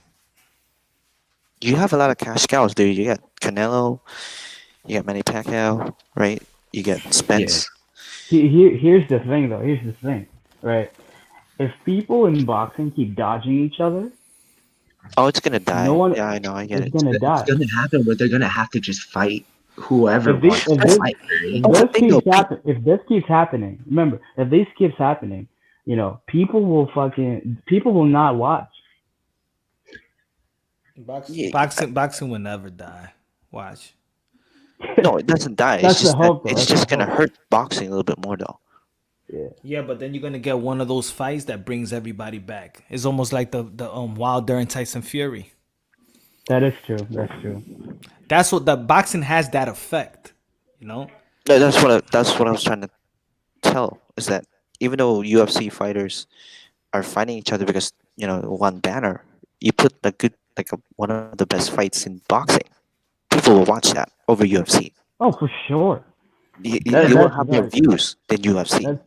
that's no Okay, doubt. put it this way: who's the biggest UFC star in the history of UFC? Like, Okay. are you talking Floyd. about business wise? No, Like who? like the Just in general. yeah. Silva. Oh, Silva's probably Okay, No. number no. It has to be Conor McGregor right now. all right, now, no, I right mean now. Yeah, like Yeah, right now. legend. Oh, it's Silva's GSP. Silva's gotta be up there. No, it was GSP. Now if Silva fights next weekend, how much pay-per-view fight? Could he make pay-per-view money? No. No. Now He's been out of the game If too Mike long. Tyson comes back, could he It'll be make Mike. and Yeah, that's what I Mike's mean. a The legend. Mike's gonna. and that's what I mean. Correct, That's what I mean correct. about the history of boxing. It's like you could bring Mike Tyson at 53 years old, and people will pay pay-per-view to see Mike Tyson. Probably do charity work. Heck, I would love him versus Holyfield again. Can you imagine? Did you see the video? What was Dude, they it? all do podcasts together and stuff. It's hella funny. Yeah. I know. It was Holyfield's comeback trailer. That was weird.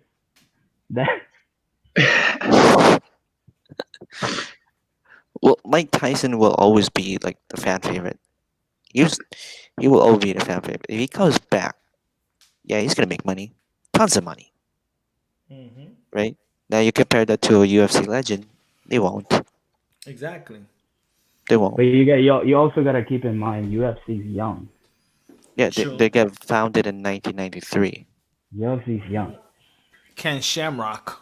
Ken Shamrock, Randy Couture, those guys, Peter Ortiz, those guys. But the thing is, that's what I mean. Everybody makes in the UFC. They make more money in WWE. Probably Ronda Rousey made more money in WWE than fighting. Probably. That's just sad right there. No, it's just good business. Just saying. It's Yeah. business. WWE makes more money than the UFC. That's Vince McMahon's empire, man. And boxing needs to go back. Yeah, get all the money in the world, but it needs to go back that champions make more fights. money. It's so many champions in the sport of boxing. People don't know half of the champions in boxing. That's true. One can argue because there's so many belts in boxing. Like, okay, if Jason Rosario fights this weekend, how many people are gonna watch that fight? No one would know his name. Nobody. Nobody Yeah. knows his name. 10 Exactly. people. And he's a unified champion, 154. And 54. That's crazy. So these fighters know that it's like Canelo Alvarez. He's worth more than belts now. Manny Pacquiao don't need the WBA title to still be the cash cow in the welterweight division. No. He could give up here. Here's the title. Here, Keith Thurman. You want it back, or here, whoever wants it. You still be calling Manny Pacquiao. He's still gonna be the cash cow. There's just certain fighters that's bigger than belts. They earned it though. Yeah, it's like Timothy Bradley said it once, and when he said this quote, I didn't like the quote. It was too real, but you shouldn't say those quotes. He said, 4 belts? Why would I want 4? Why would I want to be undisputed? You think I want to pay 4 sanctioning fees? Oh yeah. And it's true, because as a champion, you pay the most sanctioning fees. You know how much is a sanctioning fee as a champion when you go fight? How much is it? It's over 200,000. God damn, for a belt. And that's For a a lot belt, of money man. if you're not a top dog, that's a lot of money. Exactly. Either your promoter pays for it, or either it's coming out of your purse. And So that's that was a lot. one of the reasons also why I was saying with the Devin Haney problem is Devin Haney dropped that belt. They're just going to give you a championship, but you never earn it. You're going to pay some sanctioning fees for a belt that nobody respects you for it. See, that literally did not make any sense. That did not make any sense. You have a franchise champion, right? Yeah. Even if it's not a franchise champion, right? Let's say it's just a regular champion, right? Everybody will still, see Lomachenko as the top dog. No one's gonna respect Devin Haney's title. I don't think nobody. I don't think none of his contemporaries respect his titles. Look, I don't. Like nobody does. I mean, I'm excited for Lopez versus Lomachenko. Forget about David Haley. Let's talk about Lopez, right? Look, it says it right there. Look, let me see if I put it.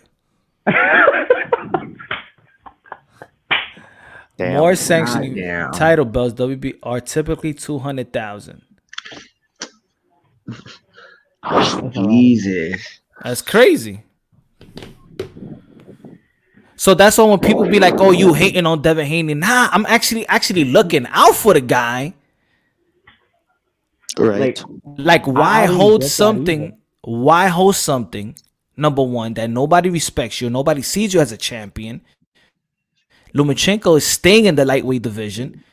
We all know who's the top dog at lightweight. So why beg for a belt back when nobody respects you as a champion? Why pay the sanctioning fees in your next fight? You're just coughing off money to the WBC for no reason. You're giving them money. So it's easy. So for WBC, they did a smart move. Like, here, I make you champion. You'd be like, yeah, I'm champion. You know, pay me that sanctioning fee, dummy. You know. True. That's big. Do you think? He's not do really you think- making much either, right? He's not really making much either. Nah, not. Yeah, every do you think he would've champion, made more? every Sorry, go ahead. every champion pays the most sanctioning fees on each fight as a Do you know? champion. Do you know how much he made the last fight? David Haley. I think he made like one point something million.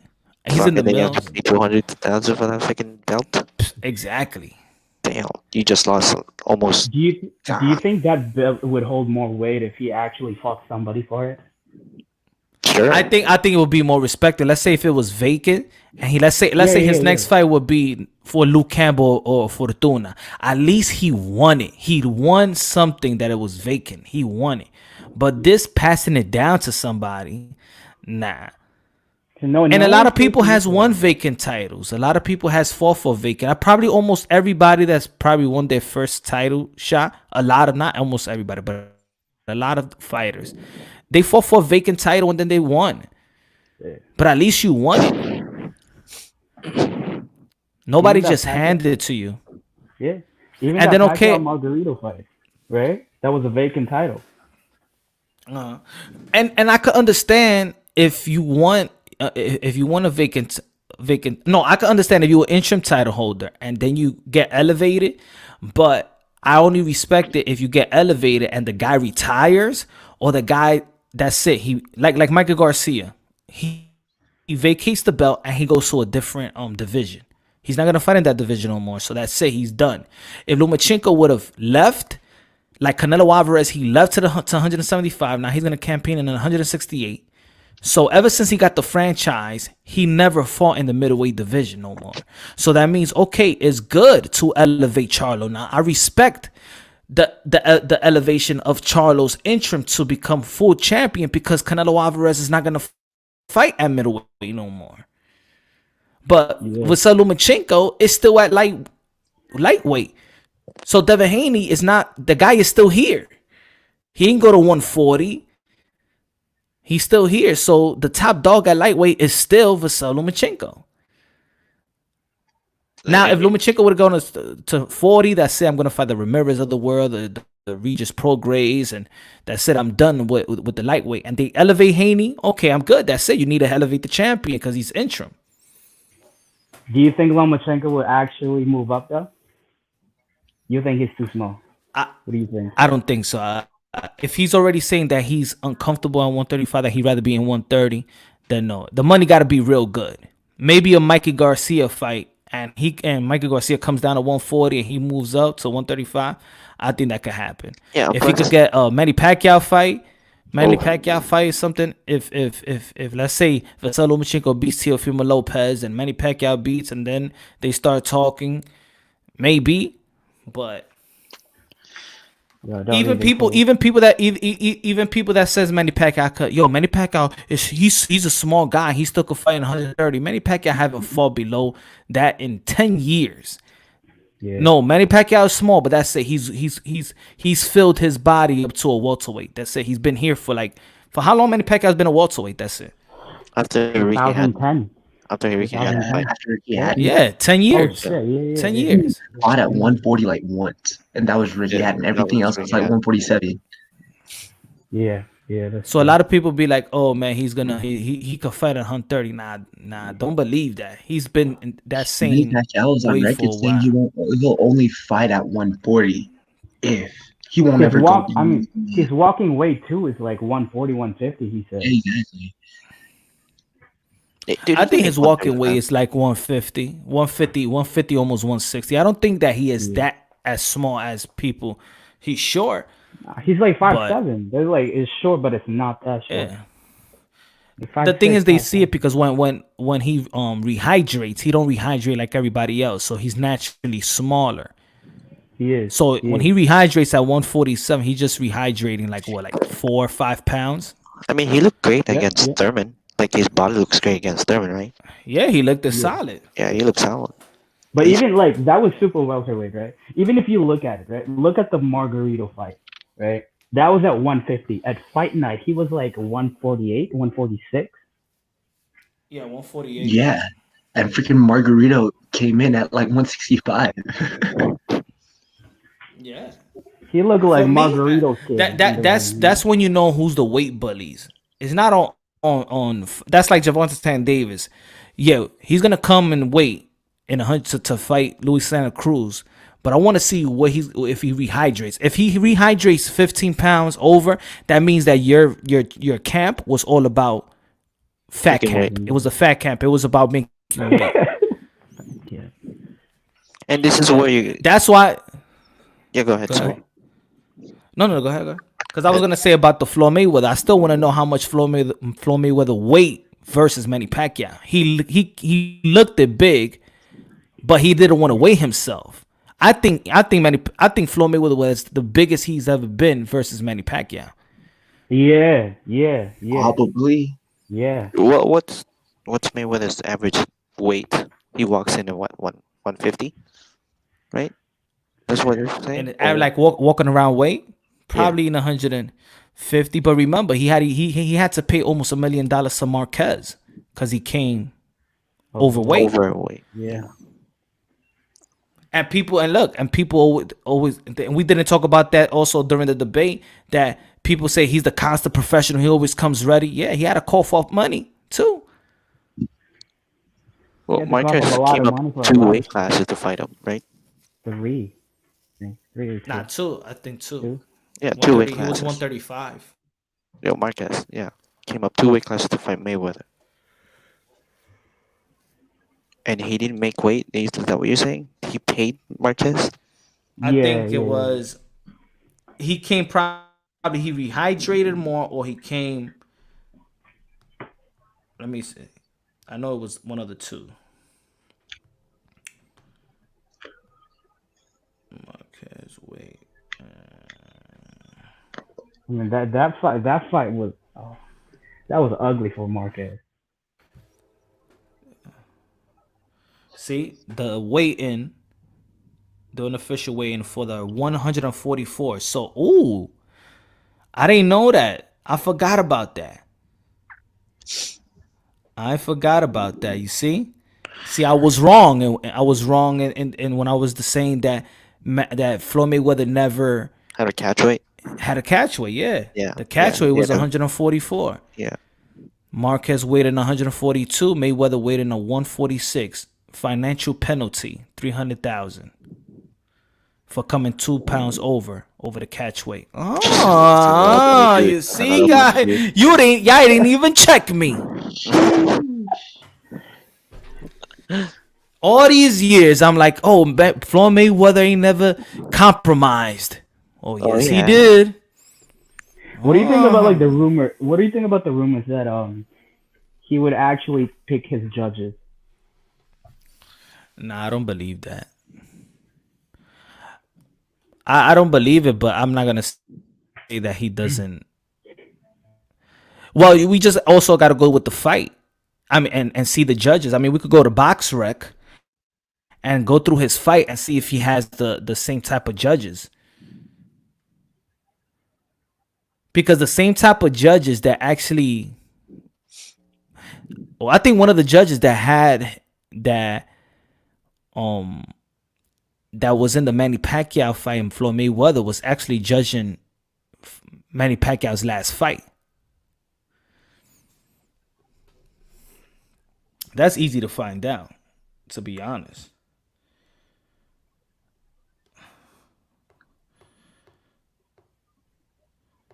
One thing that I don't like about Floyd and is picking the ref. Once I saw that referee in Japan with him when he fought the little Japanese guy in exhibition, how the hell you bring that referee from America? He don't got no damn license. And that's when I said, oh, that's his private little referee. The same referee that ref their fight, Manny Pacquiao and Floyd, is the same ref he took to Japan. And me, I was never on that type of time where I'm like, oh man, he be picking his ref. But then I found it weird. That is your ref. Who's the referee? What's his name? Is it Kenny Bayless? The same, yeah, Kenny Bayless, the same ref that was reffing their fight, the same ref that was reffing the Thurman and Pacquiao fight. Yeah, that's weird. Let's see. Let's do some investigation. There you go. Some investigation. Boom. Dave Moretti, he gave 110 to Manny Pacquiao. Glenn Feldman. Remember these names. Dave Moretti, Glenn Feldman, 110. They give him a 110. They give him a 112 and Clements. 18-10. Yeah, I see that. Let's go to the Thurman fight. This is gonna be the same refs. I'm the same two judges. Mind you, remember Mayweather Promotions was also Clemens was oops. Look at the Maidana fight. Yeah. My phone. Moretti's there. So and Feldman, right? Nah, Dave Moretti. So for the Mayweather Maidana 2, the second bout, Kenny Bayless was the referee and Dave Moretti was one of the judges. Why is this thing acting up? Dave Moretti, Bert Clements for Mayweather and Maidana, the first one. Damn. See, look. Dave Moretti, Kenny Bayless. So Kenny Bayless is always his referee. Yeah. The Berto fight, Kenny Bayless is the referee. Dave Moretti's always there. This dude. Yep. Look, Dave Moretti is the Thurman, Pacquiao, and Feldman. The same the same judges in the Manny Pacquiao and Thurman fight and Pacquiao fight. Glenn Feldman had Manny Pacquiao losing in the Thurman fight and Mayweather fight. Looks like Feldman don't like.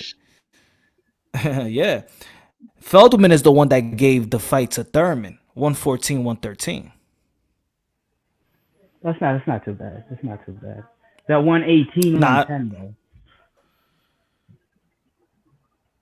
Nah, yeah, I the 114 and 113 for Thurman. People argue. I don't if because I always said. You remember what I told y'all the rounds that I pick, but I left out 12, but it could go either way. Now if you give 12, then it's a 6-6. Now if you give 12 and you give 3, which these are the two rounds which I picked that it says it could go either way. So if I pick for Thurman 6, 7, 8, 9, 11, that's 5, and I said 12 and 3 could go either way.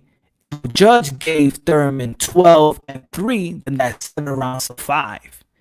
But with the knockdown, that's 10-8, right, for the first round. Yeah, then he still wins 114-113. Yeah. If it wasn't for the knockdown, then it'd be 115-112. True.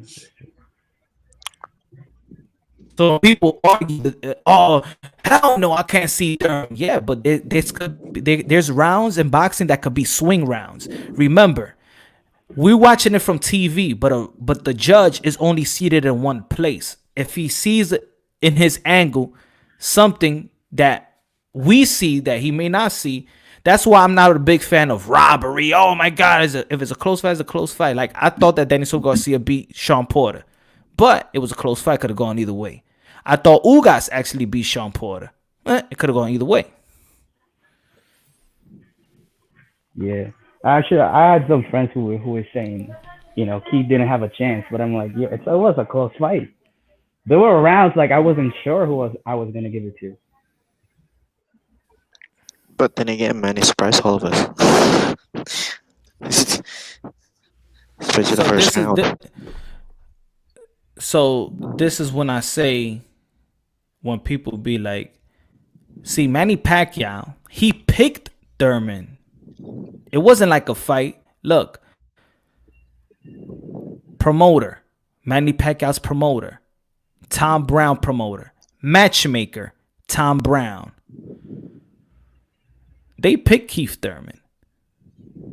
It wasn't Thurman really choosing Manny Pacquiao.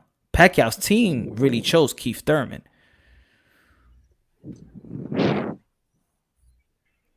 And you remember his strength and conditioning coach said before they picked him, we'd rather pick Keith Thurman because we don't want to pick him if he turns the Keith Thurman that fought Sean Porter. So we got to get him before he gets prepared like that. They know they was fighting a guy that's not 100%. I'm not saying Manny Pacquiao, because Manny Pacquiao is the type that he let his handlers pick everything. Manny Pacquiao will fight anybody. Yeah, but he does like let the promoters run his show. Exactly. So do you not count that as a good fight for Pacquiao then? It's a good fight. But what he's saying is like, he didn't like handpick Thurman. Like there was a business move. Yeah. Okay, I got you guys. I got you. So remember, let's go by the fights that he got robbed, the judges. Okay, we can't go to Australia because what's the fight that he got robbed? The Timothy Bradley split decision. I think that's about it. Like people will say Mayweather fight, but okay, Roth, CJ Ross, that gave the split decision win. Well, both gave the 115-113. It was CJ Ross was that with the Australia fight, I think. Yeah, that was that's one of the women, right? Yes. The girl. Yeah. Yeah, the blind woman. No. All right, gentlemen. I think I'm gonna call it a night. Yeah, bro. I'm about to call it a night in 5 minutes too. But good looking out. Good looking out. All right, brother. Peace. All right, all right. Hey, man, you better make that video of the Mexican fighters, my dude. You better do that. No, for real. That shit's gonna be tight. Yeah. I'm gonna do it probably tomorrow in the afternoon. I'm gonna do that. Yeah. I'll probably post it up in the night.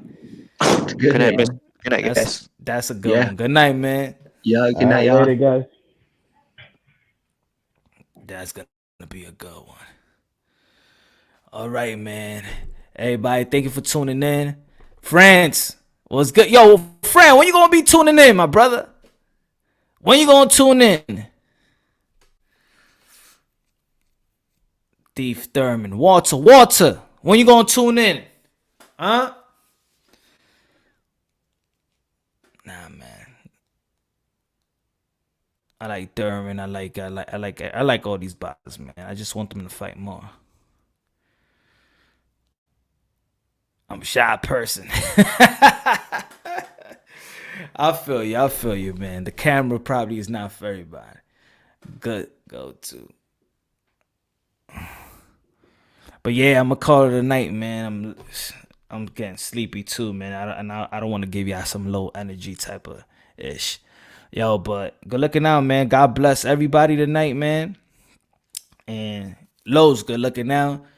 Support the channel. Press the like button, my people. Also, if you have a chance, check the my podcast, the Manny podcast. I'm on episode 10 already. The last episode I just dropped the last episode. It was this morning or yesterday? Nah, it was yesterday. I'm so tired. I don't even know the the title. Danny Garcia, most underrated of his generation. That's episode 10. I talk about also Tyson Fury and Mike Tyson. The rumor. And also Teofimo Lopez and Devin Haney going to war. Y'all don't want me to get up there and tune in. Of course, man. I pressed the link so many times, man.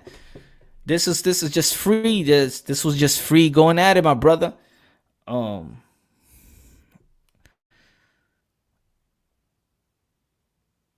Yeah, we do tank talk over here. Okay. All right. Who you got? You think Tank is what? What you feel about Tank? I got like 3 more minutes. What you think about Tank? I think Tank got all the credit. He gets all the credit. I think nobody really discredits Tank. I think everything with Tank is all mental and all focus and dedication. I think if he shows that, nobody critiques Tank. He's a special fighter.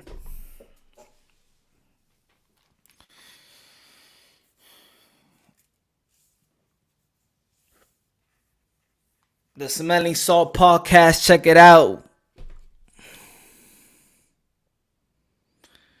Tank is still a little green, but he's good though. Yeah, he's good, man. I can't take nothing away from. I don't like taking nothing away from young fighters because they still growing. I don't take nothing away from the young fighter. I don't take nothing from Teofimo Lopez. I don't take nothing from Devin Haney, Ryan Garcia, Brandon Lee, Booz, Virgil Ortiz, Josh Kelly, all these young fighters, Chris Coben, they young, so I don't take nothing. When it comes to, and I would want to compare to 2 fighters, let's say I could compare Teofimo Lopez, Gervonta Tank Davis, then we could do that. Yo, good looking Frank, man. Man, I try to, just keep it unbiased, logically, and objectively. That's all I could do, my bro. I'm gonna go live tomorrow too. So I'm gonna go live. Sometime I go on Wednesdays or not, but I usually go, you already know, I call it happy hour Thursdays. Friday, Saturday was supposed to be live commentary. I leave that to the fights, but of course there's no fighting. Sometimes I go on a Saturday and try to do 3 to probably try to go move to 4 days a week also. So yeah. Good night, Walter, man. Have a great night. Everybody have a great night. God bless you. Thanks for tuning in, man. God bless you all. On to the next.